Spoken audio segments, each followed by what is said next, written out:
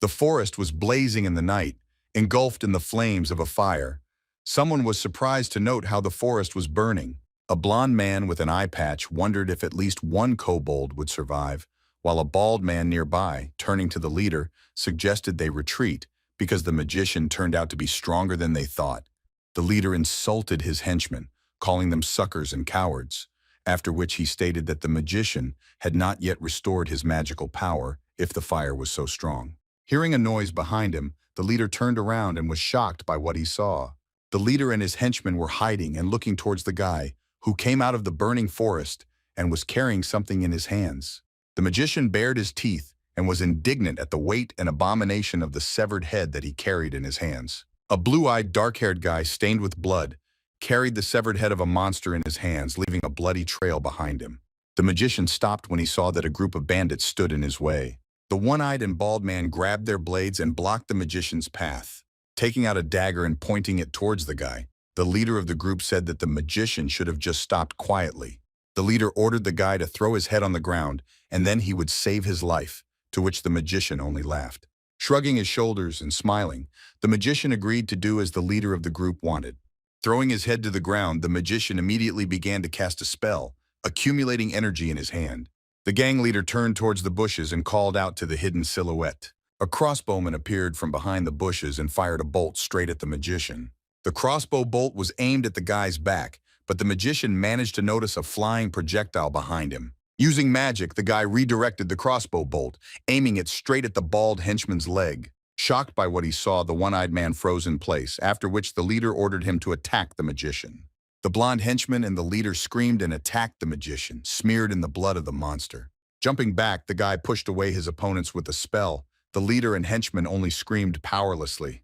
Clasping his hands, the magician cast a spell on his one-eyed henchman, piercing him with cold. The leader was angry and shocked that the magician used ice magic to freeze the one-eyed man. The leader looked at his frozen henchman in surprise, after which the latter began to fall. The frozen henchman rushed next to the magician, after which he fell to the ground, splitting in half. The frightened leader, surprised that the guy was not a fire mage, realized that the flames in the forest flared up due to explosives. But the mage interrupted his thoughts by noticing that there were two more bandits in the bushes. Suddenly, a blazing flame appeared from the magician's hand, refuting the leader's thoughts. Fireballs hover around the magician, and it seems that even his eyes are burning with fire. The guy directs a fireball towards the bushes without even looking in their direction. One of the fireballs remained next to the magician, while the rest rained down in hail towards the enemies. The fiery rain covered the bandits hiding in the bushes. They tried to save them, screaming for help, but the fire overtook them. The bushes behind the magician were on fire. One of the bandits backed away from the guy in horror. The gang leader angrily looked at the bodies of his henchmen shrouded in flames. The bald bandit shouted in fear that the guy should not come near him while sitting on the ground. Placing his hand on the bandit's head, the magician burned his skull with fire, rays of light shining from his eyes and mouth. Falling to his knees, the leader of the bandits watched as the magician removed his hand from the body of his comrade, which had crumbled into ashes. Looking at the magician, the man began to wonder what the guy was doing was possible. Trembling with fear, the bandit asked the magician if he had the magic of fire and ice. Drawing his sword, the guy mocks the bandit's question, preparing to execute the surrendering enemy. The magician swung his blade, answering that he was a damn outsider, and then killed the leader of the bandits. The guy threw the severed head onto the bar counter, splashing blood. A gray-haired bartender stood behind the bar, looking in surprise at the head of the monster that lay on his counter. The tavern's visitors whispered while looking at the guy who brought the head. The bartender, who did not expect to see the trophy, just sighed. The bartender said he was really surprised, extending his hand closer to the severed head on the blood-stained counter. The man looked at the guy and thanked him, adding that he didn't expect the magician to actually kill the kobold. The guy threw a stern look at the bartender, after which he stabbed the blade into the counter with such force that splinters flew off it. Seeing the sword stuck in his stance, the old man recognized the blade, realizing that the guy was facing the vigilance. The magician's eyes shone blood red, reflected in the blade, and he confirmed that he buried them because they behaved like fools, after which he asked if there were those in the bar who should also be buried. The concerned bartender, bowing his head, asked the guy not to worry, saying that he had nothing to worry about. The bartender called the vigilantes bastards, saying that they do nothing except gorge themselves on meat and drink alcohol, after which one of the guests added that there is no difference between them and the robbers. The other guests were glad that the magician had killed the vigilance, but the guy only sighed indifferently. Amid heated debate among the tavern regulars, a task interface appeared in front of the magician, informing him that the additional task to kill the kobold leader had been completed. The guy, thinking that he had not yet received compensation, asked the bartender if he had forgotten the cost of the request. The old man agreed, saying that the magician was provided with free food and shelter for the rest of his life. When the old man asked if anything else was needed, the guy asked to prepare hot water for the bath right now. The bartender said that he would fulfill the request, looking after the guy as he climbed up the stairs. The old man called out to the magician and asked what his name was, which made the guy stop. Confidently turning around, the guy looked at the bartender and said that his name was Ian Hope. A game called Aquilonia was illegally downloaded from one community, a game with semi-open worlds in the style of dark fantasy, full of intrigue and conspiracies. The main character became Ian Hope, a character in the game Aquilonia whom he leveled up before becoming one. Yang was a mixed-type wizard. According to him, initially in Aquilonia it was possible to develop only one branch of power, because this would help cope with difficulties in the middle of the game. But Yang did not follow these methods of leveling up and developed the character based on needs, leveling up stamina or sword skills if necessary, because magicians hunt alone. But because of this approach to leveling up, he became an outsider, and realizing that he had screwed up, the main character decided to delete the character, but saw text on the screen. The screen flickered with strange pop-up messages that someone was watching and wanted to destroy the world. Coming to his senses in the skin of his own character, the hero was surrounded by 4 armed men in the middle of a swamp. Yang found himself in the middle of a location called the training zone, which was overflowing with enemies and monsters. The confused hero wondered how he got to such a place and why, but his thoughts were interrupted by a blow from a blade. Blocking the blow with difficulty, Ian collected his thoughts, realizing that if he thought about it, he would die. Ian's eyes glowed blue, his face turned into a grin, and his blade was stained with the blood of the enemy. Yang spent 6 months in endless battles with monsters and enemies, managing to adapt to this dark world. Yang, sitting in the bathroom, reflects on the fact that a year has already passed while his blade is next to him. Instantly, Yang jumps up and grabs the blade, sensing movement next to him. Yan's blade stops a few centimeters from the throat of a girl holding a bucket in her hands. Screaming in horror, the girl said that she had come to add hot water, spilling water from the bucket with shaking hands. Yang hid the blade and apologized to the girl, explaining that he thought that they were going to attack him. Having relaxed, Ian leaned back on the side of the bath, while the girl was about to pour the hot water from the bucket. The girl asked Ian to tell her if the water got too hot. Yang noticed how the girl stared at his abs, after which he told her to remove the vulgar thoughts, which embarrassed the girl. The maid looked away and continued pouring water, while Yang thought about the fact that he managed to survive in the training zone only thanks to the abilities of his character, and that without them, he would have been dead. Despite the fact that the world map had expanded and the enemies had become stronger, Ian Hope was still an outsider. Many villages appeared that the hero had never heard of before, and although there were no problems with the oncoming villagers, due to the difference in strength, he could not leave everything to chance. He may simply die due to subsequent events, so it would be nice if he found something useful from the kobolds, because Ian needs to become stronger. Frustrated, Ian comes to the conclusion that he will still have to ask the villagers to help him with his search. One of the villagers asks if they really can take things from the kobold village, to which the second replies that Yang said to give him only what seems valuable. 2 village boys are fighting for the find. One of them says that he was the first to see it. Looking towards the destroyed village, Yang wondered if the villagers would do as he ordered them. The villager, sitting next to the body of the headless monster, told Yang that, as he ordered, he removed the armor from the body. On the kobold's body was a ruby-red stone deeply embedded in its chest. Yang immediately took the sword out of its sheath, holding it with a reverse grip. Plunging his sword under the stone in the monster's chest, he cut it out with a deft movement. The bartender asks Ian if this is a cursed stone, and he confirms the old man's guesses. Holding a stone in his hands with drops of blood flowing down, Yang said that the stone was filled to the brim with dirty magical energy. The old man asks Ian if he thinks that the leader of the kobolds used dark magic, to which the hero replied that the stone was enchanted by the one who inserted it, wondering what happens to the one who's possessed by the stone. One of the villagers calls out to a kneeling man named Johnson holding a stone in his hand, asking if he was looking on the other side. The villager asked what kind of stone it was, praising its beauty and asking where he found it. Johnson replied that right here. With an evil smile, Johnson said that he would take this stone for himself and take it to his mother. Turning around and looking crazy, Johnson asked what would happen if he swallowed it. He was interrupted by Yang, who said that Johnson would become the new puppet of the one who created this stone. There is a hut in the middle of the swamp, surrounded by stinking swamps and dead trees. Ian stood inside the hut with his arms crossed and said that it wasn't that bad. In front of him were monocrystals, silver coins, and a necklace made of a bloodshot eye, which increased characteristics, but Yang wondered what of these were in the hut of the kobold leader, holding a magic stone in his hands. Ian thought that compared to other items found, this was the largest catch. Thinking that the stone would become very useful if it was cleaned, Yang put his hand into his robe, from under which a magical light shone. Ian looked back at the old bartender, thinking that there was not enough space here, but even this would do.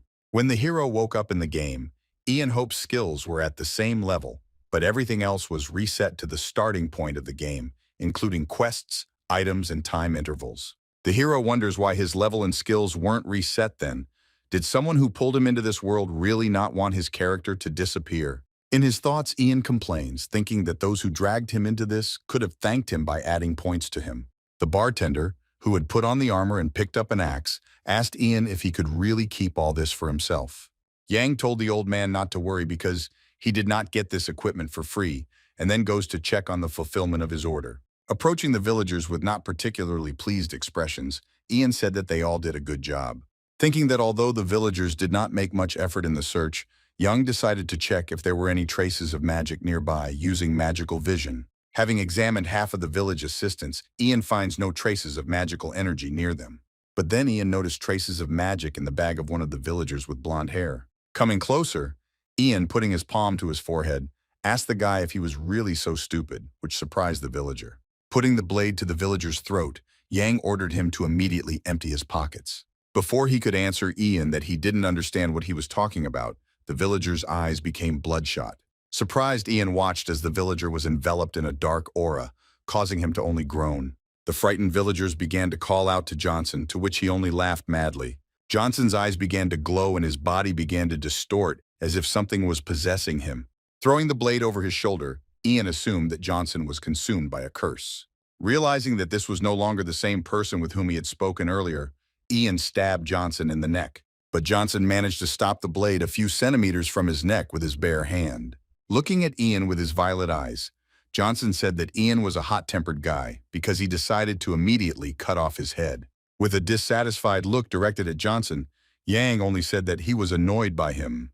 While Johnson held the blade, grinning, Ian said that he thought he had been swallowed up by a curse, but he was an impostor from the very beginning.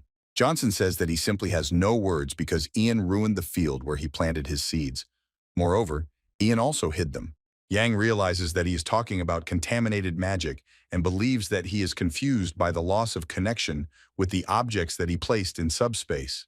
In addition, Ian notes that the attack on the kobold village was very opportune, because otherwise they would have already attacked the village, after which he admits that from Johnson's point of view, he is only a variable. Smirking, Ian responds to Johnson, saying that they were apparently in a hurry. Ian says that the magical power he created will be put to good use and calls Jackson a black magician. Johnson, enraged, called Ian a bastard with an arrogant face, at which point his hand changed to resemble a demon's paw. With his clawed paw, the black magician broke Yang's blade without any effort in one movement. Jumping back, the distressed Yang says that it was a good sword that he recently took out, but the black magician immediately rushed in his direction. Wielding a broken sword, Yang hits the magician's hand, winning a couple of seconds for maneuver. But the black magician's paw almost overtakes Ian, who barely managed to dodge, and Johnson begins to push the hero. The magician, intoxicated with his superiority, decided that he had already won, but immediately a fireball flew into his chest. A huge fiery explosion thundered, from the shockwave of which fragments of stones flew in all directions. Fireballs danced around Yang, while Yang himself, holding a broken sword tightly in his hand, confidently looked at his opponent. The shocked black magician in burnt clothes only looked at Ian in amazement, asking if he was really the same guy. Yang replied that he talks a lot, after which the fire covered his hand, turning into a fireball. Balls of fire flew at the black magician one after another, causing devastating damage. The villagers screamed in horror, asking what kind of nightmare was happening here. Yang created another ball of fire and shot it straight at Johnson's chest, sending him flying. Johnson's charred body fell to the floor. His eyes continued to shine and his body was shrouded in dark magic. Groaning helplessly, the magician said that earlier the guy was just pretending, and now that he had shown his true strength, he would definitely find him again. The black magician told Ian not to forget that his soul was forever enclosed in this body, while Ian swung the blade. With a flourish, Yang tore off the head of the burnt wizard, simultaneously breaking through the ground and scattering fragments of earth to the sides. Johnson's severed head rolled far from his body, only croaking necromancer before dying. Leaning on his headless body, Yang nodded his head and said that these were just typical conversations between the murdered and the murderer. Yang forcefully pierced the black magician's chest with his hand, splashing blood in all directions.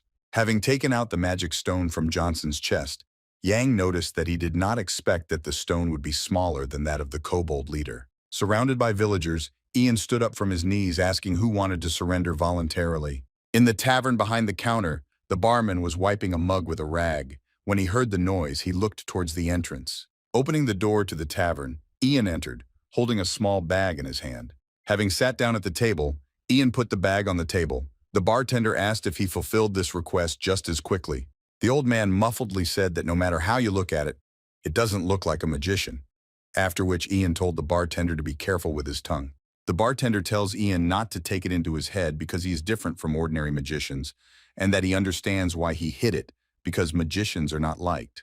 An angry Yang created a fireball in his hand, telling the old man that he was talking too much, and that he could warm him up, to which the frightened old man refused.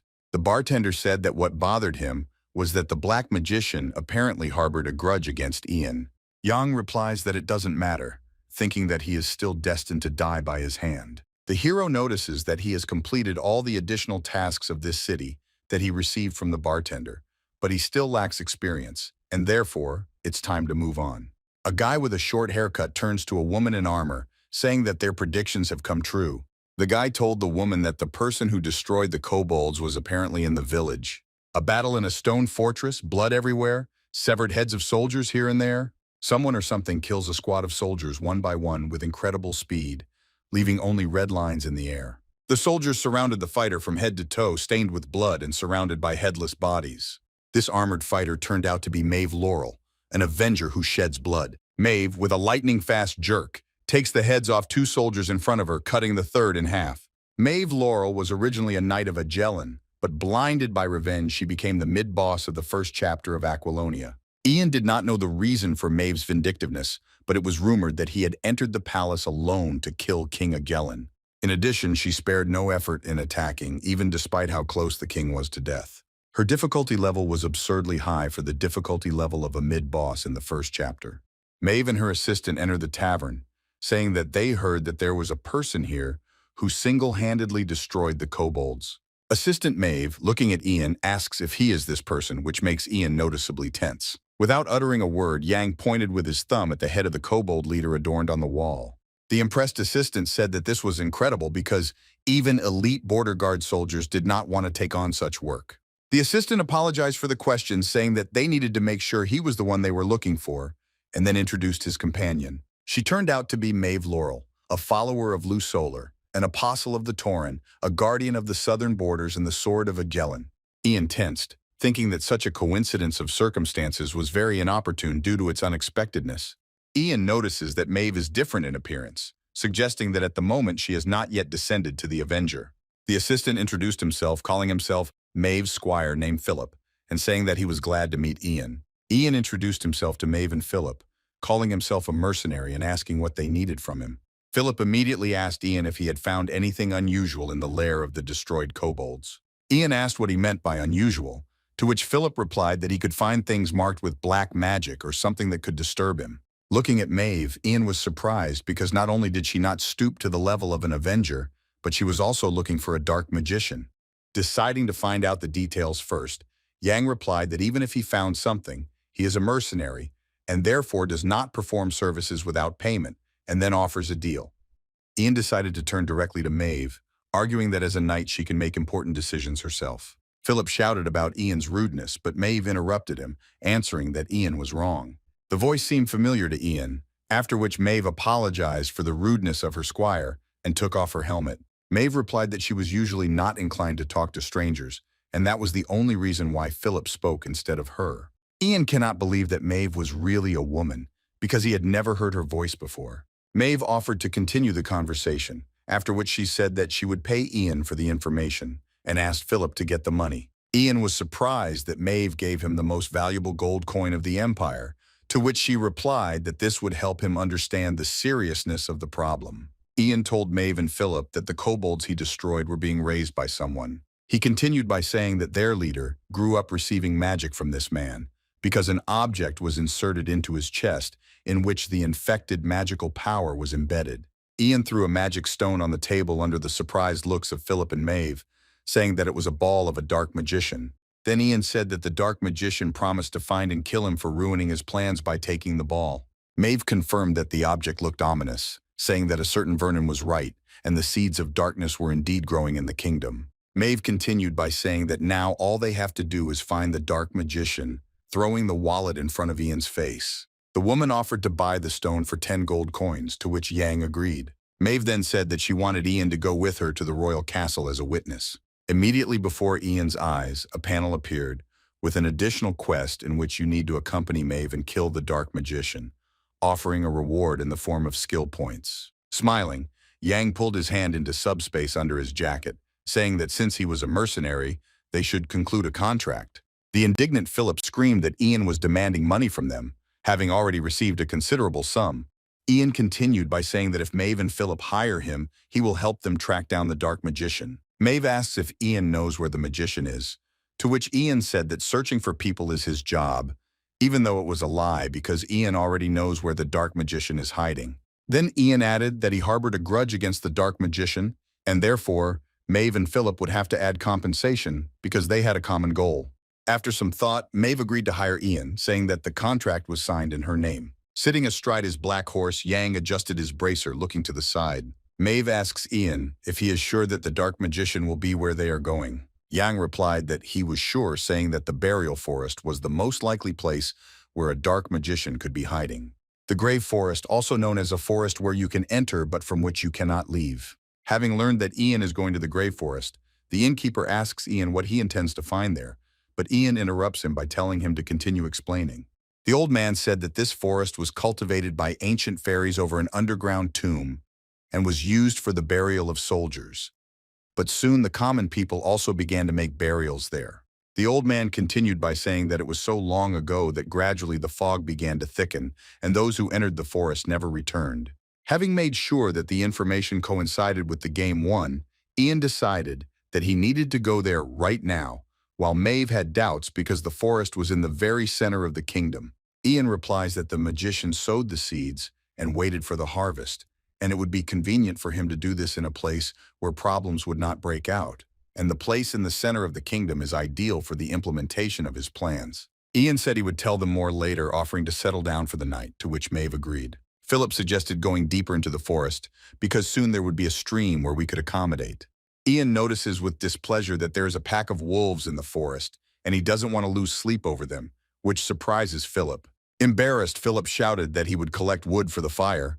Smiling, Ian noticed that the stupid boy shouted throughout the forest. Someone with magical vision watched the group of heroes, grinning his mouth. A pack of wolves, led by a huge two-legged leader, watched Ian and company. Ian, Mave, and Philip, having set up camp, are sitting on logs, warming themselves by the fire, while stew is being prepared on the fire in a saucepan. Ian looks at Mave, thinking that now she doesn't look like an avenger who will kill the king and turn the castle into a bloody battlefield.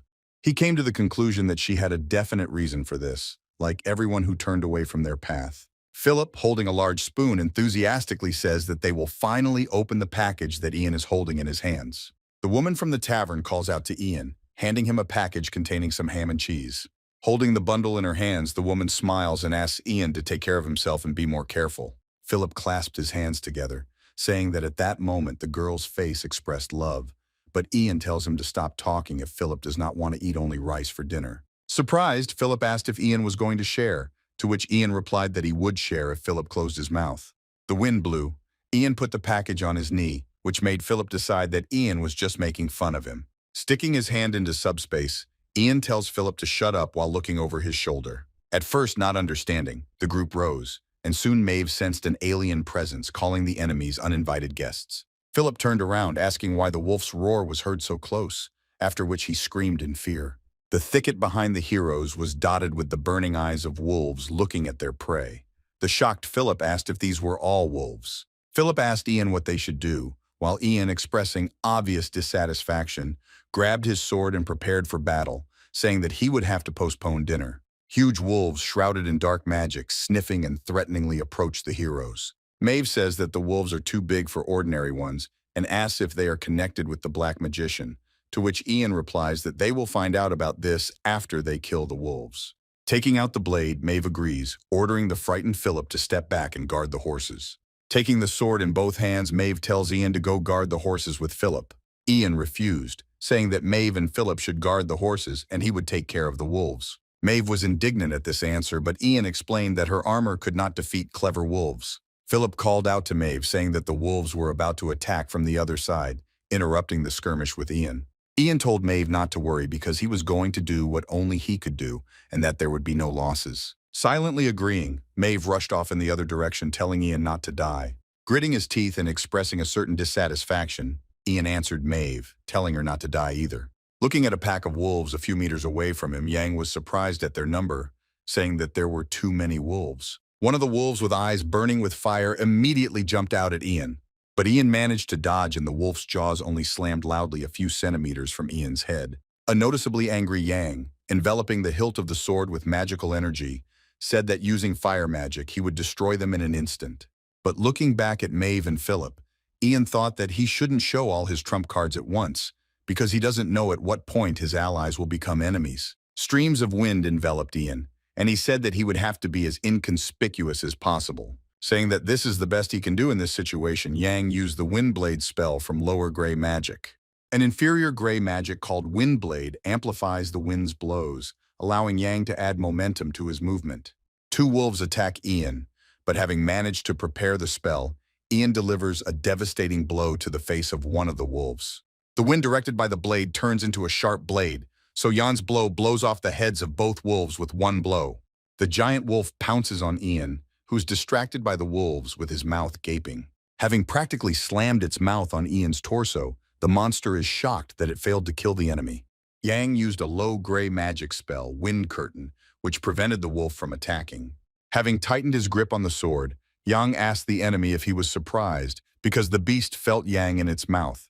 After which Yang immediately chops off the monster's head with one powerful slash of his blade. Wiping the blood from his face, Ian turned around when he heard Philip screaming that two more were on the way. Mave cut off the heads of the wolves with lightning speed with her blade, while Philip covered himself with a shield and held the horses by the reins. Ian thought that Philip and Mave's skills were even better than he thought. Although Mave had no equal, it turned out that Philip was also good at supporting. However, Ian understands that the battle is dragging on, and this is very bad, because this is one of the pack's methods of hunting. Intending to find the hiding leader as soon as possible, Yang used magical vision. Exploring the flows of magic, Yang peers into the dense thicket of the forest, trying to find the leader. Feeling the flow of magic emanating from the leader, Yang turns around and notices him in the forest behind him. Ian called out to Mave, who was covered from head to toe, busy protecting Philip and the horses from the wolves. Once again enveloping himself in the wind, Ian told Mave to focus on protecting the horses because he intended to cut off the head of the leader of the wolves. Ian immediately disappeared into the forest, while the shocked Mave asked in bewilderment what he was going to do, telling Ian to come back. Using magic to walk on air, Yang rushed towards the leader, ignoring the other wolves. Mave looks after Ian rushing into the thicket, pursued by the wolves who turned sharply behind him. Confused, Mave wonders whether Ian really just used the wind as a support or he imagined it, but Philip immediately responds to her. Turning around, Mave saw Philip begging for help. One of the wolves was trying to gnaw through his shield. Mave goes to help Philip, while a dark silhouette flashes in the thicket behind her. Having flown some distance into the depths of the forest in pursuit of the leader of the wolves, Yang landed. Yang said that his thought was confirmed, because even the leader is still a wild beast that chases its prey if it runs away. A huge, terrifying werewolf appeared before Yang, with shining violet eyes, shrouded in an aura of dark magic. Ian calls the werewolf a vile degenerate, noting that he brought friends with him, and then notices the system message that appears. Looking at the wolf pack, Ian sighs with satisfaction, saying that he has been waiting for him for a very long time. Ian's eyes sparkle with enthusiasm and he unsheathes his blade, provocatively calling the werewolf a stinking mongrel. The task Cursed Endolf appeared on the system quest panel, in which Ian must kill the damned werewolf Endolf, after which Ian says that the werewolf is now his victim.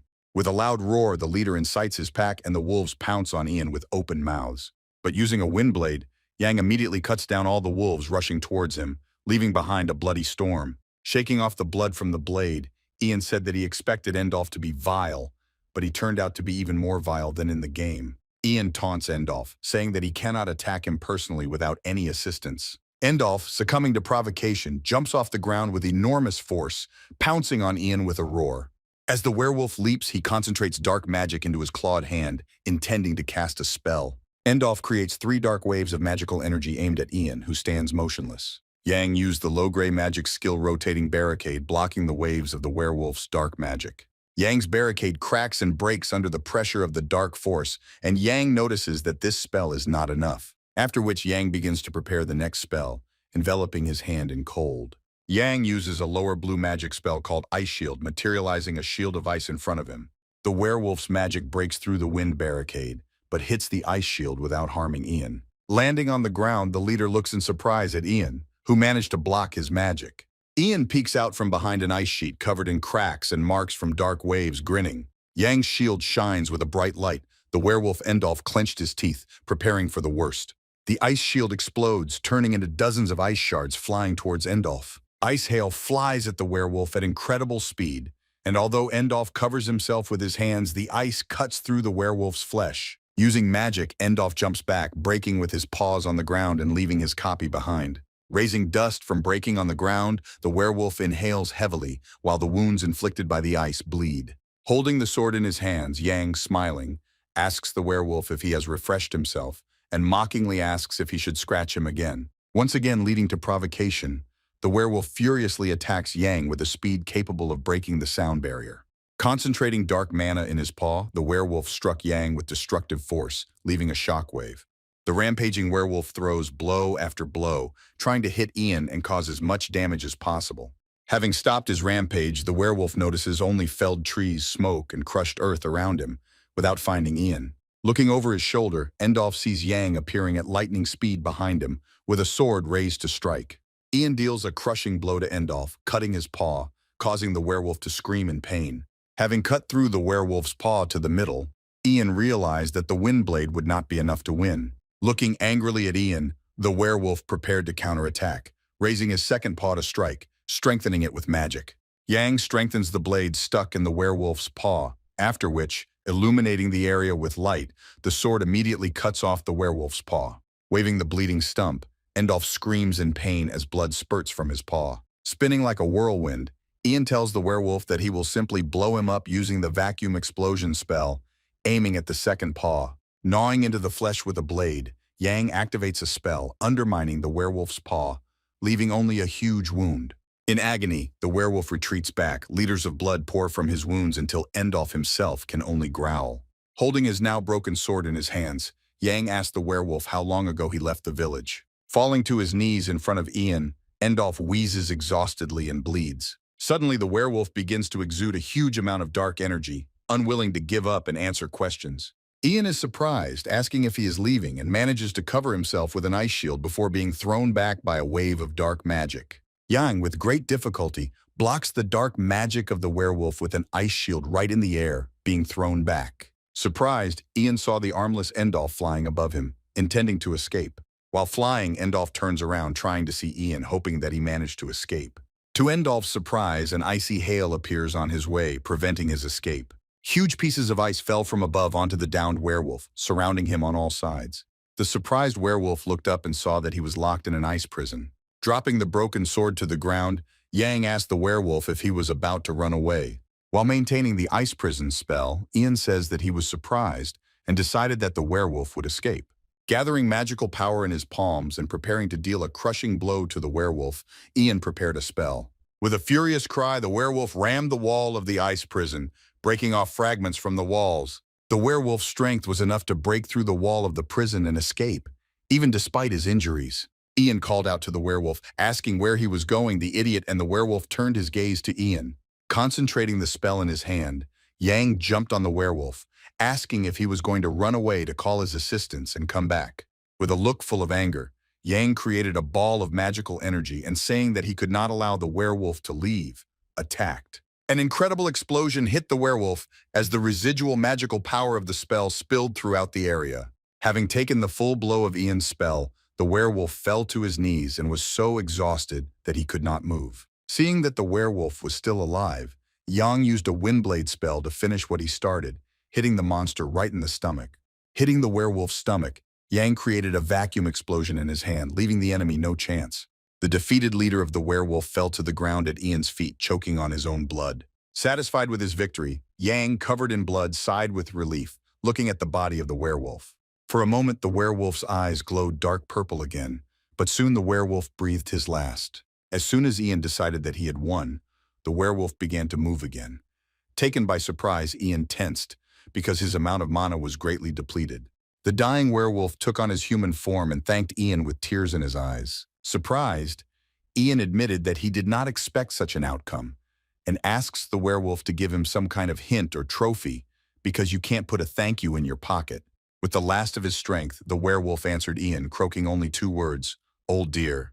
Ian did not hear what the werewolf said and asked which deer he was talking about, but the werewolf was already dead. Ian comes to the conclusion that the werewolf, before his death, told him that he could not eat the deer. Surrounded by the butchered bodies of wolves, Mave stands guard while Philip sits by the fire. Hearing a crash in the bushes, Mave called out to the approaching one, calling the name Yang, waiting for the mercenary to return. Removing the branches in front of him, Ian came out of the forest carrying the head of a werewolf in his hand, and answered Mave that she had guessed right and that they were now safe. Frightened, Philip fell to the floor, shouting in panic the question of what Ian was holding in his hand. Ian held his head in his hand closer to Philip, explaining that this was a werewolf and that it was he who led the wolves. The shocked Mave saw her head and looked at Ian, realizing that he really defeated the leader alone. Continuing her thought, she decided that perhaps Ian Hope was really the one who could track down the black magician. Mave stopped her thoughts by asking why he was the first to enter the battle. A mistake could cost him his life, and he promised to go with her to the castle. Ian replied that the leader could have escaped if they had attacked him together, to which Mave replied that this was just his assumption. Ian tells Mave to look around, because nearby were the bodies of weak wolves that she and Philip had defeated, while the leader was waiting for the moment when they would become weak. Shaking his head, Ian says that the werewolf hid and was just watching them, which means that he is not that strong. Yang continues by saying that the leader was attacked only because he was alone, and that he is not so noble and loyal as to die in vain, because he is not a knight but a mercenary. Realizing that she had nothing to object to, Mave asked Ian to warn her in the future when he had a similar plan. Snarling, Yang replied that he would inform them after the group decided to leave the place littered with wolf corpses. Having asked Philip to bring his horse, Ian thought about where his reward for the completed task was, and a system window immediately appeared. The window reported that Ian received a point of physical strength for completing the task, after which Ian noticed that this character was bad, and therefore he relied on intelligence and willpower. Turning his attention to the additional line of rewards, Yang saw an item called a core with a concentrated curse, which he did not remember in the game. The item turned out to be possible to use immediately, which leads to instant madness of the user. Concluding that the core might be needed later, Ian hid it in subspace just as Philip brought his horse. The horse suddenly began to rebel, bucking against Philip, but seeing the aura around Ian, the horse became alarmed. Snatching the reins from Philip's hands, the horse fell to the floor in one movement, foaming at the mouth. Philip said that she died, annoyed at how this was possible. Ian thought that the cause was the blood of the monster with which he was covered.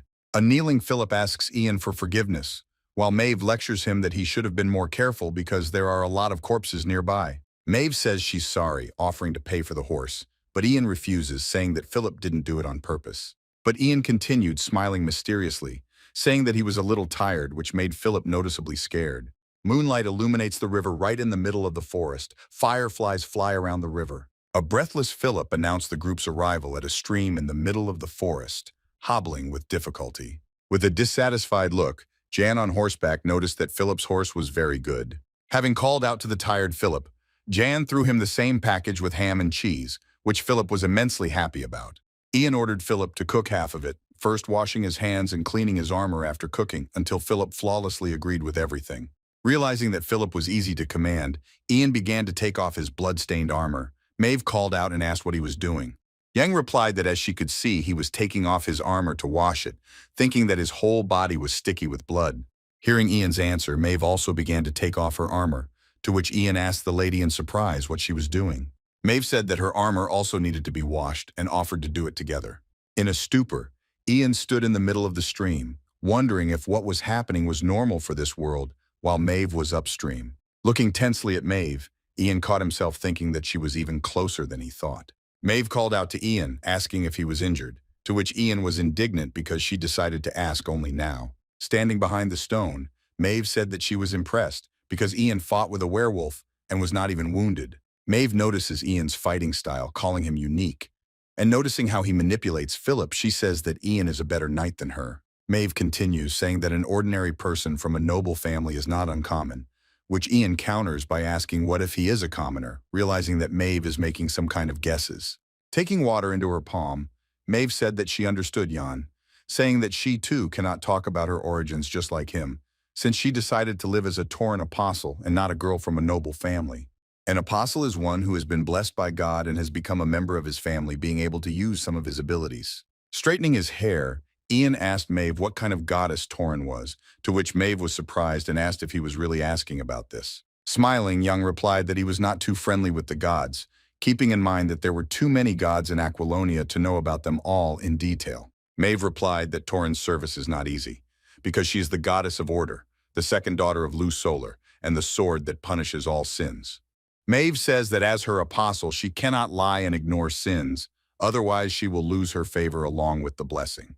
Yang replies that if Tauren is called reprimand, then her other name should be even cooler. The main motives in Aquilonia are betrayal and moral decay. Therefore, in addition to the well-known names, the gods have additional ones. Other names can become their weakness, such as another sun god name, Lu Solar Blind Faith. Mave replies that if Ian talks about other names Tauren, of course they exist, and gives the example of the name Retribution. She says that stopping sin can replace someone's revenge, and sometimes after that, you yourself become the object of revenge. Therefore, another name for censure is Retribution. Mave believes that this is why righteous revenge is under the protection of Tauren, while Jan begins to understand why Mave became an avenger shedding blood. He realized that Mave didn't just fall. She even went from the apostle of reprimand to the apostle of retribution. Ian thought that Mave herself told him about Tauren's restrictions because being an apostle, violating God's will get rid of the blessing. Knowing these details, Yang could find the answer, but the question is why she became a demon of revenge. Whether this was caused by the death of her family or hatred of someone. Ian wondered what would happen if he prevented Mave from becoming an avenger shedding blood. Then he changes his mind, because only when the bloody avenger appears does the first boss of the game appear. Ian interrupts his thoughts, dwelling on the fact that he does not have enough information and that it is worth observing more. Mave believes that Ian does not serve any god, which Ian confirms by adding that he does not intend to serve any of them. Mave says that God is already watching him and perhaps wants to get into his service. Looking up at the moon, Ian, with an eloquent expression on his face, showed the potential god his middle finger, after which he told Mave that it was time to go to dinner. Beaming with delight, Philip told Ian that he had once again thought about the fact that he alone is capable of defeating monsters like a werewolf, and that is why Ian is amazing. Confused, Ian remembers that Philip has been talking about this since yesterday evening and replies that there is nothing amazing about it because werewolves are widespread. Thoughtful, Philip replies that he has never met so many monsters during his entire travels with Mave. Surprised, Ian asks if they hardly ever encountered monsters, remembering that since their arrival in the kingdom of aelan, the number of monsters encountered has exceeded 100. Mave confirms Philip's words, saying that along the entire Kwando route, they met only a couple of goblins and kobolds. Ian asks if they really followed the path of Kwando, remembering that after leaving the swamp, he arrived in the city of Balk in the kingdom of aelan. Having started his activities as a mercenary, he solved the problems of the city by moving along Kwando, the main road of the kingdom, and killing all the monsters along the way. Frustrated, Ian slaps himself in the face with his palm, answering Philip and Mave that it was he who cleared the way for them.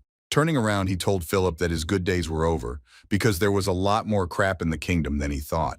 The trio of heroes emerges onto a cliff overlooking a burned and destroyed village, still smoking from the attack. Surprised, Ian said that he didn't expect that the crap mentioned in the conversation with Philip would be found so soon. Philip, mentioning the name Lou Solar as a surprise, asked the others if this was the work of robbers. Philip noticed that this was happening not only on the outskirts, but also near Kwando's path, after which he noticed a terrifying aura emanating from Mave.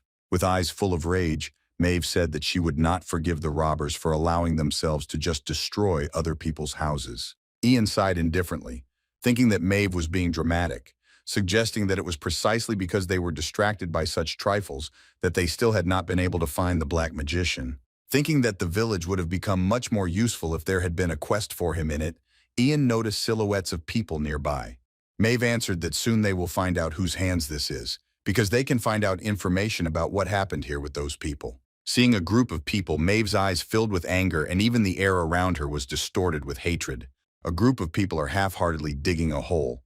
One of them pokes a dagger into the ground, while the second just stands with his foot resting on a stone. A man with a scar on his face and armed with a crossbow commands the group to dig a hole normally, calling them idiots. The crossbowman asks the others if they really need so much time to dig 6 graves, after which he says to do everything right because he had a bad dream yesterday. Hearing the clatter of hooves behind him, the crossbowman turned around and saw Mave rushing towards him, with a blade at her advantage.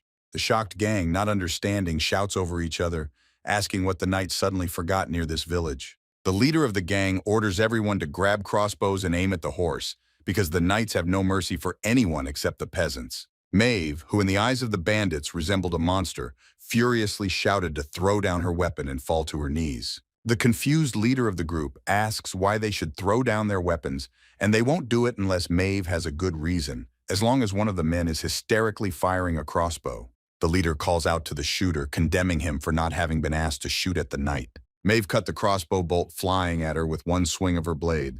The shocked bandits panic, screaming out loud from not understanding what kind of monster appeared before them. Mave swings her sword, filling the blade with magical energy, preparing a crushing blow. With a wave of her blade, Mave's magical blow releases a beam of light that pierces right through one of the bandits. Turning around, the leader saw that there was only the lower half of his previously living servant. The leader of the bandits, not having time to think that the attacking knight was a crazy bastard, noticed that this same knight was already standing next to him. Having fallen to their knees, the bandits tell Mave, calling her master, that they did not commit a sin and that she did not even give them time to explain. Mave replies that she will listen to their excuses later, transferring the right of interrogation to Ian. Seeing Ian, the bandit leader is shocked, speaking about him as if he knows the mercenary. Ian is visibly surprised that the bandit leader suddenly calls Ian by name.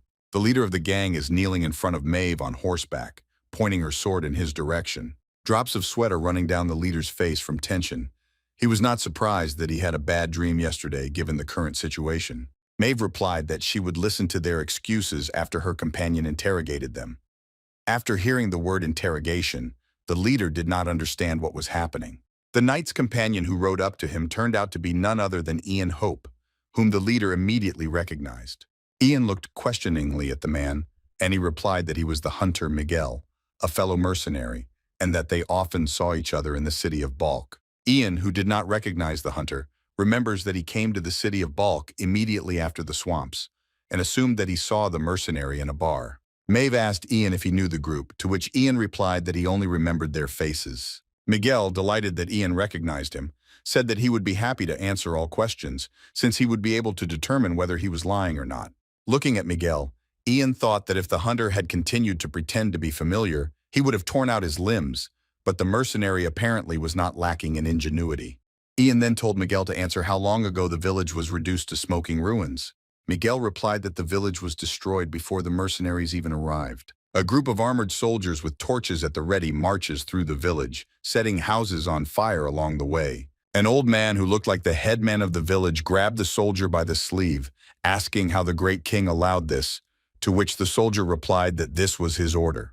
Another soldier shouts that this is the king's order to move all the inhabitants to Endel, and orders the old man to move. Surprised, Philip and Mave cannot believe that the Marquis Burchard, who is also the king, had a hand in the burning of the village. Mave tells Philip that most likely the reason for this was the war, preparations for which are underway throughout the country. Yang comes to the conclusion that from what was said earlier, It is clear that the kingdom is gathering labor in its main base in preparation for war with its neighbors.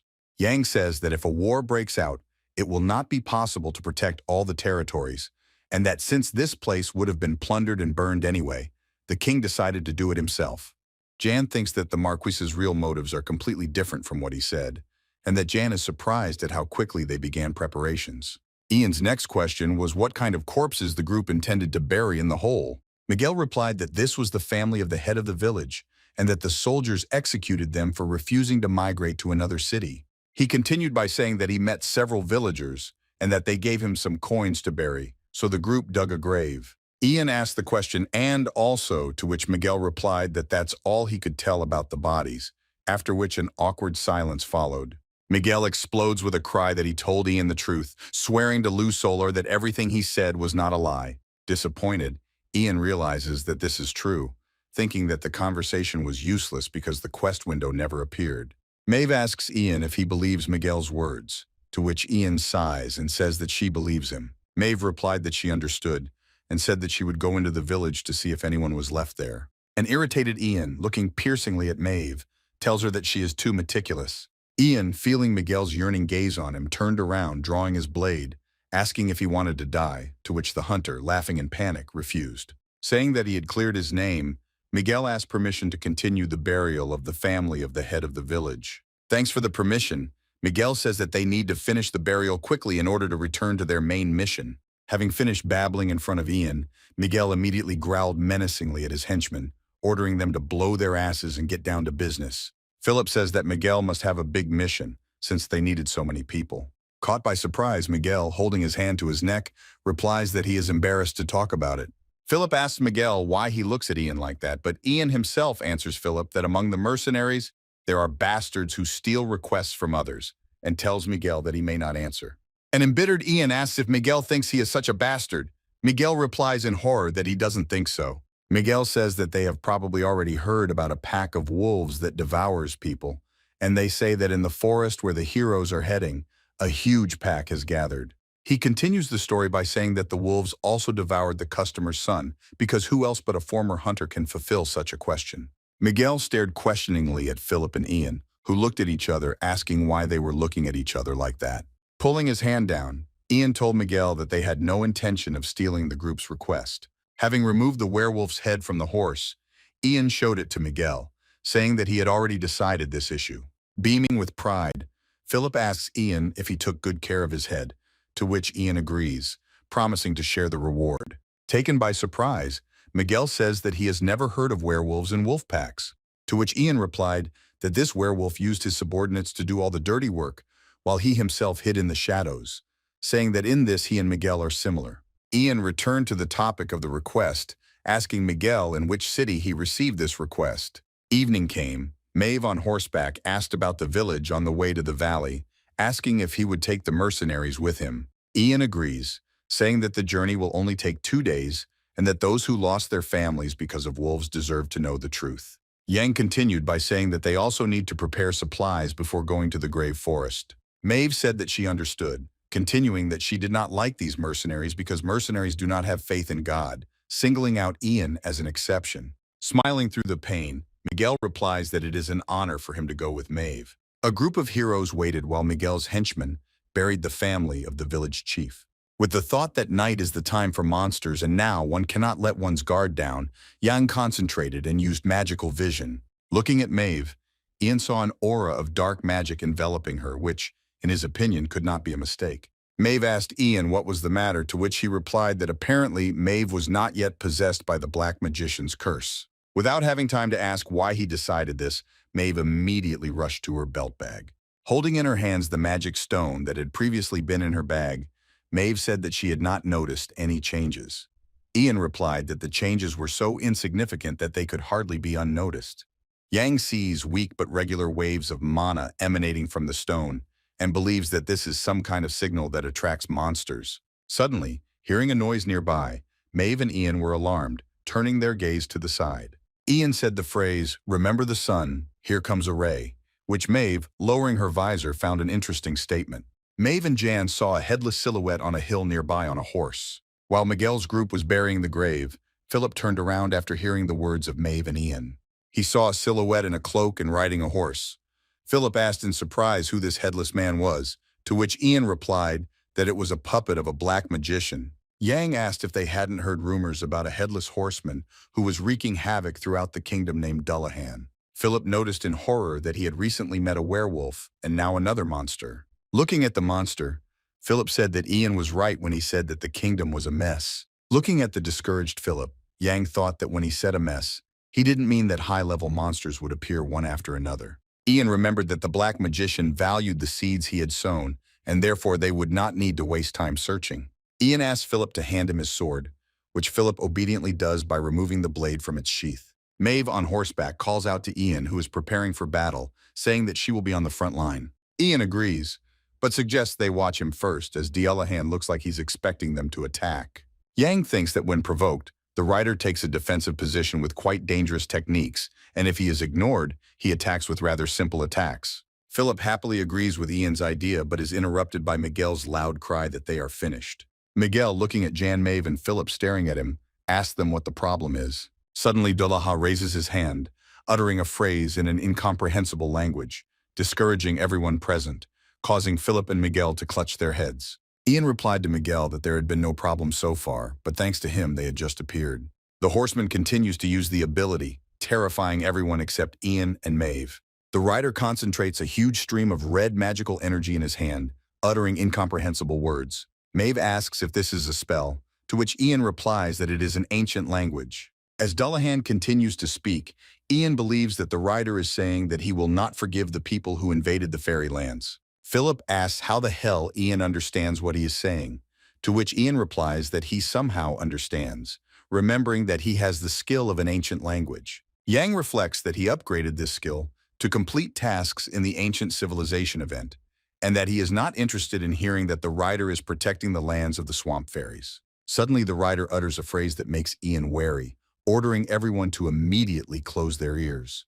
Yang says that this is not just an ancient speech, but a spell, and if a person hears it and does not resist, they will go crazy. Miguel shouts at his former comrades, calling them idiots and saying that they were ordered to cover their ears. From the grave behind the heroes, the resurrected dead began to rise, breaking through the loose soil.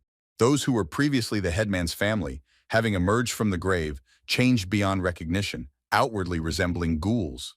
Philip and Miguel, still covering their ears, scream when they see the living dead, calling them ghouls. Ghouls have surrounded Miguel's former protégés until they are blissfully unaware of what is happening. Miguel rushed to deal with the resurrected with a shovel, shouting that they were ungrateful bastards. Philip asks Jan and Mave what they should do.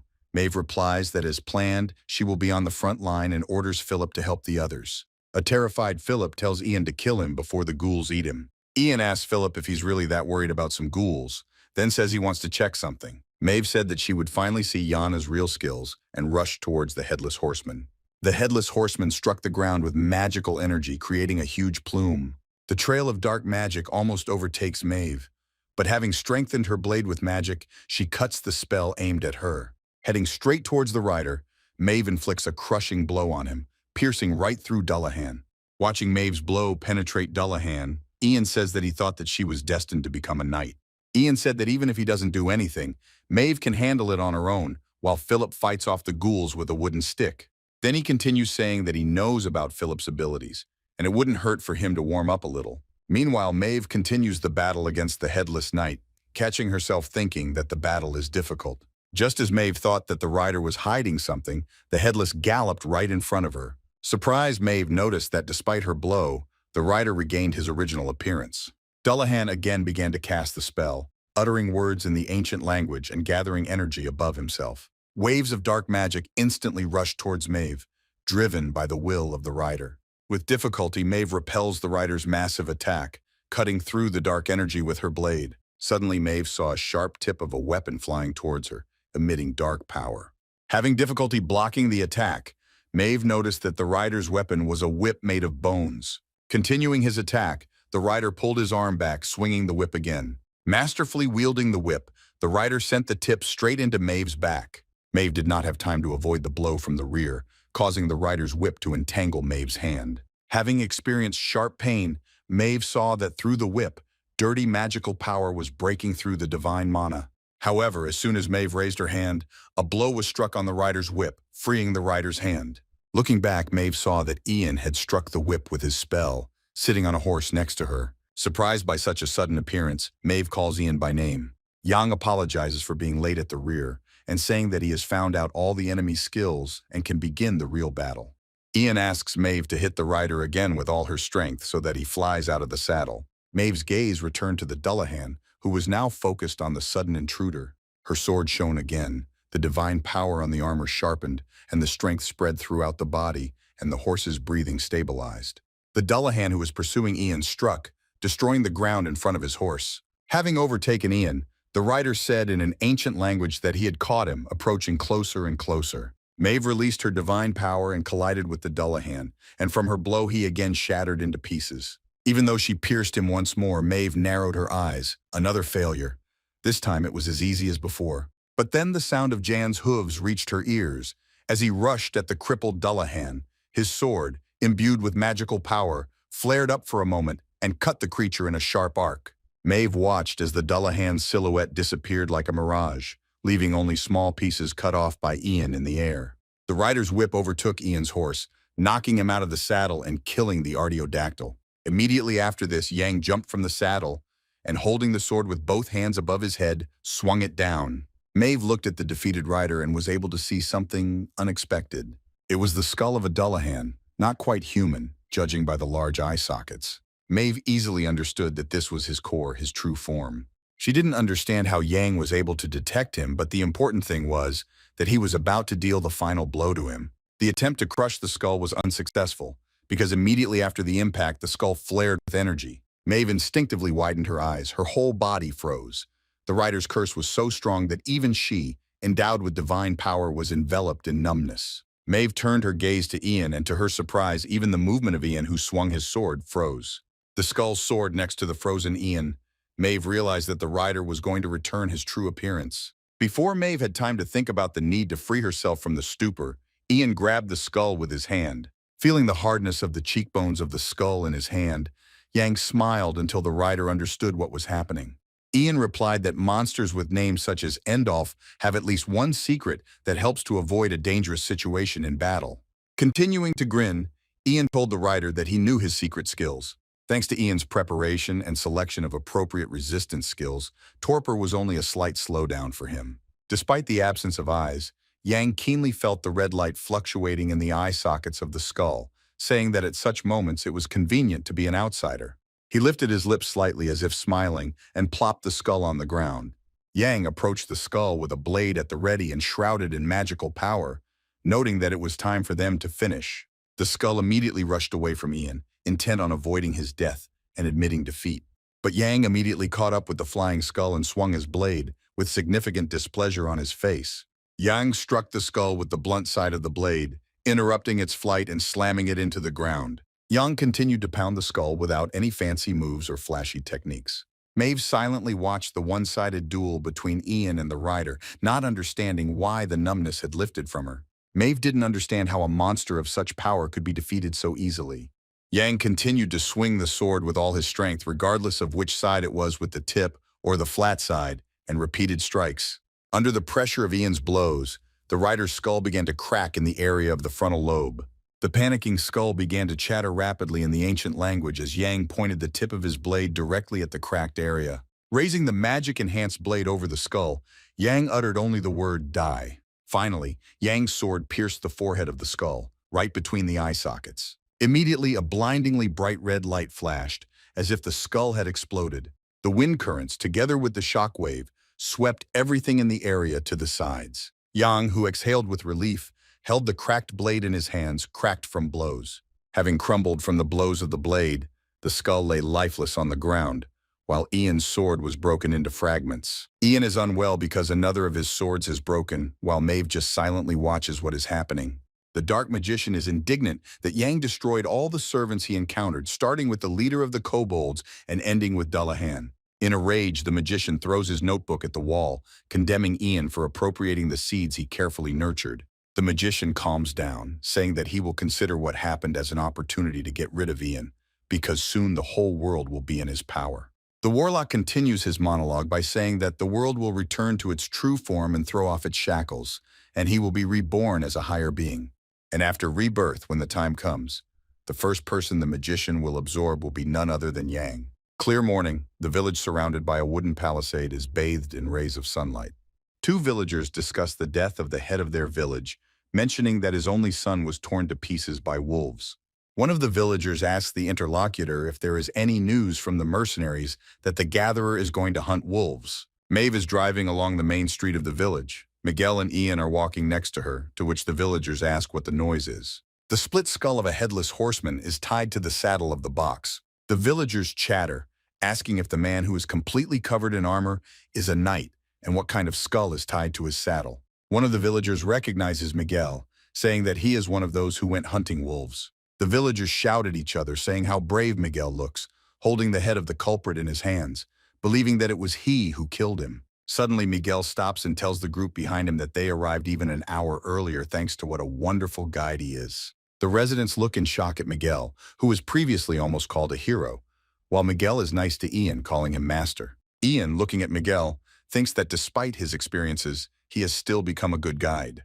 Ian, Philip, and Mave sit by the fire while Miguel buries the bodies of his former colleagues. Philip tells Miguel to finish, to which he replies that he is doing this for his own good because his colleagues can turn into evil spirits and curse him. Under Philip's sympathetic gaze, Miguel continued saying that they put in a lot of effort until the very end. Philip asks Mave what to do because the journey takes much longer than they expected.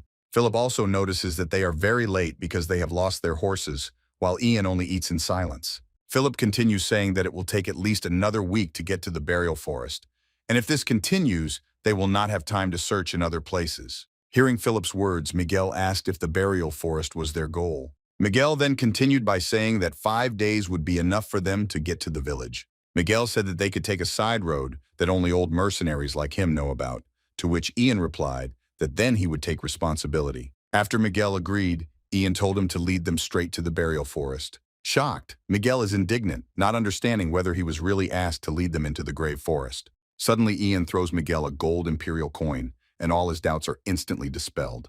Ian thinks that it must have been difficult for Miguel to refuse, because imperial gold costs twice as much as ordinary gold, especially considering that Ian accidentally complied with his request.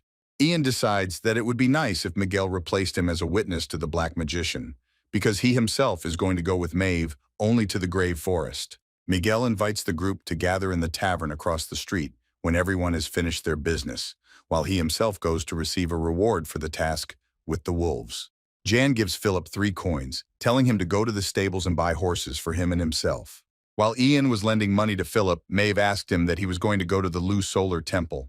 Mave said that she wanted to go to pray, and offered to go together, which Ian resolutely refused.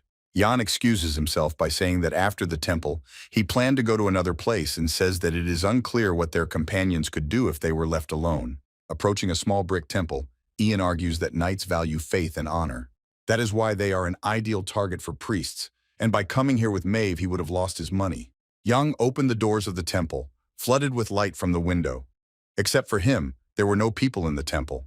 Looking at the statue, Yang understands that it is not light or mana flowing down the hands of the statue in the middle of the temple, and that this is a real miracle, which means that the temple was real. Then the energy from the statue's hands suddenly changes, falling closer to the floor and increasing its intensity right before Ian's eyes. An irritated man who resembled a priest entered the room and asked Ian who he was. He said that now is not the time for prayer, although anyone can come in, after which he looked in shock at the flow of energy emanating from the statue. The priest immediately began to praise Lu Solar, saying that none other than the apostle of the goddess had wandered into their region. Surprised, Ian, not understanding what the apostles have to do with it, wonders what kind of nonsense the priest is talking about. The priest replies that the only time Lu Solar emitted a divine shine was quite a long time ago during the arrival of the apostle of the entire empire. Ian thinks that the priest misunderstood everything and believed in his own conviction, still feeling an inexplicable feeling. Ian apologizes, saying that he is not an apostle but a simple mercenary, which the priest is surprised at. Ian notices that he feels uncomfortable, as if he feels someone's gaze on him through the statue, and therefore he cannot pretend to be an apostle. The priest suddenly asked if Yang wanted to become an apostle and serve the sparkling goddess Lu Solar. Before he even had time to think about how ridiculous this sounded, A system panel appeared in front of Ian's face, inviting him to become an apostle of loose solar. Ian remembers that this quest was in the game, but he did not have enough level for it, after which the priest tells him to think it over carefully and make a decision without forgetting about him, sincere Edward. Ian tells Edward that he will remember him and that he needs his help now, which makes the priest encouraged. Taking out the stones of dirty magic from subspace, Yang asks if it is possible to cleanse them with the help of the light of the goddess. The priest is frightened when he sees the stones and says that such a distortion of dark magic could not have been created by a simple monster. Ian insists on the question, saying that tomorrow he will leave the city by noon, and the priest agrees, saying that he cannot refuse him. The priest continues by saying that although there is more divine grace than usual, his physical abilities are only enough for one stone. However, the priest says that if Yang donates to the maintenance of the temple, the priest will pray all night long to cleanse the stones. Smirking, Ian says that Lu Solar's service will require a lot of investment and then rejects the apostle's quest. Divine grace immediately dries up, shocking the elderly priest. The priest immediately admits his guilt, saying that it would be an honor for him to help someone who is under the protection of the goddess. Divine grace immediately illuminates the entire room with its radiance, returning in even greater quantities. The light of the goddess fell on Ian, casting a shadow on the priest, after which Ian told Edward to try harder. Maybe then the goddess would appreciate his loyalty. Mave, Philip, and Miguel in the tavern, tipsy, call out to Ian, calling him a dragon hunter. An irritated Ian, standing in the doorway, dejectedly summed up that the others had already gathered. Ian asks what happened to the payment for the request about the wolves, to which Philip pours money on the table, saying that he added money there for the horses. An enthusiastic Philip asks Ian if he really hunted dragons. Ian looked irritably at Miguel, who, cowering in fear, said that he had not told so much, and that was because Philip was very interested.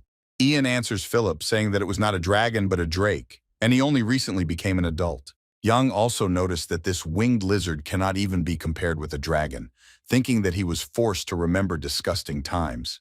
With their mouths agape, both Philip and Miguel shouted and asked Jan if this meant that he had previously met real dragons. Dissatisfied, Ian, ignoring the question of Miguel and Philip, stabbed the meat on a fork, threatening to shorten their tongues. Without reacting to Ian's words, both Miguel and Philip continued, saying that according to rumors, the swamps are cursed, and a person who steps there without being a descendant of ancient people will die.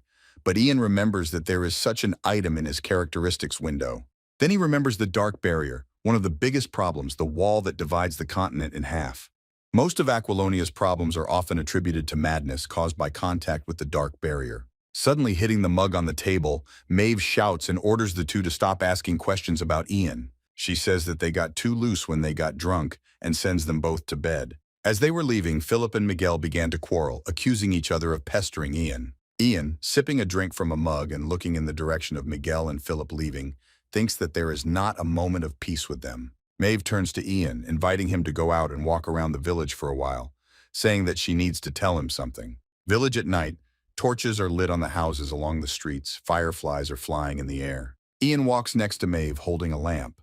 Mave asks if everything is okay with him after receiving that thing during the victory of the headless horseman. Looking at the ring on his finger, Ian asks if she means the trophy he received from Dullahan. Yang crouched over the horseman's split skull, complaining that he had broken his sword again. Suddenly, the dark energy remaining from the skull flew towards Ian, falling into his hand. Suddenly, Ian was enveloped in a curse. The spirits of the swamp fairies attacked him, trying to strangle him. However, grinning, Yang only asked if this was the same madness, surprised at its low level.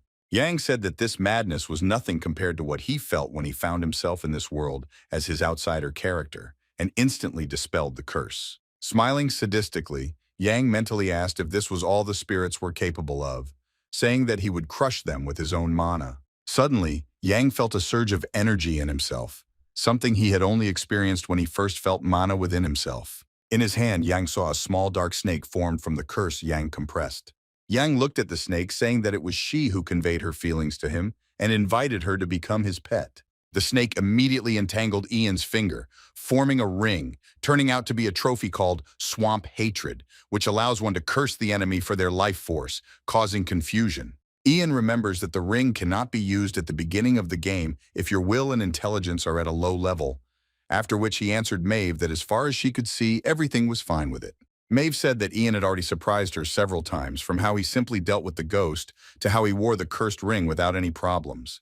Mave continued by saying that this is not surprising considering that he single-handedly overcame many obstacles in the cursed swamps. She continued by saying that she didn't know anything about it because she was in the border area and that she was lucky to meet such a person as Yang. Smiling and blushing, Mave said that she was sincerely glad to meet them. Ian looked at Mave warily and decided to ask what she wanted to tell him. Going outside the village, Mave said that she first learned about the existence of a black magician a few days after the order to protect state borders.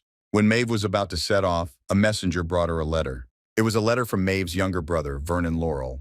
Mave said that he is the head of the Laurel family and the shield of the royal family, which surprises Jan, because it is strange that the apostle Tauren guards the borders while her younger brother is assigned to protect the king. Mave replied that if she had stayed, her brother would not have achieved such status, after which Ian suggested that it was thanks to such a noble sacrifice that she attracted the attention of the goddess Tauren. Mave continues by saying that Vernon understood this too, and therefore always tried to prove his worth. Mave said that this is why he sent a letter in which he wrote that while the king was busy preparing for war, someone in the kingdom was cultivating the seeds of darkness. Ian asks to look at the letter, which makes Mave surprised that he can read. Ian tells Mave that her brother is very ambitious, saying that he will use the capture of the magician to be revived from the family. Reading the letter, Ian understands that Vernon wants to eradicate immorality and rule his own lands, making sure that he suffers from an inferiority complex and strives for recognition. Ian tells Mave that the contents of the letter sound like her brother is trying to keep her under control so that she doesn't take his credit, which Mave sadly agrees with. Mave says that at first she didn't even have any thoughts about going in search of a dark magician, but a whole month has passed and there has been no answer from her brother Vernon. Ian answered Mave that a month is quite a long time, and if there was no answer from him for so long after he went after the dark magician, it can only mean one thing.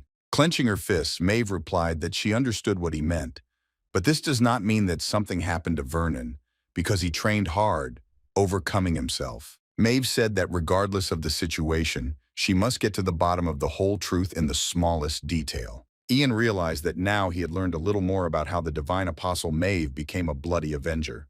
That's why she burst into the castle, sweeping away everyone in her path and killing the king. This is who she whispered about, and who she tried to avenge by eventually turning into a ghost. Perhaps the game does not talk about the life and death of Vernon, and perhaps he killed the wrong enemies by making friends with the corruptors of aelan and therefore became an easy prey. Mave says that she hopes that they will be able to catch the dark magician, because this is not the only reason for her story. She says that they are now in a situation where it is not clear who the enemy is and therefore she needs an assistant worth trusting. Mave continues saying that it would be great if this place was taken by someone who has already fought with a dark magician and has excellent fighting skills. Yang thought that he was curious why she was telling a story about which he was not interested, but a window with a chain of quests appeared in front of him. Yang replied that he was a mercenary and therefore would not take up the matter at the usual request, realizing that at least the rewards for the quest chain were attractive. Ian asked if he understood correctly that Mave wanted to sign a new contract with different terms after the current request was completed. Mave replies that everything is correct, and since the task is dangerous and serious, she can promise a decent pay and, if desired, the status of a nobleman, but now Ian is not interested in the reward. Yang said that before that he would like to familiarize himself with the contents of the agreement, especially about the cooperation part. Ian asked Mave if she understood that she stood out very much in her shining armor, to which Mave just shrugged her hands in confusion. Ian continued by saying that Mave would have to go straight to the royal palace to prove the existence of a dark magician, not to mention the loss of time. Once Mave enters the castle, it will not be easy to leave due to preparations for war. Therefore, Ian suggested that Mave split up, and while Mave looked for the corruptors inside the castle, he would search outside. Looking at Mave, Ian thinks that he is going to go alone, because the goals of the quest are corruptors, and he can cope with them alone. As a bonus, outside the castle, Ian will not meet with the corruptors associated with Mave, and she replies that she needs witnesses to prove the existence of the magician. Ian says that he is now not the only mercenary on the team, to which Mave agrees, saying that there is also Miguel.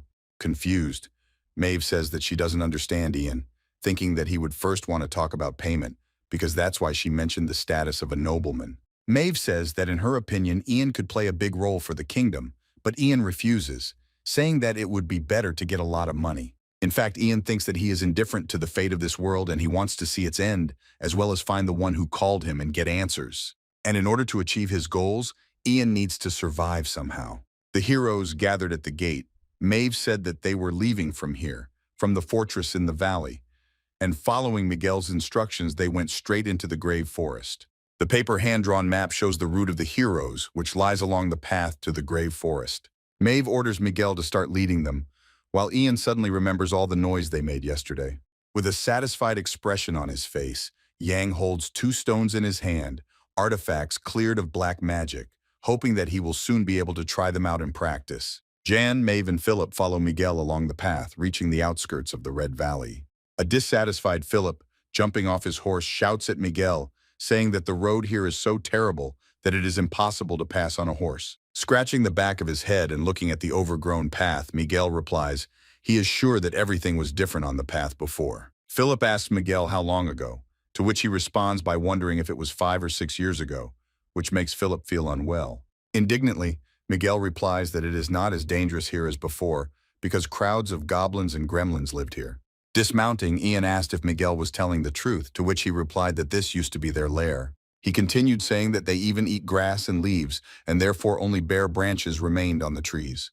Catching the leaf in his hand, Ian sees that it is saturated with black magic, and says that what happened is that the goblins and gremlins could no longer feed on the local flora. Philip doesn't understand what Ian is talking about, and he reminds them that just recently they saw something that was moving while dead. Philip, shuddering, asks if Ian meant the family of the village head who turned into ghouls. When Philip asked if monsters could become ghouls, Ian replied that the forest was destroyed by dark magic, and therefore anything could happen. Yang tells the group that in addition to the burial forest, there is also an infected forest, and from now on, everyone should be careful. Ian also says to immediately report if anyone sees strange plants, and Miguel, pointing his finger, asked if he meant such plants. On a massive tree along the path hung strange-looking red fruits. Ian, noticing that the fruits were less ripe than he had seen, said that it would be better not to approach them. Miguel asked what would happen if they got closer, to which Ian replied that he could try it, given that the tree would definitely like it a lot of meat. Miguel shouted in horror that it was a carnivorous tree, after which Ian said not to approach the fruits and go faster. With a calm step and following the formation, the group moves along the path without disturbing the trees. Ian, holding the horse by the reins, says that everything will be fine if they continue to walk carefully. Suddenly, the fruit on the tree begins to tremble. Jan, hearing a rustling on the tree, notices this. The fruit falls from the tree and pounces on the horse's head, immediately killing it before Ian manages to dodge. Ian's fellow travelers, shocked by what they saw, freeze in place, while Philip involuntarily screams. Ian, distorted in a grimace of rage, shouts that not even a day has passed since the purchase of the horse. The fruit that has bitten off the horse's head tries to quickly hide, taking the prey with it. Enraged, Ian rushed off to get the fruit, asking where he was going after killing his horse. Yang cuts off the root of the fruit, thereby avenging his horse and calming down.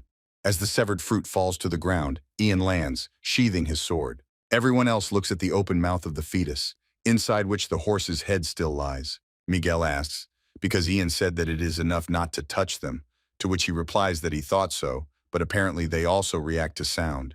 Ian continued by saying that so much the better, because he wouldn't have to listen to Miguel and Philip's chatter. Ian told Mave that he would protect the rear and front with her, and asked her to hang the luggage on her horse since his was dead. Grabbing the luggage, Mave's hand was pierced by a sudden pain, just like when her hand was wrapped in Dullahan's whip. Ian asked Mave if everything was okay, to which he replied that everything was fine. Mave asked Ian if he could find the root that polluted this forest. Ian is surprised by her question, especially since her brother is in a difficult situation. Ian thinks that he was going to find the root anyway, because he wanted to check this road since even its structure seemed suspicious to him. Miguel, shouting with anger, asks what they are talking about because they hired him as a guide to the burial forest, and now they want to go deeper into the thicket. Mave asks Miguel for forgiveness for such a drastic decision and says that she will pay him good compensation, promising that he will not die here. Confused, Miguel agrees to move on, asking if they know how to find this route. Yang replied that he knew one way, after which he activated his magical vision. Yang also used the additional skill Sixth Sense, which increases the detection power of magical vision. Blame Blade Yang followed deeper into the forest, telling the others to follow him. Instantly, dozens of open jaws of hungry cannibal fruits rained down on Yan from above. but Yang immediately cut each and every one of them, deftly wielding his sword, strengthening it with a windy blade. The group led by Ian continued its march through the forest. Ian still chopped down all the oncoming threats. Suddenly Ian stopped. Miguel behind him asked what the hell was waiting for them in front. Yang said that it was quite interesting, wondering if they came out to personally greet them. The corpses of goblins and kobolds revived by dark magic, overgrown with mushroom roots, emerged from the ground. Philip and Miguel are hysterical from what they saw and wonder what happened to their appearance, while Philip says that Ian mentioned that they could be ghouls. Taking a fighting stance, Yang confirms, saying that these creatures are very similar to ghouls. Mave, taking out a blade and enveloping herself in divine energy, said that she would deal with them herself, swinging her sword. Ian tells Mave that she should have used such a trick much earlier. The corpses of goblins and kobolds, overgrown with vegetation and driven by dark magic, rushed at the heroes. Suddenly, Mave, narrowing her eyes, screamed, ordering everyone to lie down on the ground. Miguel Yan threw himself on the floor while Philip grabbed the reins of the horses, leading them out of the line of fire. Mave swung her blade, creating a magical wave that followed the blade and cut everything in its path. Sitting in a crouch, Yang thinks that, as expected, against creatures under the influence of dark magic, it is best to use divine power. Just thinking that he should deal with the remaining monsters, something caught Ian's attention. Looking at the staggering Mave, he saw how the divine energy around her slowly dissipated. Suddenly Mave, devastated by the force used, began coughing up blood. Philip hurried to Mave, who fell helplessly to her knees and leaned on her sword. Dissatisfied, Ian noticed that naturally everything could not be so simple. Ian ordered Miguel to bring him all the butter and hold the horses, which Miguel promptly complied with. Having brought the oil, Miguel intended to ask if Ian was going to go into the forest alone, but Ian interrupted him by telling him to leave him the torch and look after the horses and Mave along with Philip. Miguel, passing the torch, asked Ian, perplexed, what he intended to do. Yang, armed with a torch and throwing a bag of oil over his shoulder, replied that he would go into the very heart of the forest. Miguel asked if Ian was going to go into the heart of the forest alone, to which Ian asked him to stop asking the same thing. At this time, Philip tried to bring Mave to her senses, but Miguel turned around not knowing what to do. Miguel answered Ian that he understood and told him to be sure to return alive. Miguel and the horses rushed towards Philip and Mave, while Ian headed deeper into the forest. Ian displeasedly remarks that he would be better off worrying about himself and took out a bag from subspace. Saying that he hoped that these two could take care of Mave, he poured the contents of the bag onto the torch, saying that he must first attract the attention of the monsters. The torch instantly flared up with great power, surprising Ian and slightly burning him. Armed with a blade and a torch, Ian decided that this would be quite enough. Miguel ran to Philip, shouting for him to get ready, saying that now they are responsible for protecting the Lady of the Night. Goblins and kobolds, resurrected by dark magic, continued to crawl out of the ground, screaming and growling. Yang appeared behind one of the goblins, asking where he was going. After which Yang, with a deft vertical blow, cut the goblin into two halves.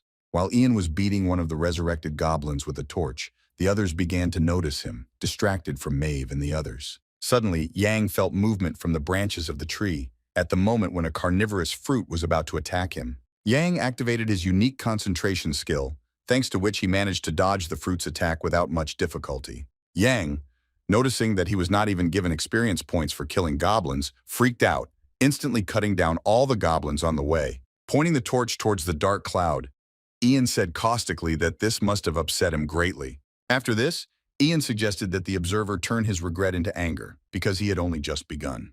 Rushing through the forest, Ian ran past the goblins, leaving behind only a fiery trail from the torch. Ignoring the goblins, Ian thought that letting weak mobs through was the rule of all players. Rushing through the forest, Ian came across a giant monster made entirely of wood. But his appearance did not impress Ian, which is why he simply jumped over him, pushing off from his head. Angry that Yang ignored him, the monster hit him, breaking the torch. The knockdown Yang sat down, saying that this monster was something like a mid-boss, and that because of him, he lost his torch. However, Ian immediately remembered that he has the ability of a sixth sense, and that he did not need a torch. Having found the source, Yang went to the boss of the polluted forest, a twisted ancient tree. Ian is surprised that the tree is so big, because in the game it was much more polluted than at the moment.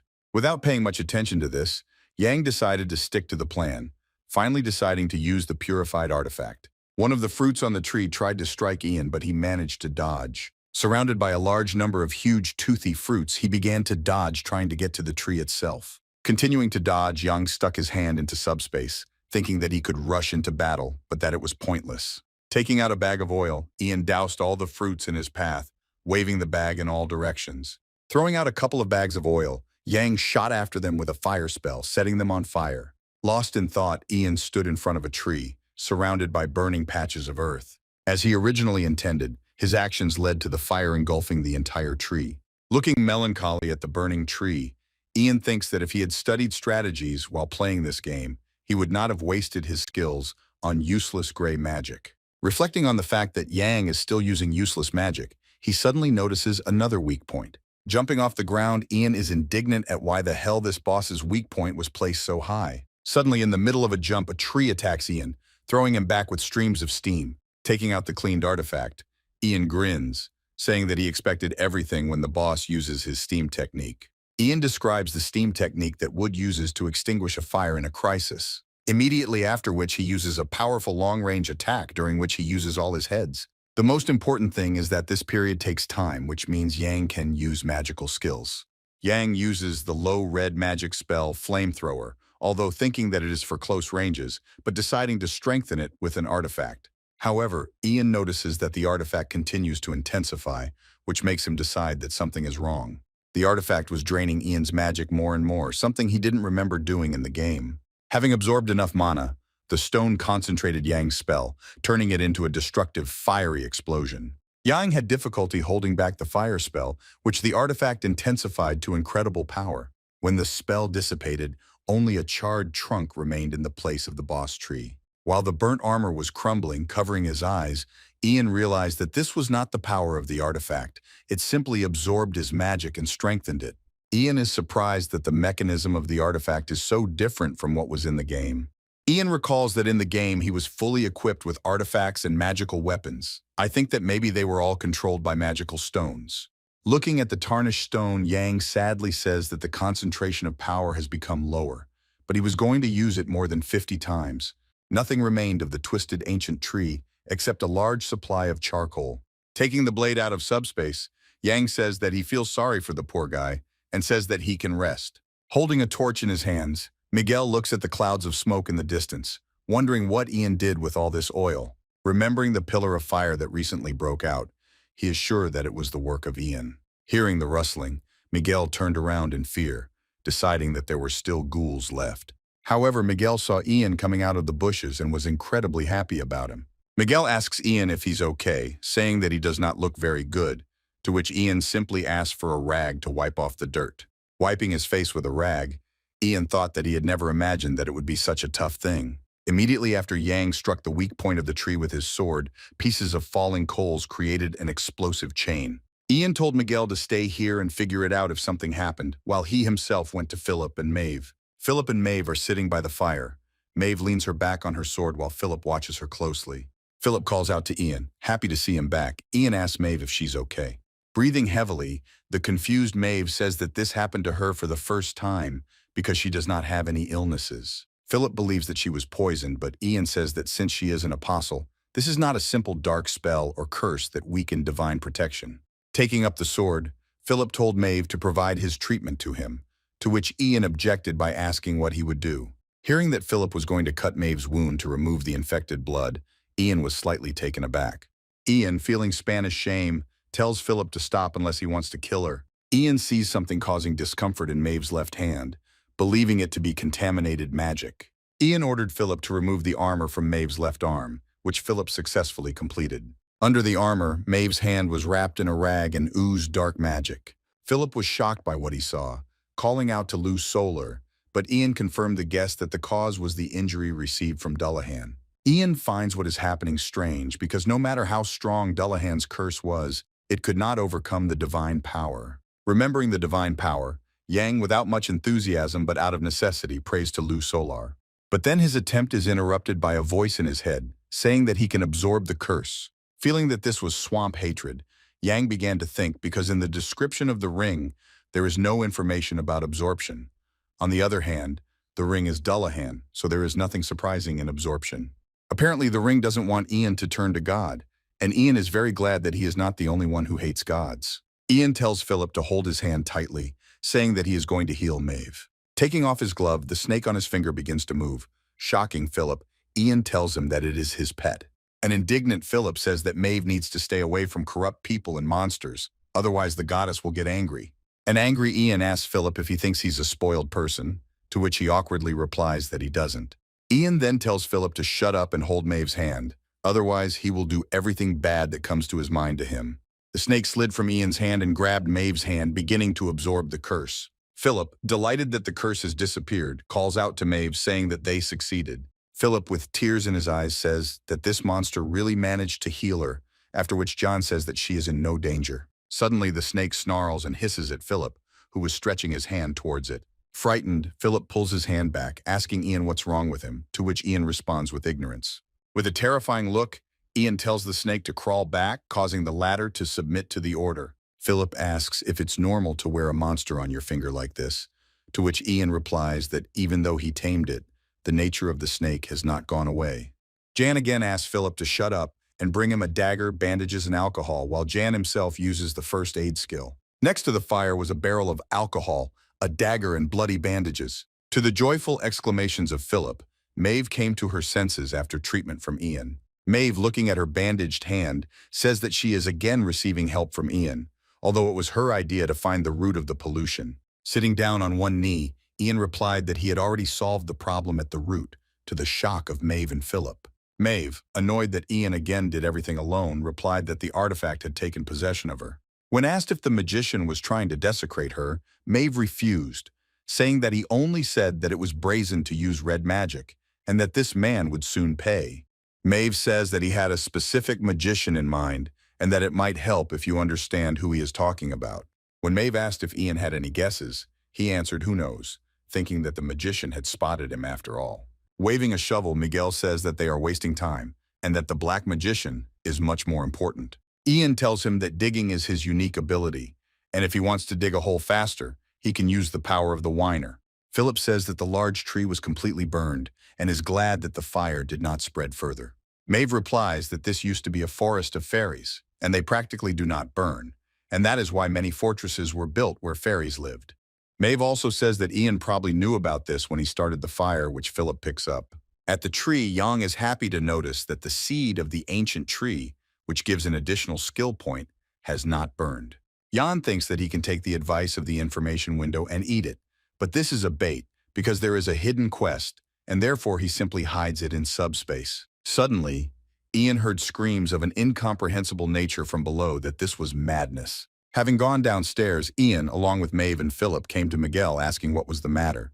Miguel says what's crazy is that corpses were found under the roots of the tree. Ian replies that it looks like a sacrifice, which Miguel is taken aback by.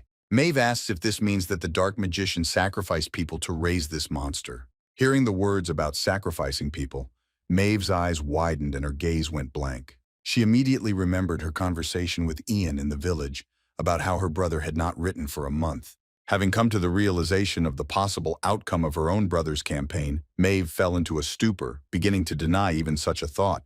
Mave became enraged. A dark aura enveloped her from head to toe as Ian watched her. With a grunt of dissatisfaction, Ian realized that most likely he would have to sort out even more problems. A group of heroes looks in surprise into the hole dug by Miguel. Philip does not believe his eyes. Buried under the roots of the monster's now burnt tree are many human bodies of varying degrees of decomposition. Philip says that they were all killed for sacrifice and suggests that quite a few were sacrificed. Continuing his thoughts, Philip believes that it is possible that Mave's brother Vernon, with whom contact was lost. Suddenly, Philip falls silent, looking at Mave and realizing that it was reckless to say something like that. Mave silently looked at the bodies of the victims, completely immersed in her thoughts. Images of her brother from days gone by appear in her thoughts, but Mave does not believe in his inglorious death, saying that it is better if he died bravely fighting the darkness rather than as a sacrificial beast. But then Mave wonders what if this is really the case, and Vernon was trapped in the darkness before he could use his skills. Angry Mave, clenching her fists, thinks that if this happened, then she will risk everything she has to take revenge. Suddenly, Ian interrupts Mave's thoughts, saying that the longer he looks at this picture, the more convinced he is that this does not look like the methods of a black magician. Philip asks Ian if the magician arranged the sacrifice, to which Ian replies that the method is somewhat different. Yang says that the black magician uses contaminated magical power and has not previously been noticed making sacrifices. Ian continues by saying that the bodies look more like prisoners who were supposed to be transported by the regular army of the city of Endel, taking out shackles from the pit. Handcuffs with a pattern in the shape of deer antlers, as well as a sign on which is written Dave, a regular army soldier. Philip agrees, saying that these are the kingdom's handcuffs and also the IDs of members of the regular army. Yang tells the others to think about why someone who operated in such remote places would risk attacking the army. Philip happily agrees, saying that Ian's words make sense. Mave thinks about what it means that Vernon is not among the victims, but she also realizes how pathetic she is for being captivated by an event that she wasn't even sure about. Ian tells Mave that apparently the goal of the next contract after defeating the magician is determined, talking about Endel. He continues by saying that even if it is not connected with a dark magician, it could be the work of an immoral person, and therefore he will go to Endel and personally find out everything. Mave has no choice but to nod and agree with Ian, saying that he can go. Philip asks Mave in surprise if they really signed another contract, to which Mave notes that it was necessary. Jan tells Philip to bring the horse since the lady has given her consent, and says that if this horse is dead, then he will ride on it. Philip replied that now was not the time for jokes, but did not hear anything in response, and realizing that Ian was not joking, he rushed to look for the horse. Ian turned to Mave, who had drowned in her own thoughts, asking Mrs. Lors to pray for the dead. Not expecting such words from Ian, Mave was taken aback, but Ian replied that in his opinion, it would be better if the gods put their souls to rest. Mave, very encouraged by this request, noted that this was a great idea, saying that she would do it. Mave immediately knelt before the mass grave, praying to the gods to rest the souls of the sacrificial lambs.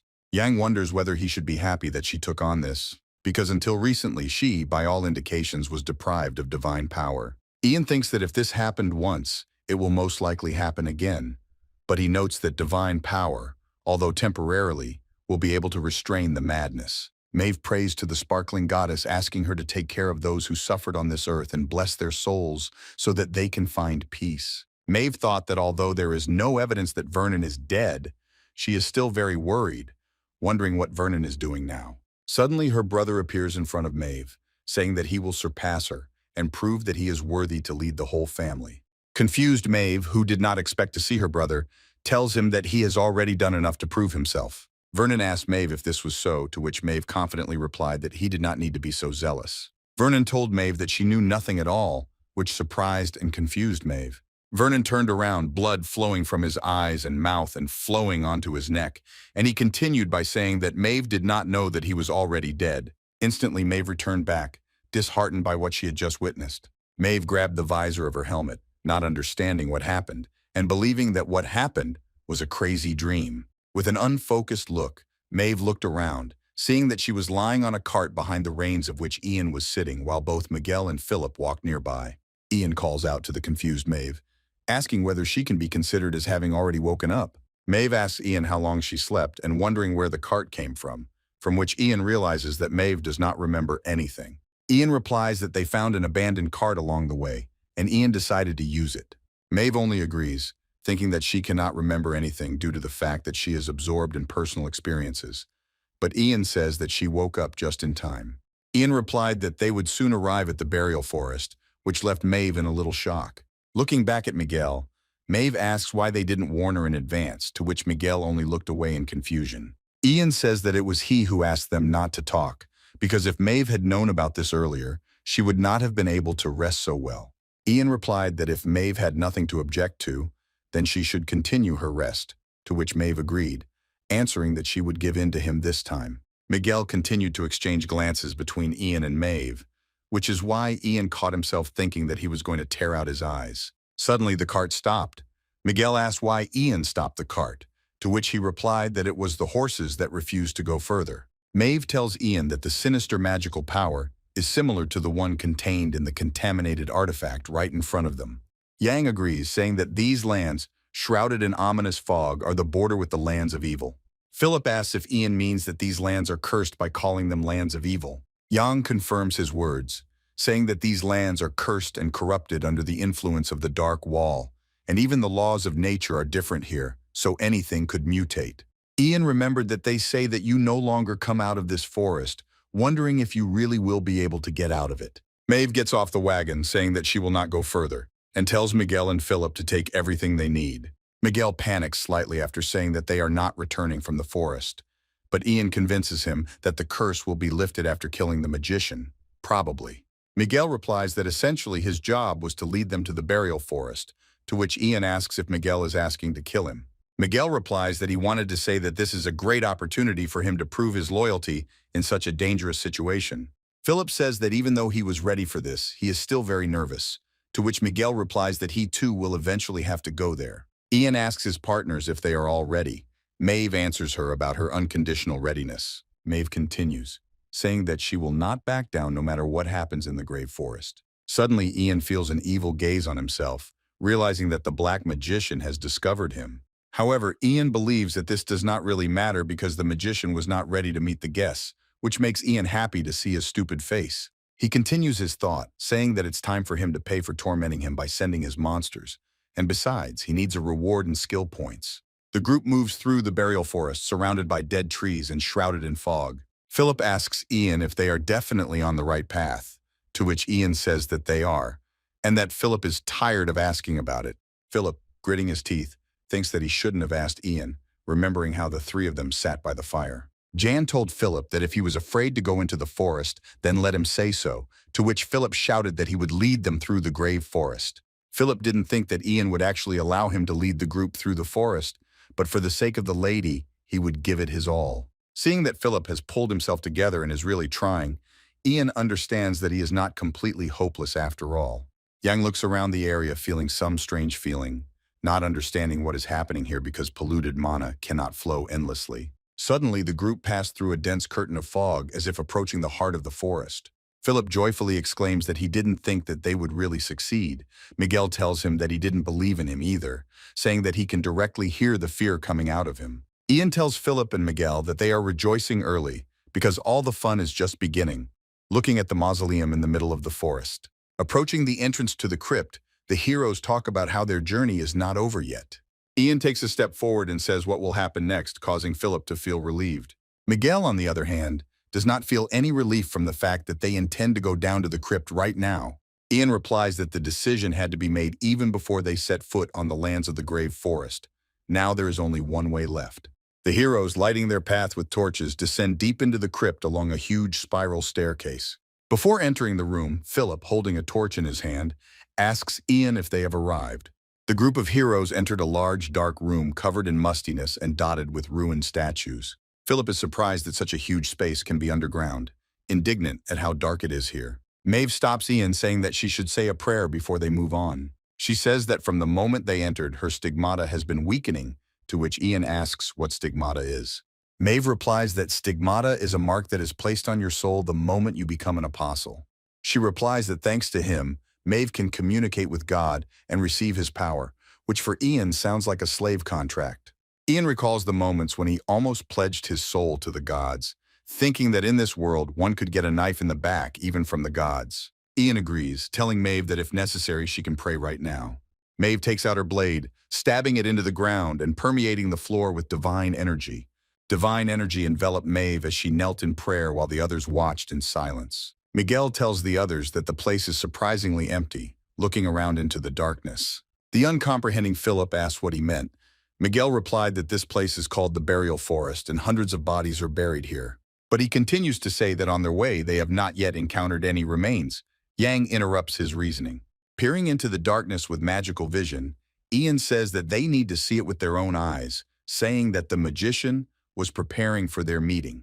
Miguel and Philip confusedly ask Ian what he means, but they hear a noise behind them. Suddenly, the entrance to the room slammed shut so quickly that Philip and Miguel did not have time to run up to them. Philip touched the stone slab that closed the passage with his hand, and immediately the walls of the room were covered with dark writings. Young said that this was a spell that caused everything in the tomb to come into action. In the darkness, one can see many glowing violet eyes, but Yang repeated that as he said, "Now everything will begin." An immeasurable horde of skeletons moved towards the heroes from the darkness, led by the will of the dark magician. The skeletons were already approaching the group while Mave continued her prayer and Ian simply waited. Taking out the mace from subspace, Yang snorted, saying that the magician could also hang up an advertising banner with the inscription, "I am a necromancer." Philip, with his eyes wide open, asked Ian where he got the mace, while Miguel asked if he was hallucinating. The skeletons growled menacingly, rushing towards the heroes. Ian was ready to meet them while Mave was still praying. Suddenly, Ian jumped straight into the crowd of skeletons, shouting that Philip and Miguel were protecting Mave, to which Miguel again became indignant about Ian's desire to fight alone. Yang rushed through the hall, belching from the fragments of statues along the way, and continuing to move forward. Yang approached the crowd of skeletons with a mace at his advantage. Most of them did not even pay attention to him.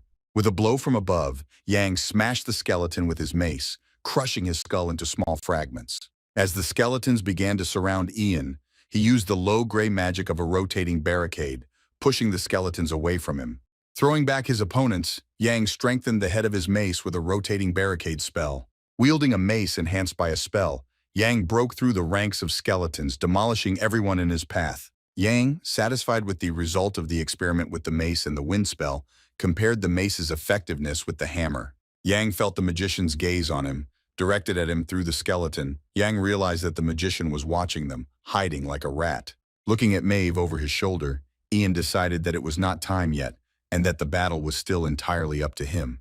Yang thought that the more opponents there are, the higher the chance that one of them will die, and therefore decided to slightly reduce the numbers. Swinging his mace, Yang turned to the magician, telling him to watch better as he crushed the skulls of his servants while he himself cowardly hid. Yang's provocation worked, and the dark magician immediately jumped up from his throne, emitting dark energy. The skeletons rushed at Yan even more furiously until the walls of the tomb shone brighter than before. Throwing the mace over his shoulder, Ian thanked the magician for getting angry, saying that now they will see who can hold out longer. All that reaches Philip and Miguel is the dust from the battle. Philip asks Miguel if they shouldn't help, to which Miguel replies that Ian told them to guard Mave. Suddenly, Mave opened her eyes, having finished her prayer, and ordered Philip and Miguel to get out of the way. Yang continues to swing at the evil spirits with his mace, knocking back skeletons and ghouls. Suddenly, Mave rushes towards Ian, shining with divine energy and calling out to Ian. Ian replies to Mave, who is rushing towards him, that she is rather late. Ian stepped aside, allowing Mave to fly next to him at great speed, while Ian only held his chin. Taking the sword by the blade, Mave used the hilt to hit the skeletons, strengthening her attack with divine energy. The ghouls and skeletons that stood in the way of Mave's blow fell into pieces, flying in all directions. Mave continued to deliver a series of swings, sweeping the skeletons out of the way like dust. Smirking, Ian thinks that every time he sees something like this, he feels insignificant. And yet, deciding that it is impossible to just stand and watch, Ian strikes a blow to the head of the ghoul who approached Mave from behind. With a face full of surprise, Mave looked at Ian, and after exchanging glances, both continued the fight. With their mace and blade, Jan and Mave swept away and crushed all opponents who dared to approach them. Philip, watching the battle, only watched what was happening with his mouth open, whispering in admiration. Miguel shouted at Philip, telling him not to stand rooted to the spot and to quickly follow him. Philip and Miguel ran over the bones of the skeletons that Mave and Ian had defeated, trying to keep up with them. Noticing that Mave began to run out of steam, Ian noticed that low endurance was one of her weaknesses, but it was strange that she got tired so quickly. Yang does not think that her divine power has weakened, believing that most likely her connection with the stigmata has weakened. Miguel and Philip, not seeing enemies in front of them, suddenly believe that everything is already clear in front. Suddenly, Yang feels a sharp surge of magical energy, noticing that magical power is flowing through the chains of spells. Suddenly, the walls of the crypt begin to sparkle with magical energy, many times brighter, shocking Philip and Miguel. The bones under Philip's feet, the remains of crushed skeletons, begin to move under the influence of magic. Philip turns around, seeing movement next to him, wondering what is wrong with this skeleton, while Miguel opened his mouth in shock. The remnants of the defeated ghouls and skeletal beings began to gather into one point, shining with contaminated mana. In the place where the bones and bodies came together, they formed a huge mass of mucus, bones, and flesh, which Yang called the death drag. Ian is surprised by his appearance because he appeared later in the game, suggesting that there were simply enough corpses here. Philip announced that the drag was approaching, while Miguel, feeling the wall, said that the gate was closed and it would be impossible to escape. To Miguel's surprise, the stone slab suddenly began to move, opening a passage. However, outside the door, directly in front of Miguel, stood a horde of armed and armored skeletons. Yang notes with a grin that this squad should have been in a deeper place, thinking that the magician was well prepared. A group of heroes found themselves trapped, surrounded by a drag of death on one side and a horde of skeletons on the other. Mave tells Ian that apparently they will have to fight an army of monsters, to which Ian tells her not to try to kill everyone, but just to stop while he clears the way. Mave and Jan separated, rushing in different directions under the amazed glances of Philip and Miguel. While Ian uses his mace to sweep away the skeletons, opening the way deeper, Mave holds back the advancing Drug. Each skull killed by Ian was immediately absorbed by the death dreg, strengthening it. Ian notes that the mechanics of the dreg are exactly the same as in the game, and every killed skull is absorbed by it. Ian tells Mave, who is striking the drug, that there is no such thing as infinite magical power. Continuing to smash the undead, Ian says that although there have been some changes, so far everything is going according to his plan. Suddenly Ian notices a ghost floating in the air, wondering what he is doing here. A lake ghost appeared before him, living near lakes and possessing men by absorbing their energy and luring women into the lake, possessing their bodies. Ian says that they were supposed to meet later and wonders if the ghost is also subordinated to the dark magician. The lake ghost strengthened the skeletons, and they rushed at Ian with noticeably greater speed. Scattering skeletons one after another, Ian made his way to the ghost, intending to eliminate him. Yang swung his mace, but the ghost avoided the blow by dodging and ending up behind Yang. Dodging the attack, the ghost aimed at Philip and Miguel, who were in the rear guard. The ghost removed his hands from his sparkling eyes and began to scream heart-rendingly. At this moment, Yang felt that the ghost was using the death throes skill, causing damage and inflicting confusion. Ian realized that if he didn't stop this now, both Miguel and Philip would die. Ian loudly shouted for Miguel and Philip to cover their ears as one of his eyes lit up with fire. Yang immediately created many fireballs around himself, intending to burn the ghost to the ground. Seeing the magic of fire, all members of the group were noticeably surprised. Miguel and Philip covered their ears with their palms. Yang attacked the ghost by shooting at him with the fireballs that he had managed to conjure. The fireballs fried the ghost to a crisp. He only managed to emit a heart-rending death rattle before he became ash. Several more fireballs flying over Mave hit the drug directly, blowing it up from the inside. Philip and Miguel, standing by the toasted drug, turned around staring at Ian. Philip cannot believe what he just saw, but Miguel, seeing the fire magic, was scattered in assumptions. The couple was brought out of their thoughts by a shout ordering them to gather, because the battle was not over yet. The group was still surrounded by undead on both sides. There were only slightly fewer skeletons. The drug was still alive. Ian says that he wanted to hold back this trump card, but now that he has used it, he feels great. Yang again created many fireballs and said that now that he has nothing to hide, he can fight without any hesitation. A series of fiery explosions destroy all the undead in Ian's path, scattering debris from the bodies of skeletons and ghouls. Mave and Philip run to Ian, looking at the fiery explosions. Mave realizes that everything is falling into place. She recalls past situations, saying that she did not expect this, since Ian does not look like a magician at all. She compares his intelligence and education with his secrecy and discretion, and understands that Ian was the red magician whom the warlock was looking for. Another lake spirit hovers over Philip and Miguel. Mave rushes headlong towards them. Thinking that she was once again in Jan's debt, Mave cuts off the hand of the lake ghost. Mave shouts to Ian that she has dealt with the ghost, landing on one knee. Ian shouts to Mave not to lose sight of him because there will be a fork ahead. Mave thinks that Ian is speaking as if he has been here before. Suddenly, Mave is taken aback, noticing a headless corpse in a cape and knight's armor lying on the floor. Seeing the armor, Mave recognizes it as the armor of the royal knights. Images of her brother appear before her eyes. With fear, she raises her hand to the cape. Picking up the nameplate from the knight's body, she sees that the name Charles Carter is written on it. Laughing awkwardly, Mave was glad that the body found did not belong to Vernon. Suddenly, the contaminated magical power of the artifact under Mave's armor intensifies. Mave feels that the energy is intensifying, but at the same time that it does not belong to the dark magician, but to someone else. And she feels that something is calling her on the left side of the fork. Lost in her thoughts, Mave does not notice that Ian calls out to her 3 times, saying that she was careful. Drug was already hovering over the confused Mave, who dropped the sword from her hands. Mave barely manages to raise her sword and strike at the drug, dodging his attack. Philip and Miguel run to Mave, asking if everything is okay with her. Miguel asks if she got hurt again. Ian, rolling his eyes out of anger, shouts at them to stop fussing around and immediately come to him. Before he can tell them to run to him faster, a stone slab appears in front of Ian. Confused, Philip and Miguel stopped holding Mave's arm before they could reach Ian. The stone slab slammed loudly in front of their faces, blocking the path to Yang. An irritated Ian on the other side of the wall wonders what Mave could have seen to behave this way, after which he says that As he thought, they were separated at a fork. Ian, resigned to the current state of affairs, says that there is nothing left to do but move forward. Turning to the horde of skeletons and armored ghouls approaching him, Ian says that all he can do is kill the dark magician. Separated by a wall, Philip asks Mave what they should do while Miguel hurls insults at the wall. Behind the heroes, the inexorable Draw was constantly advancing, and Philip notified the others that the enemies were close. Turning to the only remaining passage, Mave collects her thoughts and thinks about the need to get Philip and Miguel out. Rising and holding her sword, Mave tells Philip and Miguel to follow her while she clears the way. Mave accelerated and rushed into the passage. Philip, who could not keep up with her, invites her to go along, while Miguel asks not to leave him alone.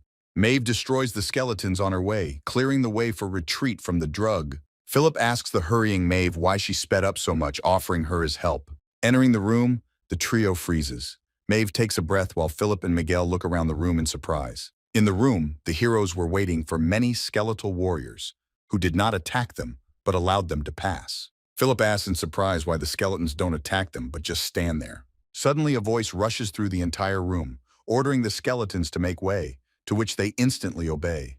The owner of the mysterious voice turned out to be a man clad in armor who resembled a knight, who said that they had come to the address. The knight greets Mave, calling her Apostle Laurel, saying that he can simply call her sister Mave.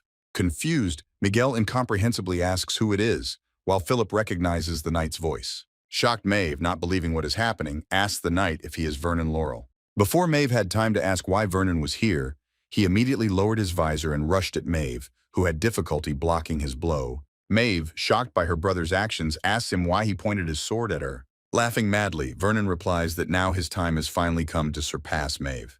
Having thrown her away with a blow, Vernon again raised his blade over Mave's head, answering that he was strong enough to kill Mave. At this time, Ian fights off a horde of skeletons trying to get to the dark magician. Irritated, Ian says that the skeleton can take the mace if he likes it so much, after which he throws the mace and quickly runs on, ignoring the enemies. Seeing a statue of a knight in the middle of the room, Ian enthusiastically remembers that this knight is part of the puzzle. At great speed, Yang jumps straight toward the statue, covering the distance in a split second. Yang landed right on the pommel of the sword of the knight statue, causing it to sag downwards. Hitting the floor, the knight's stone blade opened a passage below into the crypt, bringing Ian closer to the black magician. Yang goes downstairs, saying that in general this is a short exit that is used after killing a dark magician. Ian thinks that even though he knows about the exit, what's the point of leaving if he only killed the mid-boss while the battle between Mave and Vernon continued? The skeletal hordes overtook Ian again, pinning him at the secret exit. Smirking, Ian tells the skeletons that he doesn't mind if they get out of here. Jumping off the walls of the passage, Ian went down the secret passage, going deeper and deeper. Flying next to a huge temple, Ian thinks that even King Aelan doesn't know about this place, because before it was a temple in which fairies prayed to the god of death. Entering the temple, Ian appeared before a dark magician sitting on his bone throne and holding a staff in his hand. The necromancer admits that Yang has gone far, but tells him that this is his territory, which he created with trepidation. The necromancer continues his monologue, telling Ian how he will enjoy reprisals against him because he has enormous power thanks to this cursed land. Interrupting the necromancer's protracted monologue, Yang hits him with a destructive fire spell. Holding in his hand the artifact with which Ian strengthened his spell, he tells the necromancer that he does not learn from his mistakes at all, since he decided to chat after already dealing with Ian. But this spell was not enough to kill the magician, and with screams, the dark magician began to move, emitting dark energy. After Jan's spell hit him, the dark magician grew 2 more arms, while his staff emitted dark energy. A perplexed Ian says that the magician's transformation looks even worse than in the game, and tells the necromancer that he talks too much while he has not yet taken his final form. After which, Yang, again strengthening the spell with the artifact, told the magician to approach if he was not afraid. The dark magician, raising his staff, activated the spell to summon minions, calling on the ancient fairies to answer his call. Dark energy shone around the magician, and the hall was immediately filled with hundreds of screaming skeletons. The dark magician says that in addition to gray and red magic, Ian also brought artifacts with him, but now, having lost them, he does not pose a threat.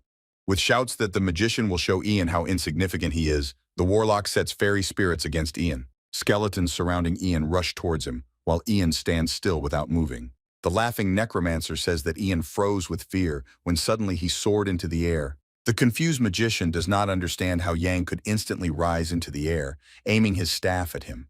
Concentrating mana in the artifact, Yang says that it is difficult to hit with this skill, but this does not matter since there are enemies everywhere. The entire ceiling of the room was instantly covered with a huge number of fireballs.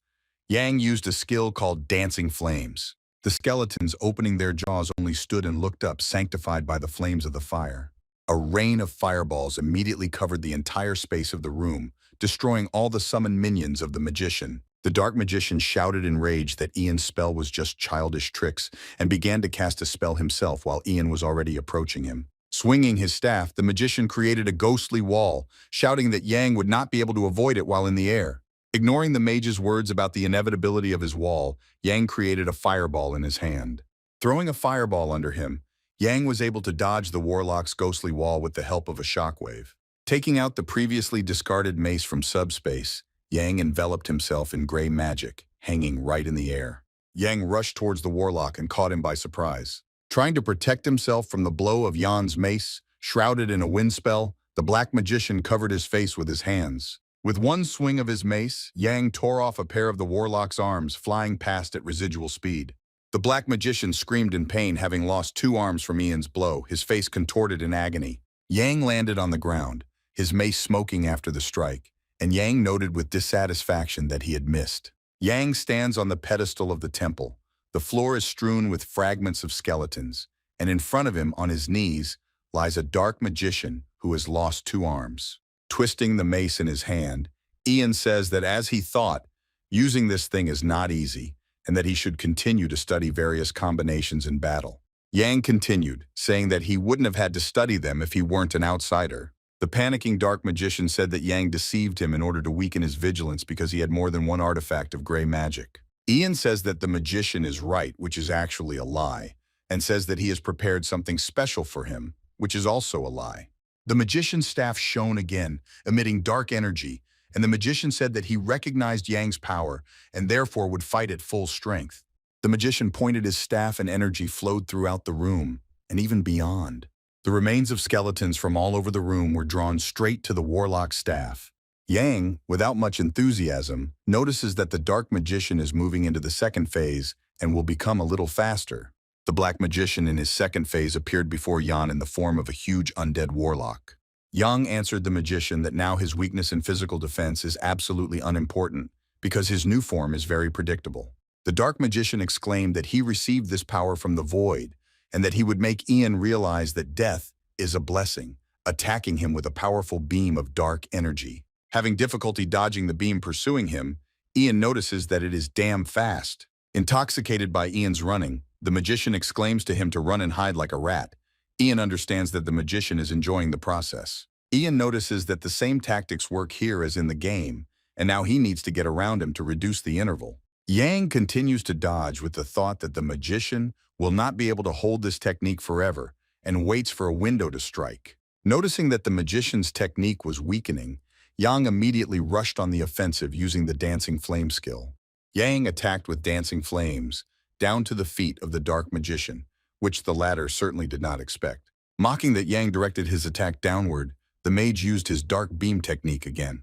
However, the magician misses because Yang runs under the beam approaching him. The artifact broke, becoming the last enhancement for Yang's dancing flame spell. Yang rushed between the magician's legs, going around him from behind, which the dark magician certainly did not expect. Trying to turn into a black magician, he only noticed, discouraged, that he could not move. The magician finally understands that Ian was aiming at the legs specifically to tie them up. Yang notes that due to how quickly the magician realized this, he had enough time to prepare a medium-level magic technique enhanced by the artifact. Electricity shoots out of Ian's hand and he tells the magician that it's too late to rush about. The magician asks Ian if he is going to use gray magic by strengthening it with an artifact. Ian tells the magician that now it no longer matters. Yang uses a medium gray magic spell called Lightning Chain, and the electricity immediately entangles the dark magician. The black magician, incinerated by electricity, froze, still sparkling and beginning to crumble into dust. The mage's body began to crumble and crumble, sprinkling ashes all around while Yang was still standing nearby. From the decayed shell, the black magician remained lying in the dust in his original form. Ian, covered from head to toe in ash, tries to shake it off, saying how disgusting it is. The defeated dark magician asks how it is possible that he can use magic of different colors. Blaming the sword, Yang replied that he was already dead in 3 minutes, and therefore did not understand why he needed this information. In despair, the magician says that he would have defeated Ian if he had more time, the truth of the beginning of time or the power of the abyss. Swinging his blade, Ian replies that to the magician, even if he had more time, he would not have known the truth and would not have learned the secret of immortality, calling him by name, Conrad. Turning around, the magician says that this cannot be and asks how Ian knew his name. Without answering anything, Yang cut off his head with a deft blow to the necromancer suffering in agony. Hiding the blade in its sheath, Yang asked why there were so many questions, because he wouldn't understand anything even if you told him everything. Yang grabbed his head, saying that he had overdone the use of magical power and almost suffered exhaustion. Yang thought that he needed to take the loot. He could keep the magician's staff and use his head as evidence of his murder. Suddenly, dark energy began to emerge from the magician's head, forming the magician's distorted soul. Surprised, Ian is shocked that the boss has 3 phases, saying that this never happened in the game. The spirit of the magician with screams attacks Yan, taken by surprise, holding his staff in his hand. Suddenly, behind the ghost, spaces begin to crack, forming cracks saturated with energy. The space cracks, revealing a huge hole, pulling the soul of the dark magician inside itself. Having completely absorbed the magician's soul, the rift in space closed, leaving no trace behind. Yang wonders if this was the same emptiness that the dark magician was talking about. Yang also recalls that the sectarians from the game said the words emptiness, chaos of the beginning of time, and the abyss. Shrugging his shoulders, Ian says that he wanted to go into the abyss anyway, so that's where he went. Looking around, Ian notices that the spell on the tomb continues to work, coming to the conclusion that the murder of the magician still did not cancel it. Behind the altar on which Yang defeated the magician, a small passage leading inside was discovered. Yang reached the place where the chains of all spells converge, in the middle of which a certain sphere hangs on the altar.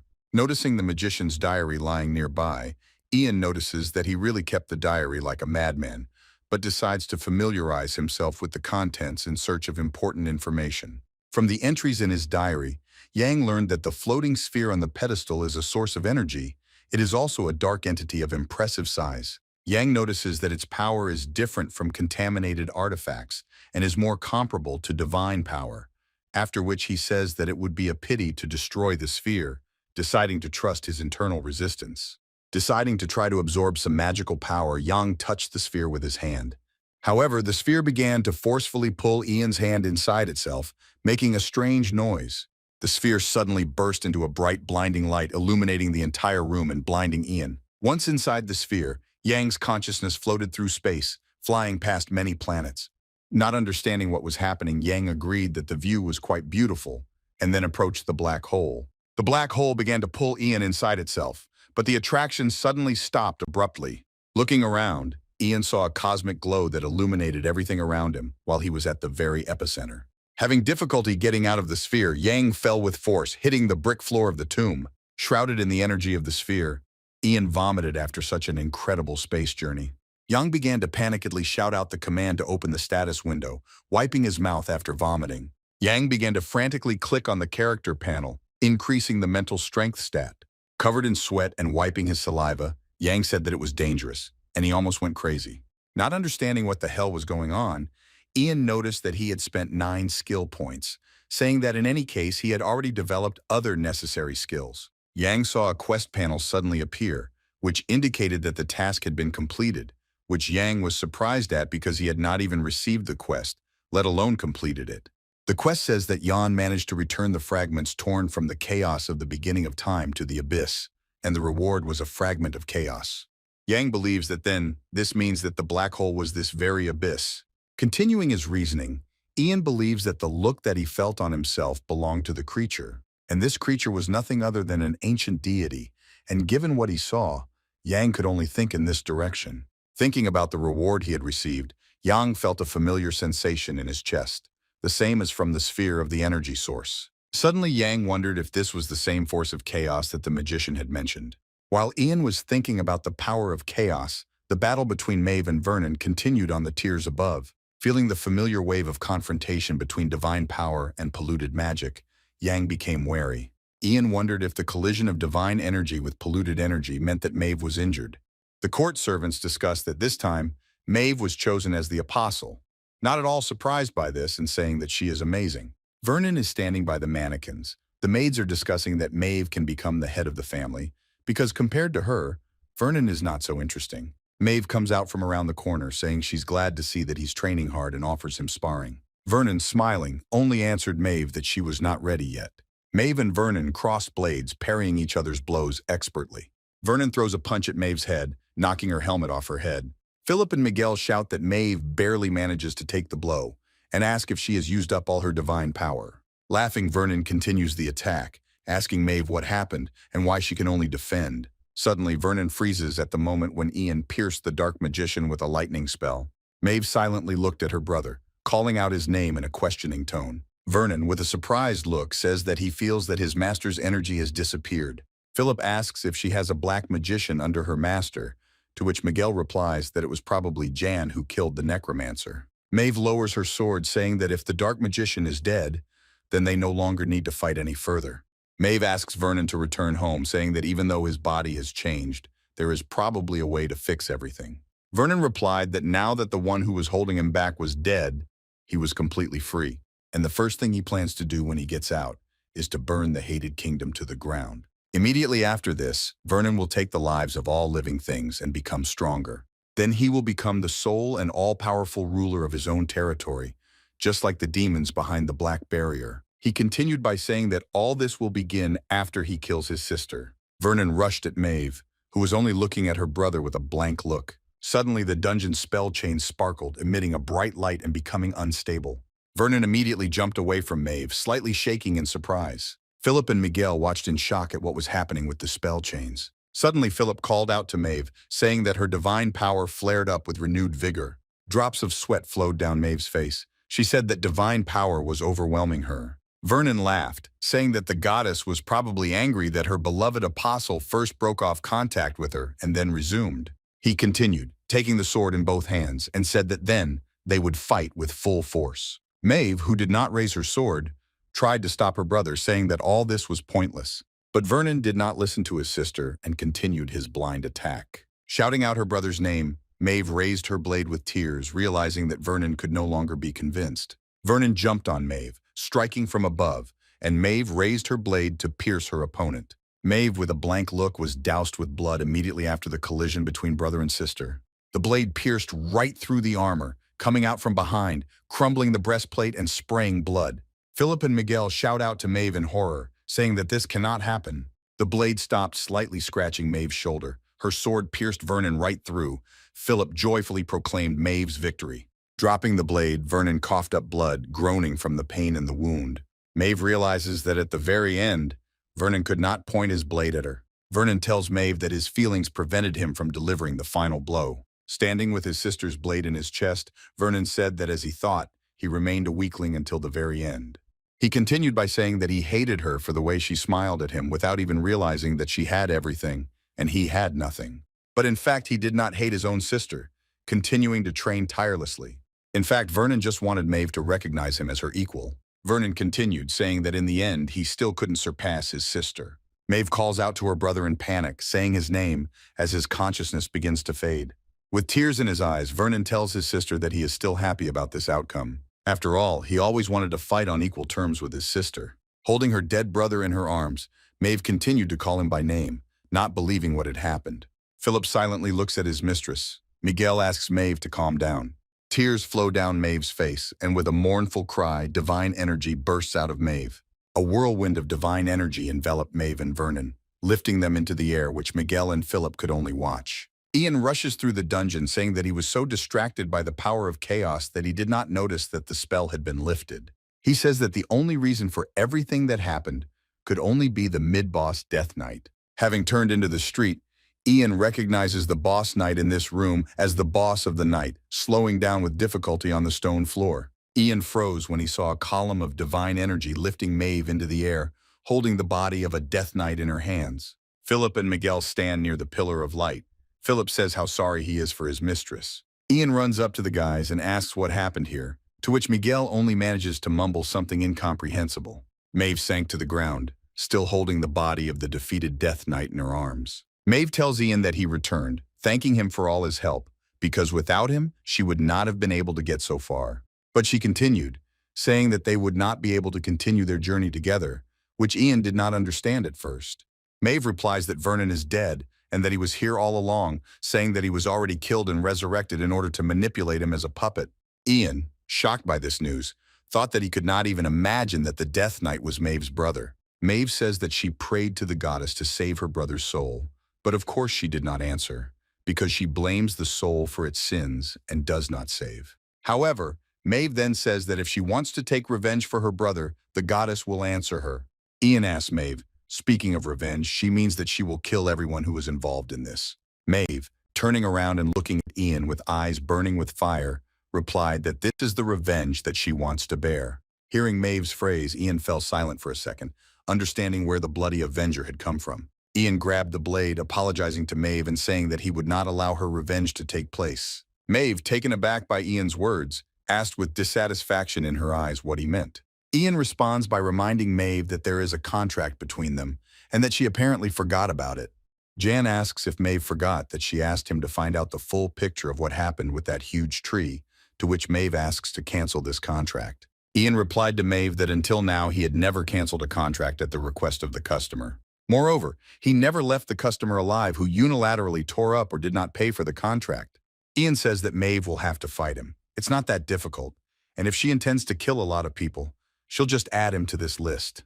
But Ian continues with a piercing look, saying that otherwise, the Lady Knight will die. Mave gets up from her knees, retreating from her brother's body, and clearly dissatisfied with the words she heard from Ian. Philip tries to calm Mave, but Miguel immediately covers his mouth with his hand, saying that he does not understand the current situation. Mave, with a look full of hatred, asks Ian if he was really going to kill her.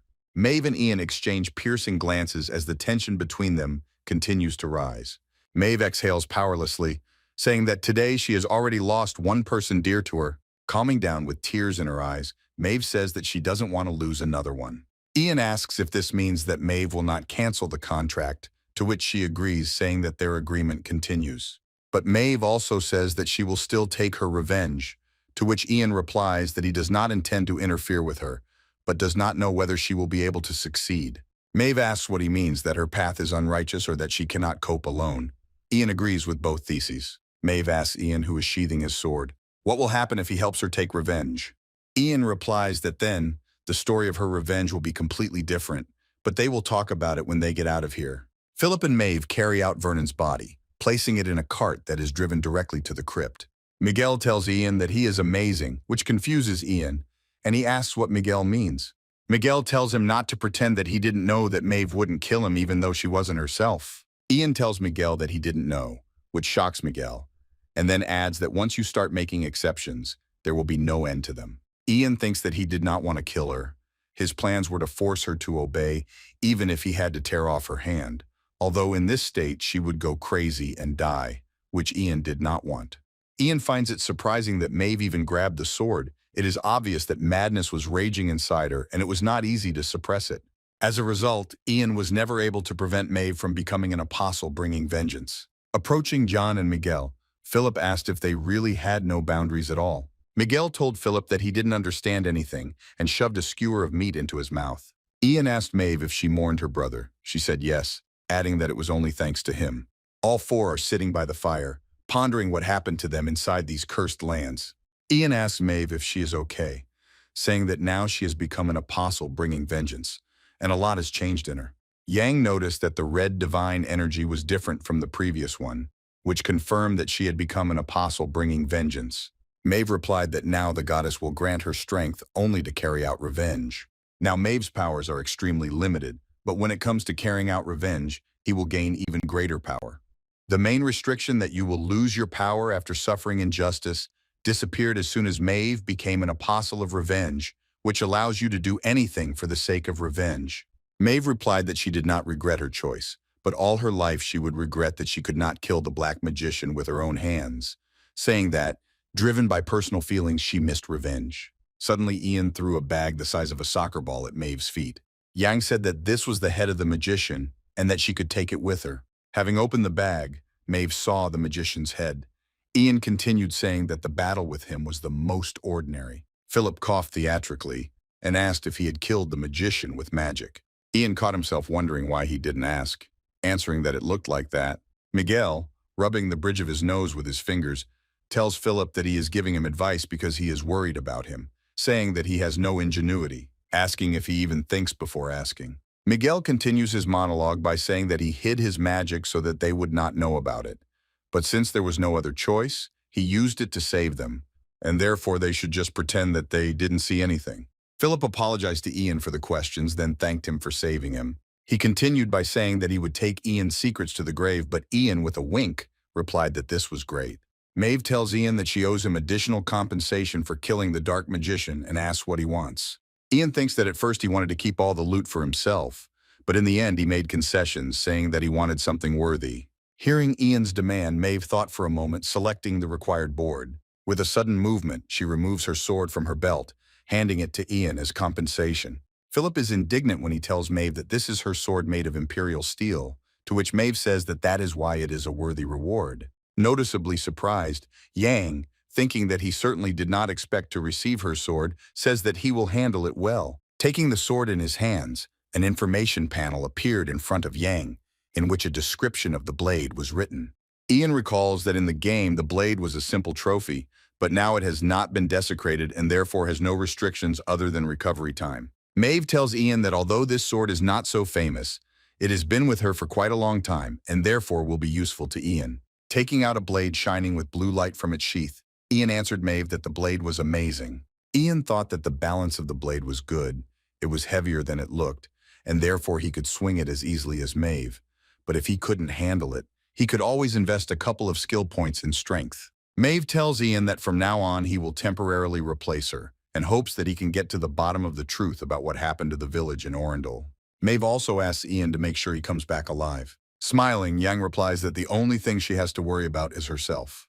Ian tells Mave that if he wants to take revenge, she needs to be extremely careful, that she must hide her feelings, and she cannot kill anyone until he returns. Mave just nodded silently, but Ian continued by saying that she should stay alive because someone should pay him for the information that he finds out. Mave agrees with Ian, saying that she vows not to make a fuss until Ian returns. Miguel asked Mave and Ian if they had finished discussing all the important matters. Miguel pulled his hand into his bag, saying that they had all suffered recently. Taking a small keg out of his bag, Miguel, with the face of the happiest man, asked how about a drink. Philip is shocked by the fact of the presence of alcohol. Ian wonders how the keg survived in the dungeon, while Mave replies that today you can drink. Miguel says that's a great idea, saying that after everything they've been through, they can't leave without drinking. Ian, just like Mave, agrees with the idea that on such a day, you can have a drink. While Jan and Mave calmly drink drinks, Miguel colorfully tells something to the hanging-eared Philip. The moonlit night illuminates the crowns of the trees, and a burning fire can be seen in the middle of the forest. Ian, illuminated by the light of the fire, holds a mug in his hands next to his face, lost in thought. Yang thought about it, saying that he could clearly see what was happening in the dark forest in the middle of the night, without even resorting to magical vision. Sitting on a log, Ian wonders if a fragment of chaos caused this. Behind him, two corpses lie by the fire. Behind Jan, a man is kneeling with a bloody eye, grunting and coughing. He asked Jan how this is possible. A man with a scar on one eye and blood on the other eye asked how Ian could drink poisoned alcohol and remain okay, because an elephant would die from such an amount of poison. Smiling and hitting the bottom of the mug on a log, Ian asked the man if he wanted to know how this was possible. Approaching the man, Yang thought that he had put a lot of effort into the immunity skill in order to survive in the 4th chapter. The wounded man took the blade out of its sheath with a trembling voice, shouting to Yang not to approach. Ian pulled out the sword Mave had given him and effortlessly blocked his one-eyed opponent's attack. The bandit was horrified to see that from the blow of Jan's blade, his sword was covered with cracks at the point where the blades touched. Jan's blow broke off the bandit's blade, breaking it in two and throwing the bandit back. The bandit begged, begging Ian to listen to him while he tightened his grip on the hilt of the broken sword in his hand. Yang pierced the man's hand, preventing even the slightest attempt to resist him. Yang was indignant at the bandit's move, saying that if he plans to kill someone, he should be ready to die himself, to which the bandit only howled in panic. The bandit said that this poison should have made Jan fall unconscious, so that it would be easier to rob him, but Jan took the mug standing on the log in his hand. Yang spun the blade stuck into the bandit's hand, causing him to scream in pain. Ian poured the poisoned contents of the mug directly into the screaming bandit's mouth, causing him bewilderment. Clearing his throat, the bandit realized in horror that Ian had given him their own poisoned alcohol to drink. Demonstratively showing that he had poured out the entire contents of the mug, Ian said that if the bandit told him the truth, then he would leave him alive. The bandit shouted, calling Yang a bastard, while Yang quickly ran through his vessels and the veins on his face turned black. Immediately, the bandit vomited, sprinkling the ground next to him in a pool of blood. Having sheathed the blade, Yang said that if the bandit had told him the truth, he would have died painlessly. Yang turned around, hearing tense sighs mixed with screams behind him. The sound came from Philip, who, with a noticeably tense and frightened face, pierced one of the bandits with a sword while covering himself with a shield. Looking at Philip's frightened face, Yang said that even his face began to look more courageous. Sighing wearily, Philip asked Ian why he didn't help him after defeating the rest of the enemies. Ian replied that, as he had already told him, what was happening was different from their usual walks. After leaving the grave forest, the group of heroes split into two parts. Mave, taking Miguel, went to the royal palace to report on the battle in the grave forest. In addition, Mave ordered Philip to hit the road with Ian. Not expecting such a request, Philip asked why suddenly, to which Mave replied that even though it was just a request, she did not want to send such a valuable witness as Ian alone. Mave said that Philip would help Ian and witness what he would have to go through, to which Philip objected by saying that he was her squire. Mave replied that they had Miguel, asking if he would be her squire, to which Miguel happily agreed. Ian wondered if Mave did this on purpose, because she needed another witness, and decided that Philip would be suitable as his assistant. Ian thought that since Philip had made many mistakes, he could pay off his debt by telling Mave that he understood what she wanted. Ian continued by saying that her request would be dangerous for Philip, because he could die, asking if he would be okay, smiling maliciously. Not paying attention to the extremely frightened Philip, Mave answered Ian that he was a very worthy warrior and squire, not to mention his determination. Mave put her hand on Philip's shoulder, saying that on a journey with Ian he could learn a lot, after which she said to serve Ian faithfully and gain experience. Ian had no choice but to sigh languidly and agree with his mistress's words. Ian told a tensely breathing Philip that as long as he was with him, Philip should be able to make at least some contribution to their common cause. Ian thought that Philip was much more talented than he seemed, and then reminded him that it was he who asked Ian to join the group around the fire because night had fallen on the forest. Inhaling exhaustedly, Philip thought that in this situation he had nothing to say because it was true. Philip wonders, telling Ian that perhaps he wanted Philip to have a similar experience of seeing the kingdom without embellishment, to which Ian asks why Philip gives this situation any meaning. Jan threw a bandage into Philip's hands, telling him to give himself first aid and finally get up from his knees. Philip asked Ian if there was anything left, to which Ian said that they had to do the most important thing. Pointing his finger at the bodies by the fire, Ian continued saying that the most important thing is to sort through the things of the dead. An indignant Philip asked if Ian meant that they needed to pick their pockets, to which Ian replied that in fact it was just a transfer of ownership, adding that he had probably seen this often in the border area. Continuing to be indignant, Philip said that then it was the return of stolen goods, but now they are simply going to take other people's things for personal use. After Philip shouted that stealing from the dead was completely unacceptable, Ian hit Philip on the head, and Philip froze, illuminated by a bright light. The source of the bright light illuminating Philip's face was a wallet filled to the brim with coins. Philip immediately rushed to rob the corpses, which he had previously found unacceptable, but Ian thought that Philip was too excited since he imagined himself to be a knight. Ian looked in surprise at Philip, who was sparkling with pride from having received a new belt, gloves, sword, and shoes from the corpses. Jan and Philip approached an ornate chest encrusted with precious stones. Yang thought that the chest was sealed too well for the skills of his now-deceased guards. Before trying to poison Ian, they said that they were transporting cargo for Lou Sade. Philip interrupted Ian's thoughts by asking if he just wanted to open it. Believing that perhaps Ian missed this quest in the game and that it would be better to open the chest during the day, Ian knelt down next to him. Taking the chain of the chest with his hand, Yang tried to drag it into subspace, but it seemed to push the chain away. Philip looked questioningly at Ian, while Ian thought about the fact that he was experiencing a strange feeling next to the chest. Taking the dagger out of its sheath, Ian told Philip to move away, which he immediately did. Filling the blade with mana, Yang struck the chest many times, trying to split the largest stone that replaced the lock. After the lock on the chest broke, the chest slowly opened on its own. There was a whiff of magical energy from the chest, and something quickly rushed towards Jan, who only looked in amazement. Philip called out to Ian in fear, watching helplessly how quickly everything happened. The mysterious figure attacked Ian, pushing him by the shoulders with his hands, knocking him down. The mysterious creature hit Ian to the ground with force, without giving him the opportunity to react.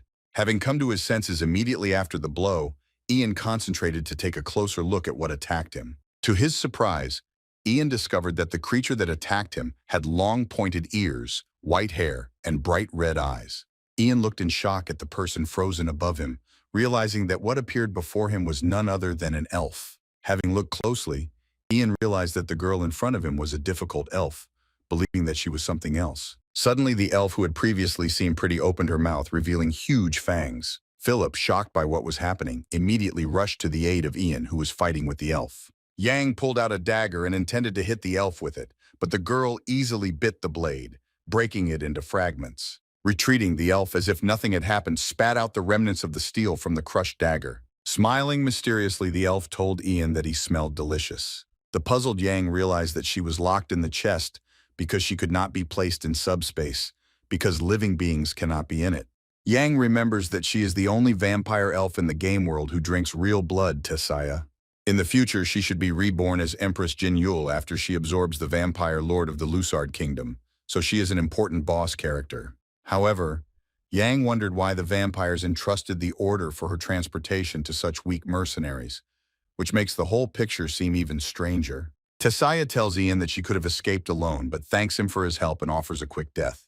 Throwing away the stub of the dagger, Yang asked whether to gnaw a person's throat was her usual gratitude, to which Tessaya replied that she was simply hungry. However, Tessaya continues, saying that looking at Ian, she realized that he was not one of those whom she would easily eat.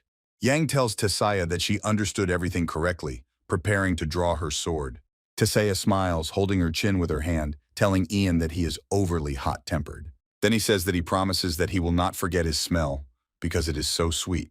Suddenly, Tessaya turns around saying they will meet later, and therefore tells him not to die until then. After which he jerks away from Jan and Philip, exploding the soil beneath him, while Philip only screams in surprise. A drop of sweat rolled down Ian's face when he said that he didn't think it would jump out of the box. Philip asked Ian if it was okay that they didn't chase after her, to which Ian replied that they wouldn't have kept up with her, and she herself promised to find him. Philip says that she is unlikely to be a simple elf, and they probably released the monster, to which Ian says that she would have gotten out on her own, and the mercenaries caught her in daylight. Ian tells Philip to forget about what happened, telling him to check the horses, to which Philip asks if they will go now. Ian asks Philip if he wants to wait until the other monsters come to smell the blood. Untying his horse, Philip complained that not even a day had passed on his travels with Jan before he was almost killed by mercenaries. Philip continues by saying that after a collision with a strange creature, worse things cannot happen, after which he prays to Luz Solar that this is true. The main characters arrive in Orendel, the kingdom of Aelan, in the middle of the night, observing the shabby houses in the suburbs. The heroes approached a small tavern in the suburbs, the shutters of which were closed. Philip and Jan went inside the tavern. Philip, with a tired look, entered first. Jan walked behind. In the tavern, several men were sitting at the table. At least one of them turned his attention to the heroes. Philip, in a half-whisper, invited Ian to sit at the table in the back of the room, pointing his finger at him. Ian displeasedly asks if they have to sit in the corner right like this, to which Philip says that if a fight starts, it won't hurt them, because last time he almost died. Jan thought with a smile that Philip had become much more distrustful, because they slept in the open air many times while passing through villages, and Philip learned a lot. But he continued the idea that despite this, Philip is still a child, and therefore no one will seriously see him as a paladin squire. Philip asked Ian in a whisper what they were going to do next, to which Ian asked why he kept whispering. Philip says that they can be heard, to which Ian replies that he doesn't mind others hearing, because if they look calm, they won't pay attention to them.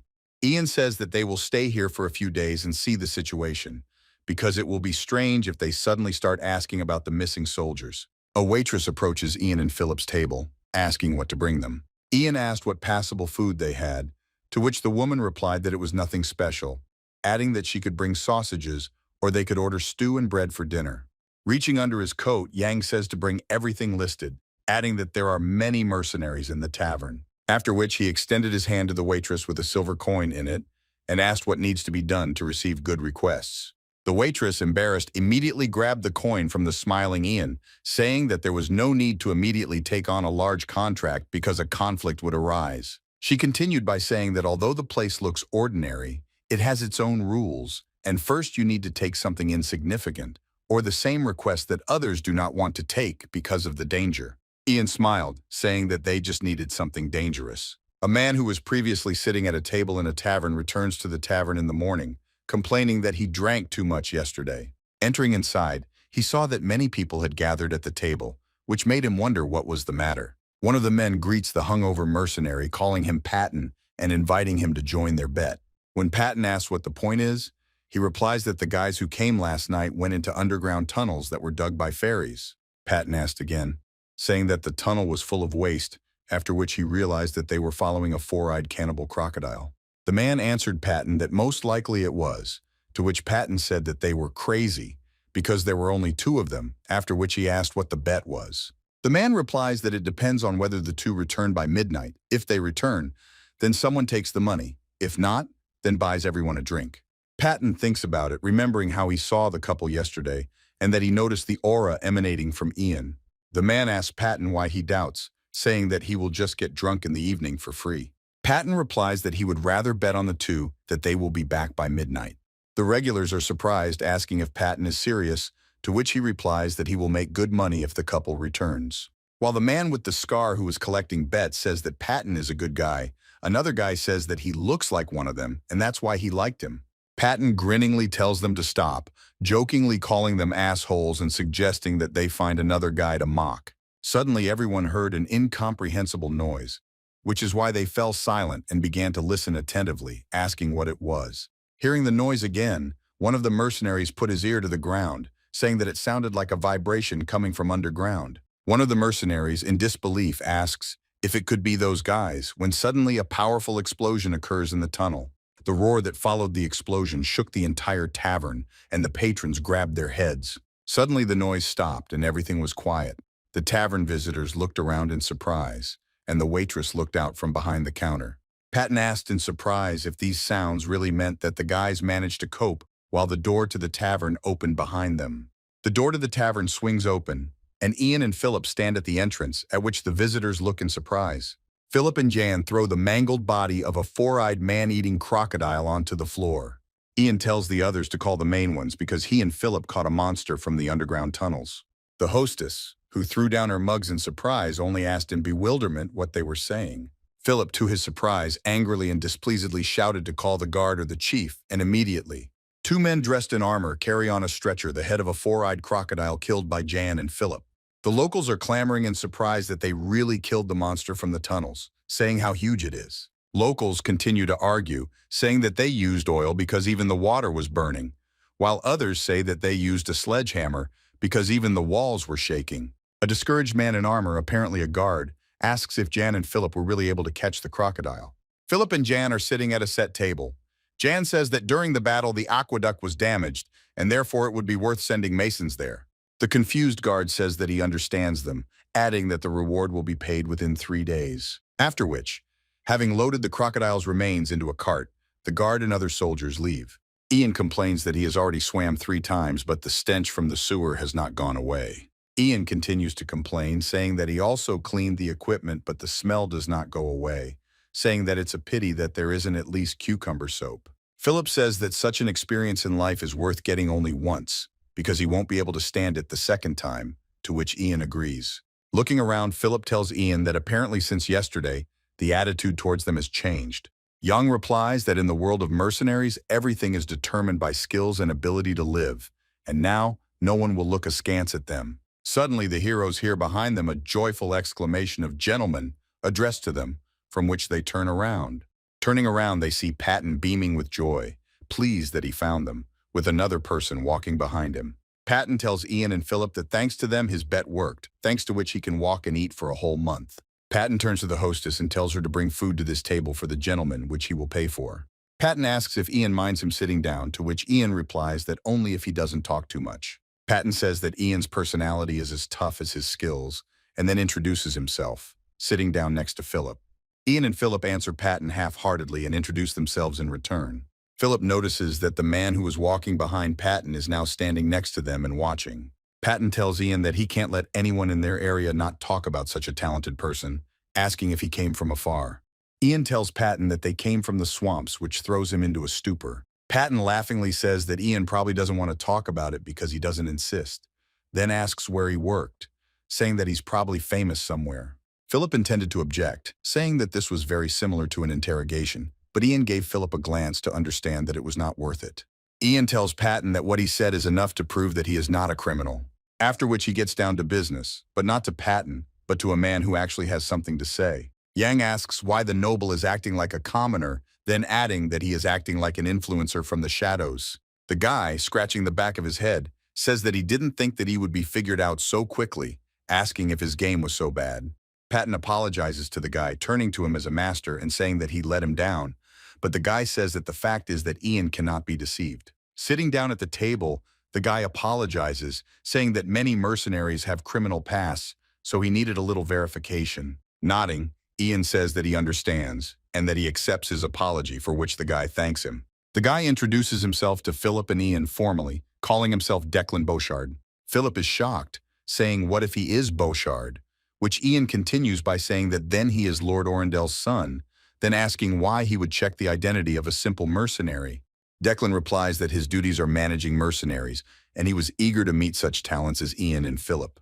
Yang recalls that despite the number of mercenaries, the city is quite peaceful, believing that in the game, this was an additional parameter that was not explained.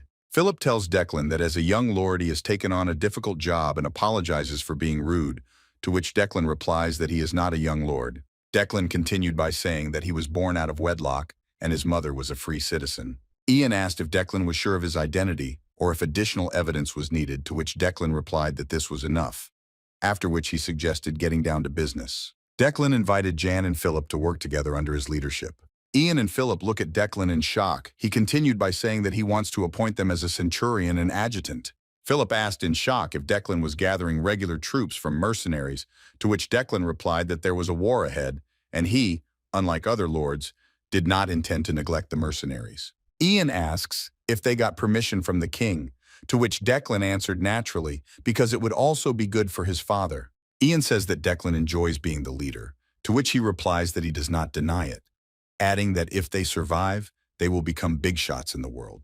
Smiling, Declan asks Ian if he made a tempting offer. Ian, looking at Declan, analyzes his laid-back behavior, honesty, and serious style of speech, noting even his eyes and facial expressions, thinking that this is impressive for a villager. After which he tells Declan that he cannot give him an answer now, which causes Declan to be indignant and ask why. Ian replies that he initially took on another request, saying that Declan's proposal is not so insignificant that he could take it on without completing the previous one. Declan first says that they were taking on the crocodile, after which he adds that apparently Philip and Ian were going to Orendel on another request. Declan says he will help Ian fulfill his request, but in return he will consider his proposal. Ian agrees, adding that if that's all Declan wants, he thinks it's easy. Philip turned around apologizing and saying that this way their request would be revealed, looking at Patton. Declan, turning to Patton, agrees, citing the unwritten rules of mercenaries and asks him to leave, to which Patton agrees. Patton retreats to a company of mercenaries while Ian and Philip intend to discuss the matter with Declan. Declan reads the sign that says Dave is from the regular army, logically assuming that if the sign is there then Dave is dead, asking if he was transporting prisoners before he died. Yang says that everything is correct, saying that their first goal is to find the person who gave the order for transportation. Declan asked what happened to the owner of the tablet, to which Ian replied that they could not give details, saying that he was unjustly killed. Declan asks unfairly if Ian is implying that there are corrupt people within the regular army. Ian replies that Declan probably knows more about this, to which he replies that, to his shame, he knows little about what goes on inside the regular army. Declan continued, saying that the army was commanded by his father and his successor Mason. Ian says that if that's the case, then Declan won't be able to help them. Declan replies that he himself was interested in their request and asks to wait, saying that they will receive everything they need, giving Beauchard's word. Declan told Ian that he had learned details about Trooper Dave and the prisoners he was transporting, discovering a common trait among the prisoners. Declan says that each of the guys either grew up orphans or lost their parents. Ian asked if this meant that they took those who no one would look for, and Declan replies that this is so, because their friends and relatives believed that the guys had gone to aelan. In aelan, they were given orders to transport a man named Bradley, the right hand of the commander, Declan's brother named Mason. Declan asked Ian what they would do now. Ian replied that he wanted to talk to Bradley without unnecessary ears. Declan is surprised by such a plan from Ian, confusedly asking, should I talk to him? He says that Bradley is a very cunning man, and that Ian will have a hard time getting him to talk. In response to Declan's words, Ian plunges a dagger into the table at which they are sitting. Ian told Declan that he knew a good way to get him to talk, namely that there was magic that could make anyone talk. Hearing Ian's words, Declan laughed loudly, holding his chest with his hands. Having calmed down, he said that he would like to see this magic in action, asking if he would stick a knife into him as well as into the table. Yang replied that there was nothing that he could not do, asking for a place for negotiations. Declan stood up from the table laughing, telling Ian to wait because he would send a man for him when everything was ready. Declan said that the preparation would not take much time, adding that he was interested in how Ian's request would end.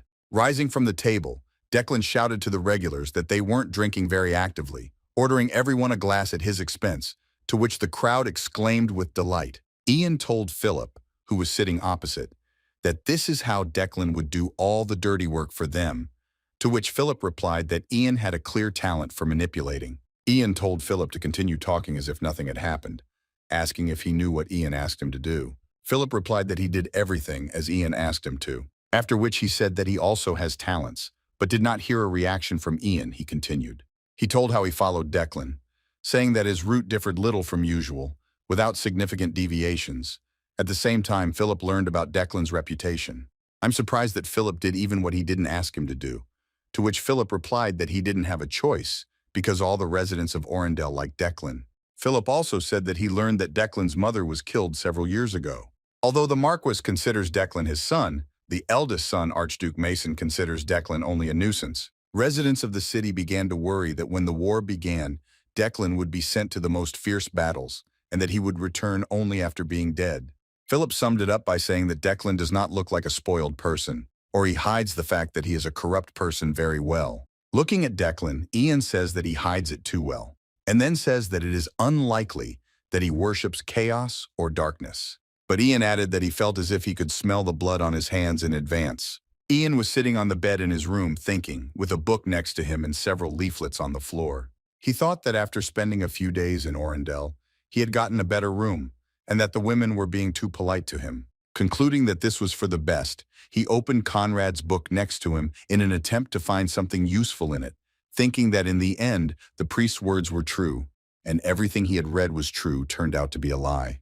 After studying the book, Ian came to the conclusion that these are typical memoirs of a psychopath, since not a single magical formula or rule makes sense. Sighing, he added that for him who studies magic thanks to experience points, the entire text of the book is even more absurd. As Ian thought, the one who lured Conrad into the catacombs was an aelan, and together with his servant, Conrad was going to go out into the world at the right time to plunge the kingdom of aelan into chaos. And they had to do this so that the creatures of the void would descend to the earth, so that the ancient gods would rule on it, and not the current gods and demons. Ian slammed the book shut, thinking that he seemed to feel nauseous again. Yang, surrounded by void energy, reflected on the power of chaos, thinking that it felt like very pure magical or even divine power. He thinks about how absurd it is, that he again feels the power of chaos, wondering that such power could only be used by a few heretics and demons or corruptors. Ian recalls an addition to the game Aquilonia, called the Decayers, in which you could choose the side of the decay, changing your specialization, skills, options, and even quests. It was possible to switch to the side of decay at any time, but the risks were high because the character's level was reset, and it was unclear how the main characters would react. But there was an exception, since during the quest of Apostle Lou Solar, it was possible to obtain the power of chaos without any restrictions. Clenching his fist, Ian decides that this is even better, and that he should study this power better, because his magic is no longer enough for him. Suddenly there was a knock on the door of his room, and upon hearing the knock, Ian turned around. The door opened and Philip looked out from behind it, asking if Ian was sleeping. He said that Declan's man said that the place for negotiations was ready. Getting out of bed, Ian notes with a smile that Declan is doing a good job with the assignments. Yang headed to the appointed place to console the one who sacrificed his people to the darkness with sword and fist. Ian and Philip arrived at the place Declan had prepared and saw a man tied to a chair with a bag on his head. The tied man screamed and moaned heartrendingly, jerking in his chair from side to side. Ian told Declan, who was standing to the side, that he had chosen a great place for negotiations. Declan smiled and told Ian that he was just waiting for him here. Tearing the bag off the man's head, Declan said that here he was meeting his mistress named Rose. Having removed Bradley's gag, Declan arrived in time, telling Bradley that he was glad to meet him.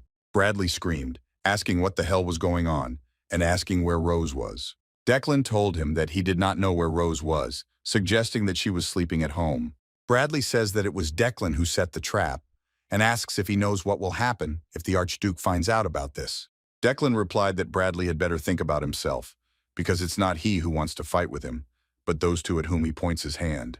Approaching Bradley, Ian was delighted at the long-awaited meeting, but Bradley replied that he was seeing him for the first time. Ian says that everything is correct and that he also sees him for the first time, after which he shows the sign, telling Bradley that the guy whose name is written on it knew him firsthand.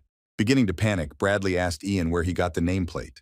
Ian says that a ghost gave him the tablet, asking him to find the one who buried him under an ancient tree. Bradley was about to tell Ian that he didn't know anything when Ian suddenly grabbed him by the face. With a piercing look, Ian let Bradley know that he couldn't get away with it and that he should start talking. Letting go of Bradley's face, Ian gave him a final warning by asking him one more time. He asked on whose orders the subordinates were sacrificed, to which Bradley again tried to excuse himself. Well, just before Bradley finished saying that Ian was talking some nonsense about trees, Ian broke a finger on his hand. Letting go of his already broken finger, Ian repeated the question whose order it was, but Bradley continued to persist. Bradley shouted, asking if Ian knew who he was as Ian broke the little finger on his other hand. Bradley collapsed and howled in pain, looking at his broken finger. Turning to Declan, Bradley told him that he knew that Declan was mean and stupid, but he could not believe that he was deceived by Ian and allowed him to torture him. Without waiting for an answer to his question, Ian proceeded to break the next finger. Ian asked Bradley where he was looking, saying that he should focus on their conversation, because there was still a lot of things in his body that could be broken. Ian promised that, of course, he would make sure that Bradley did not lose consciousness and felt absolutely everything. Unable to withstand the pressure, Bradley shouted that the one who gave the order was the Archduke. Ian asked if he meant Archduke Mason Beauchard, asking why he would give such an order. Bradley was again going to say that he didn't know, but Ian, without listening to him to the end, broke his middle finger. Screaming and crying, Bradley said that the Archhertz had ordered the road to be blocked. Bradley said that blocking just one road from aelan to Orendel would give him a strategic advantage in the coming war. Continuing to be surprised by what he heard, Declan loudly repeats the phrase, strategic advantage. Holding Bradley by the broken finger, Ian said that Marquis Beauchard probably knows about this, to which Bradley agreed, saying that this is what Marquis Beauchard wanted because he said that it would not take much time. Looking at Bradley, Yang said that the strategic advantage of not taking much time to prepare means that the Marquis wants the independence of Orendel and the founding of a new nation. Bradley shouted that this was true, saying that this was exactly what he heard, after which he said that he was simply following their orders. Bradley continued by saying that making small sacrifices for Orendel's eternal glory is a small price to pay. Ian smiled, saying that it was just a small sacrifice for a great cause, to which Bradley said that it was, saying that he didn't want to do it, but someone had to. Suddenly Ian, with a completely serious face, says that Bradley only made up a lie of this magnitude to hide the fact that he is a depraved man. Bradley again tries to object, turning his head away and saying that Ian is talking incomprehensible nonsense. Unexpectedly for Bradley, Ian pulled out a dagger from its sheath, after which he cut off Bradley's hand with one swing. Bradley screamed in pain. Ian grabbed him by the head, saying that the games were over, because if the king is corrupt, then Bradley cannot help but be one. Ian asked what Bradley was promised: immortality, power, strength in exchange for cooperation. A shocked Bradley confirmed Ian's thoughts and then asked how he knew all this. Bradley asked him if anyone else knew about this. Ian replied that it was possible because he himself did not know about it. Jan said that he only knew that the Archduke was a corrupt person, and therefore assumed that the Marquis Beauchard was the same. In turn, Bradley, without realizing it, revealed all the cards to Ian on his own. Bradley was about to shout his displeasure, but Ian silenced him with a rag. Drawing his dagger again, Yang said that in gratitude for his cooperation, he would plunge the dagger into him to the hilt. Suddenly, Declan stood between Ian and Bradley, telling Ian to wait with the murder. Declan said he didn't mind killing him, but suggested that Bradley explain everything to him first. An irritated Declan tells Ian that it turns out his father is preparing an uprising and is even behind the murders, not understanding what it is. He also added that they have not yet dealt with the allegations against Bradley. Ian interrupted him by saying that Declan wanted to get a promise from Bradley. Declan turned around at the noise he heard behind him, asking what that sound was. They saw how Bradley, sitting on a chair, began to change and mutate, tearing his clothes. Ian immediately throws Declan away, hitting him against the wall and breaking the boxes standing against the wall. Unsheathing his sword, Ian told Philip to protect Declan. Philip pulled out his sword and stood in front of Declan, telling him to stay behind him. Transformed into a monster, Bradley stood in the middle of the warehouse, screaming and waving the tentacles protruding from his body. In the blink of an eye, Yang was above the monster's head, swinging his sword towards its neck. With a blow from the tentacle, the monster deflected the blow of Yang's sword, and his blade only slightly cut through the tentacle.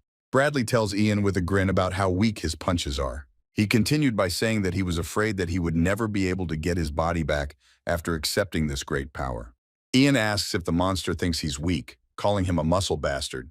Bradley replies that no, he doesn't consider him weak, he's just bored with Ian, but he won't let him go without a fight. Ian replies that these are typical words of someone who is about to die. Yang fills his sword with power. The blade of the sword is surrounded by radiant energy. Bradley cannot believe that he is seeing divine power, saying that such a non-entity could not receive it. Swinging his sword, Yang speaks again. He again speaks in typical phrases. Philip and Declan watched as Ian swung his blade and jumped at the monster. Unwilling to accept defeat, Bradley attacked Ian with all of his tentacles at once. But Bradley's attack does not help, and this time Ian's attack cuts Bradley's tentacles. Still on the offensive, Yang continues to attack, and the next blow cuts Bradley in half. Bradley's body, vertically cut in half, lay on the floor, smearing the floor with blood. Still alive, Bradley looked at Ian, approaching him in horror, after which Ian cut off Bradley's head with one swing. Shocked by what he saw, Declan asked who they were, asking if they were really simple mercenaries who had come to fulfill a request. Ian, covered in blood from head to toe, looks indifferently as Philia nods in response to Declan. Turning around, Philip confidently tells Ian that this is just a role, but Ian replies that he should do what he wants. Sheathing his sword, Philip intends to reintroduce himself to Declan. Philip began to list the titles, namely Hunter of Swamp Dragons, Slayer of Dark Spirits. Ian listened in amazement as Philip talked about werewolves, tree monsters, clearing the forest, and beheading a headless horseman. Pointing his hands at Ian, Philip introduced him as the only true representative of Mrs. Mave Laurel. After which, smiling, he said that he in turn was Philip, bowed, saying that he was the master's servant. The Lord of Endel, Marquis Beauchard, asked if the victims who would be sent to aelan were ready. Archduke Mason told him that the transport of the victims was scheduled for the morning. However, Mason misspoke, and the Marquis asks his son what's the matter. Mason thinks that nothing has been heard from Declan lately, but decides not to voice the thought to his father. Smiling, Marquis Beauchard tells his son not to worry about anything, because the old dear will not be able to leave Endel. Patton opened the warehouse door, asking if the gentleman had finished his business. Patton, along with the mercenaries who came with him, froze in surprise. They saw the body of the monster, next to which stood the bloody Ian and Philip with a blade drawn. Declan told the newcomers that they were just in time and politely asked them to clean up the place. Patton, not understanding, asks what this all means, wondering where Bradley went. Declan told him that the corpse of the monster in front of them was Bradley. One of the mercenaries immediately said the word corruptor, saying that Bradley most likely was him. The rest of the mercenaries immediately began to panic and shout that the person who held the high position was corrupt, and that if the top of the kingdom found out about this, they would immediately send troops to Endel, but Yang indifferently said that he was leaving. Declan stops him, saying that Ian said that he had no doubts about Declan. Ian replied that at the moment he had no doubts. Declan asked Ian to tell him what to do next. Ian replied that Bradley said about other corruptors, which means they need to be dealt with. Declan asked if Ian was talking about his father and brother, the Archduke and the Marquis. The mercenaries, shocked by such news, fell silent. Yang replied that he meant them. Suddenly, out of the blue, Declan started clapping his hands, telling Ian that this was an excellent answer. The mercenaries begin to think that they heard something they shouldn't have and glance at the door, intending to escape. But Philip blocked the escape route, slamming the doors and blocking them with himself. Declan asked that if so, would he stay for a couple of days, because if both the feudal lord and his successor died, the territories would plunge into chaos. Yang, with his eyebrows drawn together in displeasure, replies that what happens to the earth is not his concern. Declan replies that he can tell Ian something that will make his job easier, and he agrees to listen. Declan says that Ian and Philip can easily sneak into anything, but asks if it's worth continuing to hide, suggesting they enter through the front door. Ian asks if Declan is planning to start a rebellion, to which he replies that he just wants to pass judgment on the corrupt. Ian asks if it is true that after the verdict, Declan plans to take the throne of Orendel. With a smile, Declan replies that he will have no choice. But Ian, realizing that Declan will start a rebellion so that his power is recognized, thinks why he should do something that will only benefit Declan. Ian turned away and told Declan to remember that he was just a mercenary and that it would be difficult for him to pull off something like that. Declan smiled slyly and said that it was worth announcing right away that if Ian helped him, he would receive a generous reward. Unexpectedly, a quest window appears in front of Ian's face, inviting Ian to help Declan take revenge. Ian, confused that the quest window popped up so suddenly, asked Philip what he thought about all this. Philip, lowering his head, said that the territories needed a lord, and that if we got evidence that the feudal lord and his successor were corrupt, even the king would recognize Declan's legitimacy. Ian asks if Declan is going to bring the heads of the Marquis and the Archduke, which he confirms, saying that he is obliged to kill at least one of them with his own hands. With a blank, maniacal stare, Declan says that killing these two means a lot to him. Ian doesn't care about Declan's motives, so he offered to conclude an agreement. Turning to the mercenaries, Declan, with a terrifying face, says that Ian has already agreed to help him, asking if they will join them. Declan continued by saying that this was their chance to get a good position based on merit, asking if that was what they wanted. Suddenly, Patton shouted out that this was the moment he had been dreaming about since he began serving Declan. Turning around, Patton asked what they were waiting for, because such an opportunity would not come again, given the outstanding warriors who would fight with them. The mercenaries cheered up here, saying that this was their chance to break out of commoners into nobles.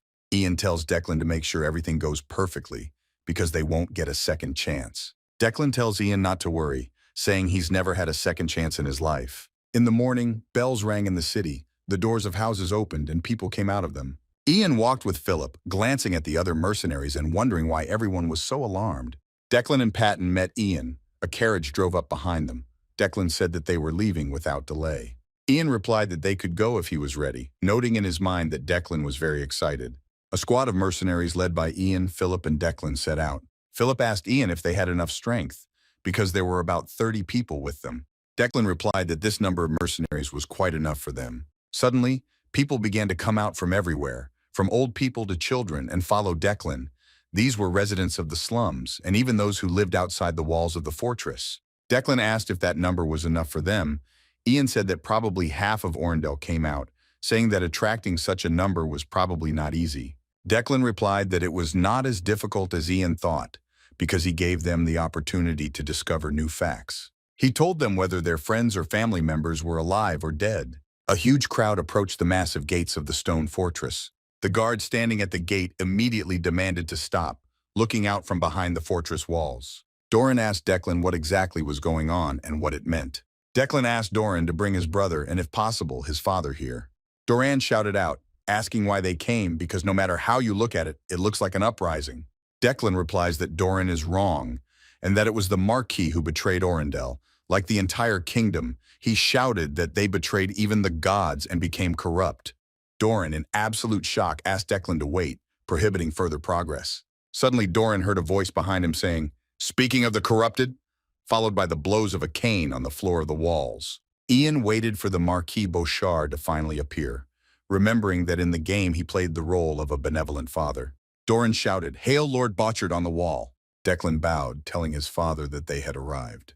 The Marquis asks Declan why he is doing this. He said bad things about the state, and talks about some corrupt people who raised an uprising, and says that Lou Solar is watching everything. A man appeared behind the Marquis, shouting that it was Declan who ended up in trouble, calling him an ungrateful boy. Lines of crossbowmen with suspiciously red eyes immediately lined up along the walls. Archduke Mason asked Declan on what basis he said all this nonsense. Ian took a breath as the rest of the decomposed appeared. Declan replied to Mason that he was glad to see him. Declan said that everyone gathered here knows that the soldiers were unfairly given over to be torn to pieces by the demon during their transfer to other territories. Declan says that these people were their relatives and friends, after which he holds up a document saying that he has a list of dead soldiers. Mason replies that Declan decided to frame him, presenting only this as evidence, saying that he repaid his father's kindness with false accusations. Declan says that of course the evidence is not limited to the list, asking where Mr. Bradley went because he is somehow not visible. Mason thought about it because they lost contact with Bradley 2 days ago, asking Declan why he needed him. Declan says that if they think about it, they won't see Bradley again because they brought him with them. With a snap of Declan's fingers, a carriage with a coffin in it drives forward. The mercenaries remove the coffin from the cart and then empty its contents onto the ground. The Marquis and the Archduke were shocked. Just like Doran, the soldiers on the walls could barely contain their nausea. Declan shouted for everyone to look carefully at the pile of monstrous remains, because this monster was Bradley. Doran couldn't believe that Commander Bradley was in front of him. The soldiers on the walls were panicking. One of them shouted that it couldn't be Bradley, because he didn't even look human. Declan said that Bradley admitted that he, just like the Marquis and the Archduke, was corrupt, and that the Marquis, on whose orders they were sent to slaughter, was guilty of the death of the soldiers. Mason, saddened by Bradley's death, said that Declan must be completely in despair if a monster brought the corpse and was talking all sorts of nonsense. Suddenly, a little girl stepped out of the crowd, asking Mason what happened to her brother. She showed Trooper Dave's name tag, saying that she was told that he was living well in Aelan, asking why he was then buried in the forest. People from the crowd began to shout out their questions, following the girl's example, asking what was wrong with their family and friends. Suddenly, the Marquis knocks his cane on the floor, saying that he understands the feelings of those present. The Marquis said that he was sorry because he could not understand how difficult it would be for the residents. He said that if the soldiers were really sacrificed, they would form an investigation team and send it in search of answers. And the Marquis also asked the king to investigate the suspicion of mutiny. In response to accusations that they are corrupt, the Marquis promises to demand an inspection and a decision from the imperial church, asking whether this is enough to calm the anger of those present. Suddenly, people fall silent and freeze. After hearing the words of the Marquis, he began to doubt. Suddenly, Mason intervenes, saying that if everyone is happy, then let them go back. After which he shouted that if they stayed, they would be considered traitors. Yang thought for a moment, thinking that it was precisely this moment that bothered him, because regardless of the worlds, the policies are the same everywhere. This is a battle that can only be completed the first time, because the second time it will not be possible to gather such a number of people. And if they had come with similar speeches a second time, mass executions would have been unavoidable. However, looking at Declan's satisfied face in spite of himself, Ian realizes that this is not the end. Declan told his father that he had agreed to accept the investigation of the king and the imperial church. The Marquis asked what he means by this. Declan replied that he knows the right person. He asked Philip and Ian to do the same thing they did before. With a wink, he says that if possible, it would be nice with all the regalia. Philip was taken aback by Declan's request, but Ian began to understand what was going on. He stepped forward while the guards on the walls were whispering that it was he who had killed the monster from the dungeon. Mason laughs, asking if he really is a mercenary, and then says that of course he is a mercenary if he was hired. Philip, in a calm, languid, and collected voice, tells Ian that he intends to introduce him. After which Philip immediately shouts out, "Apostle Torin and guardian of the southern borders." Accompanied by the surprised faces of the crowd and guards, Philip introduced Ian as the owner of the sacred sword of aelan, which belonged to Mave Laurel. Then he summed it up with the words, her only official representative, and whose judge the strict goddess loves so much, pronouncing his name, Ian Hope. Not forgetting about himself, Philip modestly introduced himself, saying that he was his squire. Declan said that Lord Hope is a witness to Bradley's corruption and is also the one who condemned him. Declan then asked if Ian was now qualified to investigate. The Marquis shouted that this could not be, and that if he was the official representative of the Apostle Toril, he might turn out to be a paladin. Ian uses magic to exchange his sword for Mave's, thinking that he can show them everything with his help. Yang pulled the blade from its sheath, divine energy enveloping him down to the base of the blade. The guards immediately believed that he was a paladin, and a girl from the crowd fell to her knees with her hands folded in prayer. Mason told his father that apparently Ian really is a paladin. Yang immediately began to rush towards the main gate of the citadel. The Marquis orders the guards to shoot, but they object because he is God's apostle.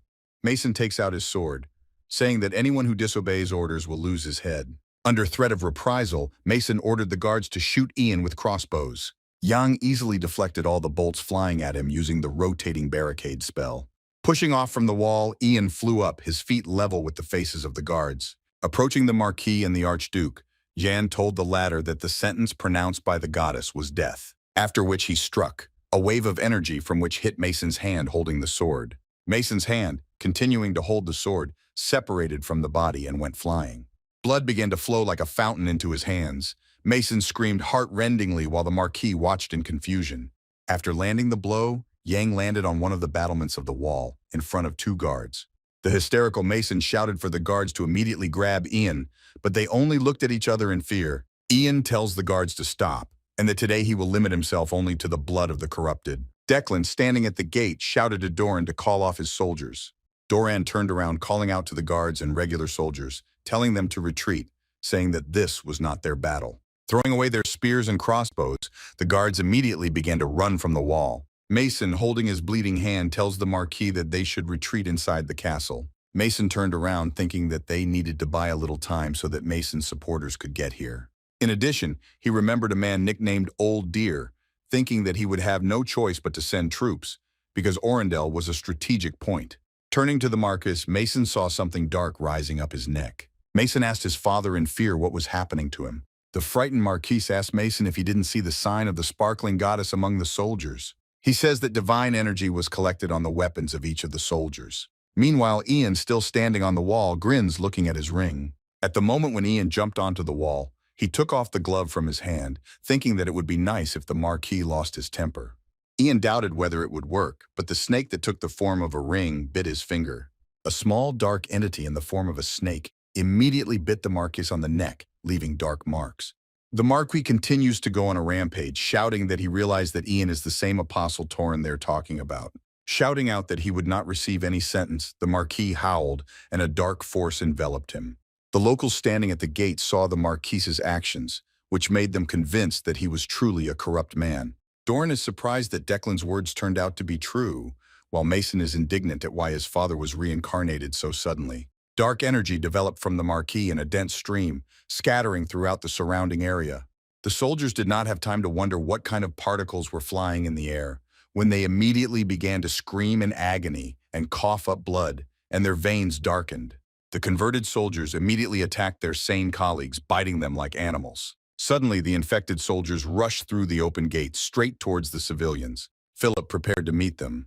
Declan shouted that they had gone too far. A battle ensued. Philip fought back with the mercenaries. Declan ordered not to let a single soldier pass. The Marquis, standing on the wall, conducts a monologue about how the power of the god of emptiness given to him differs from the power of false gods. Yang attacks the Marquis. The blow of his blade lands on the old man's hand. Having blocked Yan's blow, the Marquis laughed, saying that no force could overcome the power of a true god. The Marquis says that since everything started earlier, their plan to mutate everything that exists will have to be implemented ahead of schedule. Ian says that be that as it may, it is still difficult to find someone who is corrupt without dialogue. After which Ian uses the lower gray magic vacuum explosion, cutting off the hand of the Marquis holding the cane. While the shocked Marquis looked at the severed hand, asking how this was possible, Yang had already pointed the sword at his throat. Ian replied to the Marquis that he should have started acting instead of chatting. The Marquis panicked. Seeing Ian's magic, he asked if he was really the incarnation of Torin. Ian answers the Marquis that he was not called the Apostle of Torin, after which he chops the Marquis with smooth movements. The Marquis, chopped into pieces in his death throes, looks at Ian's back. Irritated, Ian says that he wanted to do everything cleanly, sheathing the blade. Philip, who had broken through the soldiers, was already hurrying towards Ian, calling out to him. Covered in blood from head to toe, Philip asked Ian if he was finished. Ian says that he is still in the process, throwing Philip a bag with the Marquis's head, telling him not to lose it. Having hung the bag on his belt, Philip went to help the soldiers with a sword at his advantage. Looking after Philip, Yang quips, saying that he is finally capable of something.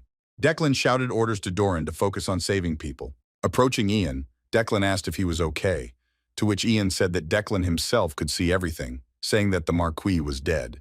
Declan thanks Ian, saying that he doesn't know how Ian did it, but thanks to him it will be easier for everyone. Ian asked Declan where his brother had gone, because when the Marquis showed his true appearance, he ran away. Declan replied that Mason took advantage of the commotion and fled inside the castle. Declan, with a scary expression on his face, says that the man who was the successor simply ran away without doing anything, saying that he needs to be taught a lesson. Very young Declan, wearing a straw hat, stood lost in his thoughts when suddenly someone called out to him. He was called out by a woman holding a basket in her hand, who told Declan that the Marquis had sent them an apple pie as a gift, saying that he was not abandoning them. Declan's mom was eating apple pie, smiling contentedly. Before Declan even touched the cake, he was thinking about how glad he was that his mother was finally smiling after such a long time. Declan doesn't even get a chance to taste the pie before his mother jumps up and grabs his arm, blood streaming from her mouth. Declan watched in shock as his mother, still holding his hand, fell onto the table, choking on blood. One of the soldiers pierced the old man with his sword, who obviously could not fight back. Standing in the stables, Mason shouted for a horse to be brought to him urgently, saying that this was the order of the Marquis. Kicking one of the support pillars, Mason was indignant that the last thing he would see in Orendel was a stinking stable. Mason plunged headlong into plans, saying that when he arrives in aelan, he will find the old deer there, after which he will gather an army and kill everyone. Mason asked his henchman why he still hadn't brought him the horse. However, Yang had already pierced his henchman's chest from behind with a sword, leaving him no chance. While the body of Mason's henchman fell to the ground, Ian asked him who the old deer was. Frightened by Ian's sudden appearance, Mason asked him where he came from. Behind Mason, Declan had already cut down another assistant who was supposed to bring the horse. Declan smiled, saying that he had finally found his brother. Mason says that Declan is an ungrateful piece of trash, and that he will not get away with it after what happened, to which Declan replied that the same applies to him. Declan asked Mason if he really thought he would be safe turning his back on God. Mason, saying that Declan was talking nonsense, attacked Ian with a sword. Yang easily blocks Mason's blow, to which the latter is indignant, saying that he will not leave a wet spot on Yang. Ian ironically notices the similarity of the characters of father and son, after which he cuts off Mason's second hand with a quick blow, leaving him armless. While Mason was hunched over screaming about his severed hand, Ian said that he was tired of talking, and that Mason should have mutated a long time ago. Ian tells Mason that people like him cannot use power unless they concentrate. Mason on his knees called Ian a bastard, after which he slowly began to concentrate the power to transform. In response to such an attack, Ian also cuts off Mason's left foot. Declan watches indifferently as Ian chops Mason into pieces. Having thrust the sword into Mason's second leg, Ian says that he is ready to pacify the desire to immediately cut off his head if he answers the questions correctly. Recalling his encounter with the forest werewolf, Ian asked Mason who he meant when he said old deer. Mason looked at Ian in shock and already intended to answer the question asked. Suddenly, Ian turns the sword stuck in Mason's leg, causing him incredible pain. Mason immediately blurted out the answer to the question, calling the name Duke Regis Brant. Declan was surprised by what he heard, after which he asked if Regis Brant was not His Majesty's uncle. Ian experiences genuine delight mixed with anger from the fact that he finally learned the cherished name. Mason shouted contentedly that the kingdom was in their hands, and that the king was just a puppet who thought he could win this war. Ian grabs Mason by the face, thanking him for the information, and adds that he has no need for language now. Mason, sitting down next to Ian, stopped him, saying that he had a request. He asked Ian to let him take his brother's tongue. Ian told Declan that this was a good offer, to which Mason was noticeably indignant. Ian replied that he kept himself as promised, but Declan is not that kind of person.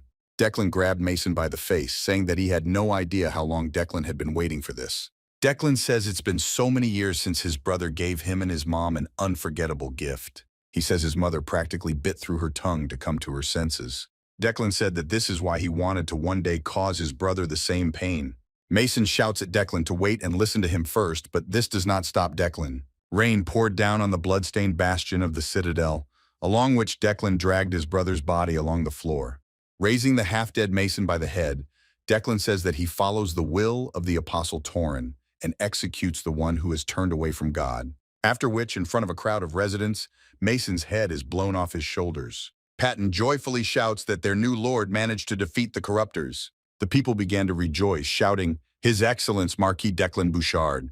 Events move to the throne room. The king sits on the throne, with nobles lined up on both sides of him. King Aelan Erwin II asked those present what they thought about the recent meeting with Lady Mave. Someone in a black cloak and black hair stepped forward, saying that Mrs. Mave was just paranoid. He says that she returned to the palace and provided the monster's corpse as proof of the activities of the corruptors, saying that this does not prove their conspiracies in Aelan. Someone from the crowd opposite condemned the man for calling Mrs. Mave, a paladin representing Aelan, as paranoid. The king interrupts the argument by saying that he thinks Mave is being too dramatic, by saying that he will order her to stay home for a while. The old man sighs, to which the king replies that he understands his concern for Mave, but says that they need to investigate. And he answers the old man that he, Uncle Duke Regis Brant, should understand this perfectly well. A day after inheriting the throne, Declan Beauchard, along with mercenaries, identified corrupt people among the minions of the past Marquis and Archduke, and then executed them. Philip approached Ian, saying that it seemed as if the smell of blood had spread even here. Ian told Philip to concentrate on the search, because if there was no material evidence of Regis Brant's presence in the basement, he would have to go into the sewer. Philip says that if Brant is corrupt, then no one will believe them without evidence, because he actually performs all the duties of the king on his behalf. Philip said that he had met him a couple of times at the border, and then he seemed like a wise and merciful man. Listening to Philip's words, Jan suddenly notices with his magical vision that the mannequin with armor and the brick next to him are filled with magical energy. Ian presses on the brick, after which the mannequin moves, revealing a secret passage. Scratching the back of his head, Philip said that the gentleman, as expected, found something again. Philip walked ahead holding a candle. Ian followed him. Having examined the walls, Yang took up the sword. Everything around was covered with engravings that did not allow the eye of God to pass through. Philip says that suspicious engravings, books, ceremonial daggers, and even a strange artifact that looks like a bead no longer surprise him. While Ian opened the spatial pocket and was looking for something in it, Philip asked if he could ask Ian a question, to which he replied no. Ignoring Ian's refusal, Philip asked if he was not a fire mage, because mages can only use one type of magic. Then he asked how Yang used other magic then. An irritated Yang said that this happens, after which he added that this is not magic at all. Pulling out a chain chest from his pocket, Jan asked Philip if he wasn't worried about the kingdom. After all, judging by the way Philip hesitates, he doesn't care that Brant wants to destroy the kingdom, saying that he needs to take everything that is suitable as evidence. Looking at the bead, Yang says that it is something not related to chaos, because it is not even polluted, believing that he understands this thanks to the power of chaos. Ian thinks that he will be uncomfortable meeting that creature again, but wonders if he should study the power of chaos to unravel the Duke's plan. Yang touches the sphere, after which he is immediately sucked inside. Being inside the sphere, he immediately feels something reminiscent of emptiness, but at the same time something different from what it was last time. Floating in weightlessness, Yang wonders whether this is another manifestation of emptiness or whether there are many emptinesses. Yang feels someone's presence, believing that this is not a transcendental being because he is still intact. And looking at all this emptiness, it seems to him that this is the consciousness of another decomposed person. The silhouette turned to Ian, asking who he was and whether he was someone's apostle who had penetrated this abyss without permission. When the silhouette asked him if Yang was an apostle of chaos, he made a displeased face, not understanding the question. Someone apologized to Ian, saying that he did not want to offend him, when suddenly Ian asked him why he decided that this was an apostle. The figure began to talk about chaos and emptiness merged together, gradually interrupted by the growing noise of interference. Suddenly the connection was broken, and Yang again found himself in a secret room near the sphere. Frightened, Philip asked Ian what happened, but he answered that it was his question, wondering how everything looked from the outside. Philip replied that some kind of energy circled around Ian and then disappeared as if it had leaked somewhere. Ian replies that if it was leaked, it was not so important, with a rather sinister smile on his face. When Philip asked if everything was okay, he replied that everything was fine. Yang feels that the fragment of chaos has become larger, believing that in this way he can increase the amount of chaos power. Smiling good-naturedly, Ian thought that he had another reason to kill the corruptors. Philip fearfully asks Ian if everything is okay and if he has become a victim of black magic, to which Ian replied that yes, since he's still alive, telling him to take care of the evidence. Yang thought about the silhouette's words that he could be an apostle of chaos, believing that this could be true. Declan asked Ian if what he provided was really enough. Adjusting the bracer on his hand, Yang replied that yes, this is quite enough. Yang thinks that the items he received are of the highest level from those that he is able to test, believing that maneuverability in battle will be good. Declan also provided them with a new horse and gold coins, which according to Ian is even a lot, but he says that he will not refuse. Declan laughs, saying that it is a bribe, and asks Ian to tell the king that the new Marquis is very loyal to the kingdom. Ian replied that it would not be difficult for him to do it, regardless of whether it is true. Declan replies that he wouldn't lie about something like that, asking if he can call Ian by his first name. Ian says that he can at any time, but it doesn't matter, to which Declan replied that he's a little embarrassed to call him that. Declan asked Ian if he really didn't want to stay as his right-hand man, to which Ian replied that he couldn't stay in one place for long. Declan says that he is actually very worried because now that the uprising has succeeded, the mercenaries will start causing trouble for him. Ian told Declan that if he was worried about wild dogs, he should get some hunting dogs that would fight for him. Ian tells Declan that these are those who were abandoned by their owners and who now long only for death. Declan realized that they were talking about officials who survived the purge. Ian directed his horse to the gate, wishing Declan good luck. Philip bowed and said that they would see the Marquis again someday. Patton came out from behind the wall and called out to the Marquis, who immediately turned around. He said that the locals had already gathered at the castle and were waiting for his speech. Looking after Ian as he left, Declan thought that he remained a mystery until the very end. Meanwhile, at the Laurel family estate, the maid came out of the room with a full tray of food. Someone asked the maid if the lady refused food again. The maid replied that since her return, she has only been looking out the window, as if expecting to see someone. Jan and Philip followed the road along the forest path. Philip asked Ian if he found anything in the book he was reading. Ian replied yes. Jan replied that this evidence was enough to prove that Duke Brant was a corrupt man. Philip was enthusiastic and asked Ian what evidence he could find, asking if they would finally punish the traitor. Ian asked Philip if he knew what he wanted. Philip replied that he should keep his mouth shut. Judging by the book, Ian decided that Beauchard did not know about Brant's true intentions, believing that they were all just his puppets. Yang thinks that in any case they will disappear as if they never existed, because as long as such crazy people exist, their world will not be destroyed.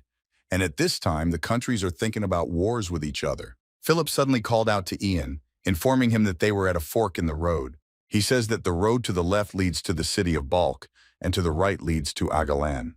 While Philip reasoned that since Ian managed to find evidence they should go to aelan, Ian only slammed the book. Philip asked if Jan really wanted to go to another place. Jan told him to shut up.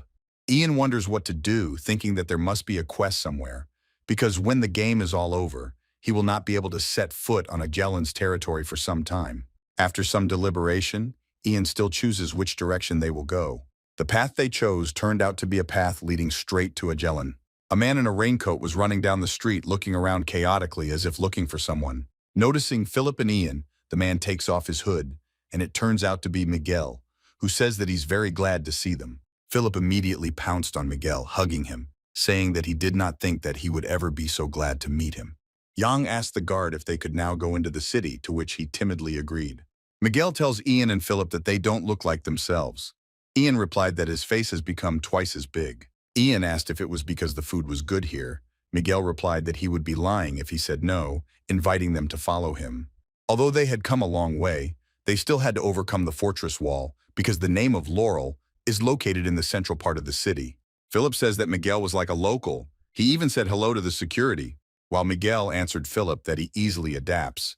Before Ian's eyes, there was a picture of the massacre in the capital. Ian looked around while Miguel told Philip that he now felt like a mercenary. Philip asked what happened to the lady because he thought that she would come out in person, to which Miguel dodges the question. Miguel tells his companions that Mrs. Mave is now under house arrest. Philip shouts in disappointment to the whole street that the king does not intend to hunt down the corrupt. Miguel replied that the king did not change his decision even after he was presented with evidence. Miguel says that even after appearing as a witness, he could not believe that the king said that since the sorcerer was dead, there was no longer any problem. Other subjects openly insulted Mrs. Mave, saying that they should have provided solid evidence instead of spoiling the mood in society. Philip says that the one who said this is definitely degenerate. Asking what he looks like, Miguel replied that he doesn't remember because he was scared. Miguel said that despite the widespread criticism, Mave restrained herself and hid their existence, worried that this would affect the course of the case. The king only listened to what his retinue said and ordered disciplinary measures to be taken against Mrs. Mave, which continues to this day. Concerned, Philip asked Miguel if everything was okay with Mrs. Mave. He said that from the moment Mave was appointed head of the family, she coped with all her responsibilities. But he added that he really doesn't know because she hides her true feelings. Standing at the iron gate, Miguel replied that they were there, at the estate of the Laurel family. Philip handed the reins to the servant who arrived, telling him to lead the horse. Looking around, Ian says that although the garden is in good condition, there is no one. Miguel replied that the former head was returned to his father's house even as a decomposed corpse. He added that although no one blamed Mave, the hereditary line was interrupted and the atmosphere was not good. Ian interrupted him by asking where Mave was. Upset, Miguel replied that Mave was upstairs in his office, inviting him to follow him, while Ian wondered how such a sentimental mercenary lived for so long. Suddenly, from behind the bushes of the garden, a fair-haired girl appeared, very reminiscent of little Mave. Miguel was surprised to notice that she had been here all this time, addressing the girl as Miss Lucy. Miguel bowed to the girl and, pointing his hand at Jan and Philip, told her that these were guests of the estate. Without uttering a word, the girl silently lifted her dress and bowed. Then she ran back into the garden in a hurry, to the surprise of Miguel and Ian. Miguel said that this is Mave's cousin named Lucia, but everyone calls her Lucy. Miguel says that this girl is very sorry if you look into the situation, but Ian only turns his head displeasedly, saying to quickly lead him to Mave. Ian thinks that he doesn't really like children, but it's disgusting to see what they do to them in this world. Miguel finally leads Ian and Philip to the doors to Mave's office. The doors to Mave's office opened, and the darkness immediately lifted the curtains on the windows where Mave stood into the air. Having greeted Ian, Mave said that she had been waiting for him for a long time. Confused for a moment, Ian answered Mave that he and his mistress had not seen each other for a long time. Philip rushed to Mave, shouting that her face was very thin. He says that he still needed to stay with her, asking if the lady was eating well. Mave says that during the separation, Philip matured, noticing that he had scars similar to her own. Mave asked if he had learned a lot, to which Philip proudly replied that he had really learned a lot. Sitting down on a chair, Ian says that now he is not the kind of boy who can be used for simple errands. Mave thanks Ian for returning Philip safe and sound. Ian told Mave that the culprits in the tree business were the Marquis Beauchard and his eldest son Mason. Looking at the severed heads in the chest, Miguel says that they accomplished a great task. Mave read a letter written by the new Marquis, Declan Bockard, saying that they had tried their best. Ian replied that the most important thing remained, taking a book out of his spatial pocket, which made Miguel immediately lose his composure. Having placed the book on the table, to everyone around him the Marquis's diary seemed like just an empty book. When Philip asked about the lack of notes, Ian told him to wait, after which he used magic to reveal the contents of the book. Declan and Miguel immediately jumped up, shouting that the diary was enchanted. Miguel asked Philip what was written in it. Philip replied that there were many names. Having read the name Regis Brandt, Philip was taken aback, but Ian replied that his guesses were correct.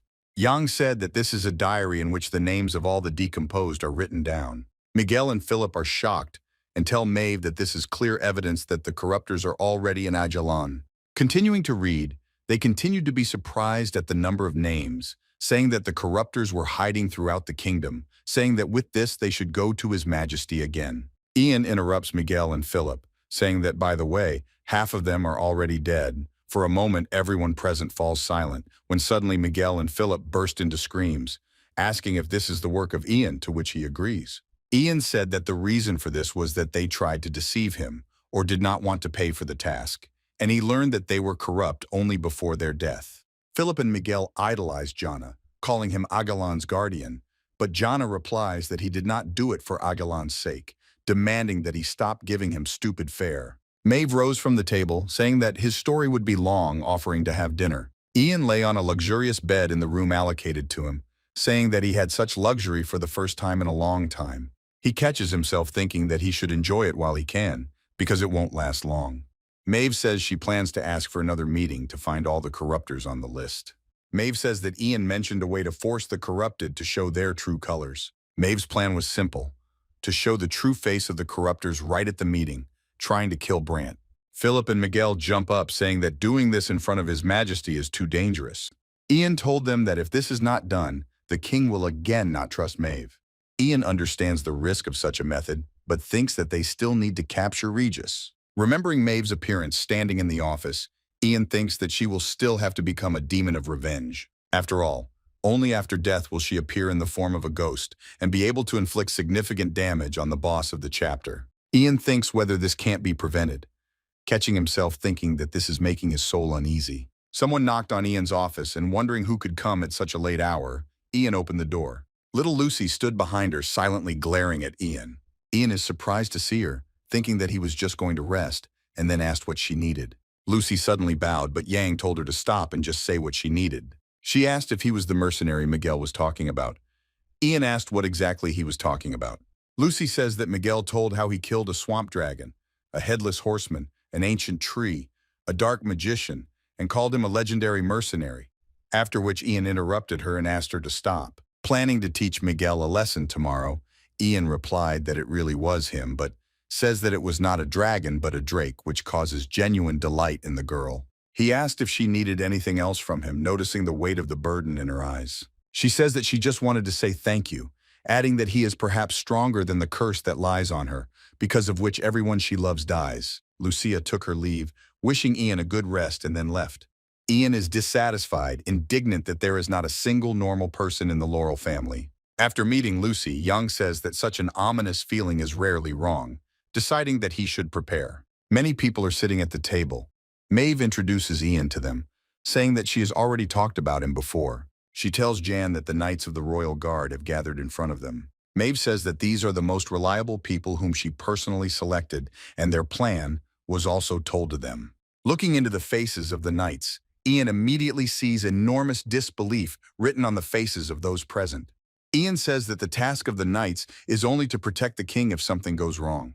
Yang also asks everyone present here not to reveal the conversation from this room, saying that otherwise they will die. One of the knights jumped up, shouting angrily and calling Ian an upstart.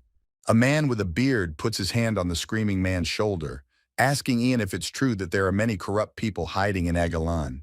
Yang says that it is, and they keep their true nature a secret.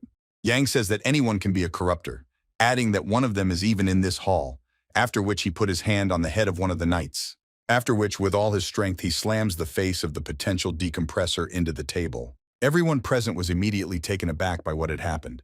A mixture of surprise and anger was visible on the faces of the knights. Yang slammed the man into the table again with such force that the table cracked and crumbled. Stepping on the knight lying in the wreckage of the table, Yang takes out his sword, preparing to strike. Someone rushes at Ian, knocking him down and preventing him from finishing him off as he lies down. Having pinned Ian to the wall, one of the knights swings his fist at him. Yang easily dodges numerous blows from the knight without raising an eyebrow. Irritated, Ian barely restrains himself from piercing his attacker with his sword, after which he pushes him away with a kick. The knight holding his stomach turns to the others, saying that he warned them. The knights immediately grab their swords, but Mave stopped them, not allowing them to intervene. The knight is surprised that the head of the clan is on John's side. John repeated to everyone to move away. While the smug knight again glares at Ian, the man who was slammed into the table began to transform. The knights began to approach their colleague, turning to him rotten, asking what was wrong with him.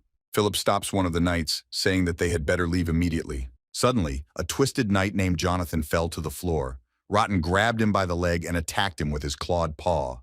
But Yang, with one swing of his sword, deprived the mutated Rotten of an attacking limb. The knights then exclaimed about the blue glow from his sword, saying that he was using divine power. Yang strikes Rotten a second time, this time cutting him in half. Yang tells the knights, looking at him in surprise, that monsters like Rotten are at the lowest stage of corruption, and sometimes show their true colors even against their will. He also says that it is easy to kill people like him, just cut off his head while he is transforming. Yang also said that higher decompositions calmly change their appearance and can defend themselves. And then when faced with such knights, it is better to just run away because they cannot win. Yang asked if they understood everything, to which the knights unanimously agreed. However, Rotten was still alive, because Yang only cut him down but did not cut off his head. Mave grabbed her sword and was immediately enveloped in red divine energy. Mave said that she had to do this, after which she cut off Rotten's head. Hiding the sword, Mave told Ian that it didn't turn out well because she thought that she had checked everything. Ian replied that they also thought so when they sent the rat, because they needed to somehow keep an eye on Mave. Ian says that this is why he asked to gather all the trusted representatives in one place. Mave nodded in response. Pointing her hand at Ian, Mave told the knights that Ian was a summoned warrior of the goddess, and that if he were not worthy, the goddess would not bless him. She also said that she is no longer the apostle Toril, but the apostle of revenge, and all the corruptors of Aelan are her goal. Then he says that if anyone else has doubts about her or Ian, they should say so right now. None of the knights objected, and with the words that they had no objections, they all bowed. Jonathan also bowed, apologizing to Ian for his rudeness, and was ready to accept any punishment. Ian said that this was not necessary and that he just had to do what he said. Jonathan replied that he would follow him with all his heart. Soon the group returned to the topic of discussion. Ian asked those present what they would need to do after the meeting began. Events are transferred to a certain forest with dried trees, in the middle of which a tomb is hidden. The corrupt gathered in the crypt, discussing the death of the Marquis Beauchard, blaming Mave for it. One of them objects, saying that if she was under house arrest, then someone with similar power has appeared. Suddenly the old deer appeared, saying that his subordinates should not be cowards because the path is open only to those who do not give up. After which, saying that although it is still early, they must begin preparing for the night of madness. Philip and Miguel helped clean up the meeting room, bagging the body. Ian told Mave that they would quickly realize that the henchman was dead. Mave replied that it did not matter because the corruptors would still gather a large meeting to check what she was up to. Ian told Mave not to let revenge make her forget about a key figure, Duke Regis Brandt. Ian says that he will not wait for Mave and in any case will not let him go. Mave replied that she is not going to repeat the same mistake. Mave says that betraying your destiny once is too much, after which Ian turned around. He noticed that Miss Lucy was watching them, standing silently in the garden. Without saying a word, Lucy immediately turned around and ran away. Mave remembered that she had not yet introduced the girl to Ian, to which he replied that they already knew each other, saying that she even came to him. Mave asked why she came. Ian told her that she asked to protect Mave. Mave said that Lucy usually does not show her feelings, to which Ian replied that Lucy considers herself cursed. Anticipating a heartbreaking story, Ian tells Mave that the Duke has probably already realized what happened in Oradell, saying that now she must focus on revenge. Mave agreed, answering Ian that she would begin to act at dawn. Ian thought that although the situation was not in their favor, he met with Mave before Regis did anything, which would allow them to make the first move. The council was convened 2 days later, but events unfolded in a completely unexpected way. People talk about the fact that Mave has gone crazy, saying that this is not surprising because she killed her brother with her own hands. They also discuss the fact that she called the meeting based on the opinion that the aelan's are corrupt, which only made the locals think Mave was crazy more, saying that she herself might be corrupt. 2 men came out of the tavern arm in arm. One of them offered the second one another drink. The second replied that it was too late. The first man called the second a heel, saying that he loved his wife and child terribly. The second tried to deny, but the first immediately reminded him that he constantly brags about his family. The first invited the second to wander around the courtyard of the castle, explaining that at the end of meetings, they always distribute food. Dreaming that they would distribute dried meat, the first one raised his head up. He asked his companion if his eyes were deceiving him, that there was something wrong with the moon. Raising his eyes to the sky, the second saw that the moon was abnormally red. He replied that it was the first time he had seen such a red moon, after which he remembered that he was late. He tells his frozen friend that he is leaving, telling him not to wander the streets for too long because he is drunk. However, his friend, who was looking at the moon, had already been influenced by it and began to transform. The man returned home to his family, opening the doors and announcing that he was home. However, upon entering the house, he saw blood everywhere as well as his wife on her knees. Looking closer, he saw that his wife had turned into a monster who had devoured their child.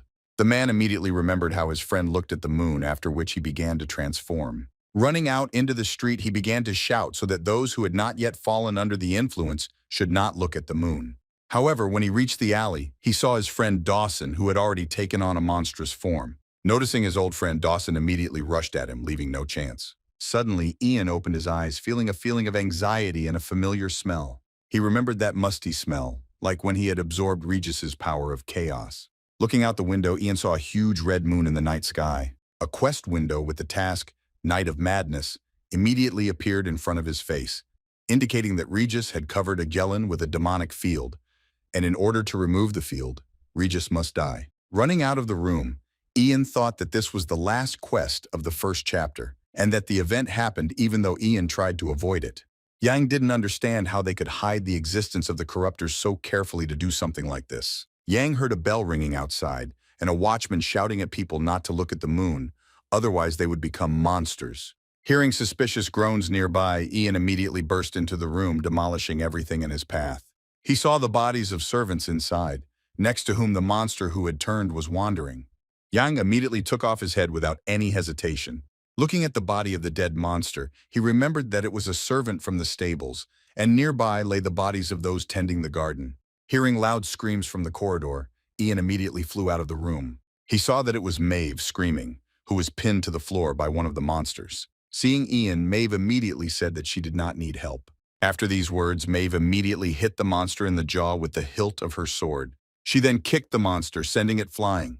Then she cut the monster with one swing of her blade, leaving a red trail of energy. Mave said that it was strange because she was so upset when Vernon turned, but now she doesn't feel anything. She tells Ian that all she thinks about now is the desire to take revenge on whoever is behind this. Ian tells her that it will happen soon, after which he hears a scream behind him. Turning around, he saw Miguel running from the monsters with Miss Lucy in his arms. Mave and Ian immediately react when they see Miguel with Lucy, and the two rush into battle. They chop the monsters into pieces while Miguel runs on with little Lucy. Philip arrived on the scene, asking what was going on and telling Mave that he would help. However, he sees Miguel rushing towards him with Lucy in his arms. Having tripped over Philip's leg, Miguel falls, exposing himself to the blow and preventing Lucy from falling with him. Lying on the floor with a huge cut on his back, Miguel sighs, saying that he almost died. Philip asked Miguel in shock that this huge wound was not on his back. Grinning, Miguel tells Philip that it's nothing special. Mave thanks Miguel for taking care of Lucy. Miguel replied that there is no need to thank him. Ian told Mave that there might still be survivors, and that Mave should put on her armor and join him in the search. Thinking that she cannot become a burden again, Mave agrees. Until recently, the empty corridors of the Laurel estate were littered with corpses. Ian tells Miguel and Philip to keep an eye on Lucy, adding that they should not look at the moon. Philip asks Ian what happened. Yang replied that aelan was covered in a demonic field just like a forest of madness. Philip and Miguel are surprised that the entire territory of aelan is covered with a demonic field. Ian added that the red moon infects people. Ian asked those present if they had looked at the red moon. Philip replied that from looking at the moon he immediately felt dizzy and he looked away. Ian says that he can't even believe that the moon didn't immediately take possession of him, saying that the training was worth it. A hidden converted servant jumped out from around the corner at Ian. Without much effort, Yang pulled out his sword and cut off his head with lightning speed.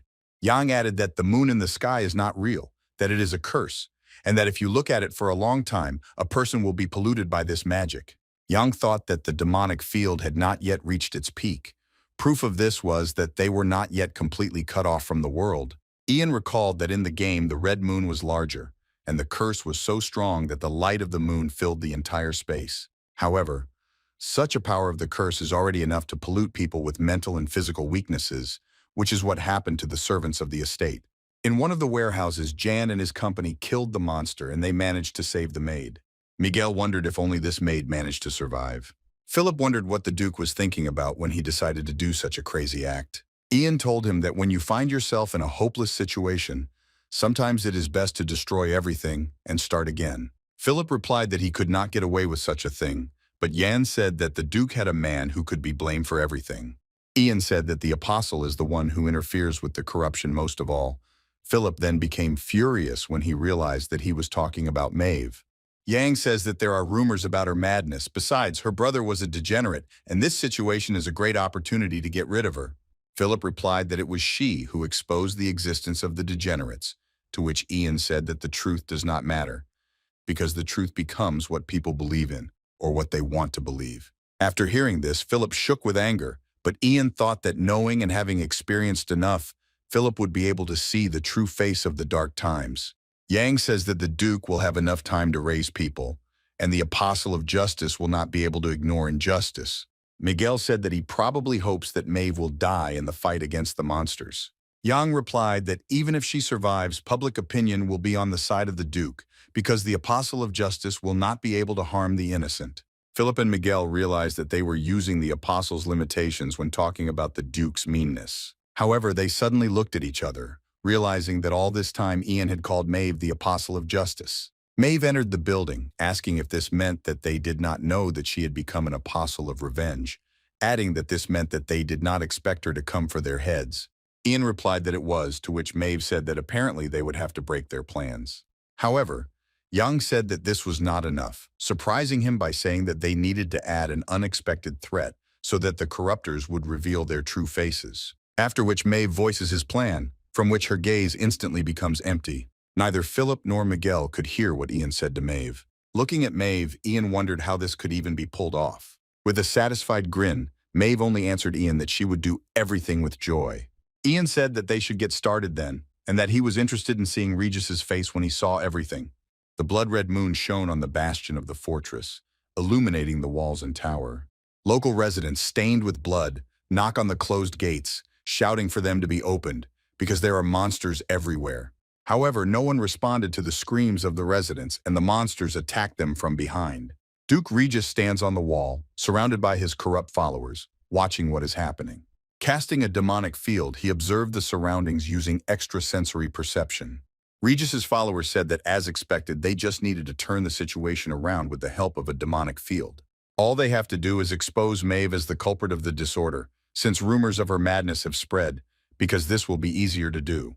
The Duke thought that if they use the information against Mave, she won't be able to do anything. Sensing with his extra spatial sense a certain person, he realized that it was not Mave because he was faster, thinking that he was constantly getting underfoot. Concentrating, the Duke gave the monsters a mental order to pursue the extra variable. The henchman asked the Duke if it was Mave. He replied that it was just a louse. The henchmen discuss among themselves that Mave is not easy to detect even with the Duke's instincts, believing that she is now in despair over the extermination of her family. The Duke replied that the extermination of her family was a worthy price for the death of his followers, but it was not enough for the destruction of his great plan. He continued by saying that the soul of Mave and her followers would be sacrificed to their great god as payment for the power granted. Suddenly, a guard climbed up the wall towards the Duke, telling those present that they were in a dangerous place. Turning to the guard, the Duke said that as a servant of the goddess, it was difficult for him to stay away.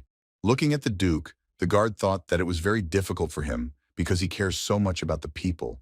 He tells the Duke that His Majesty the King has summoned him, asking him to follow him to the throne room.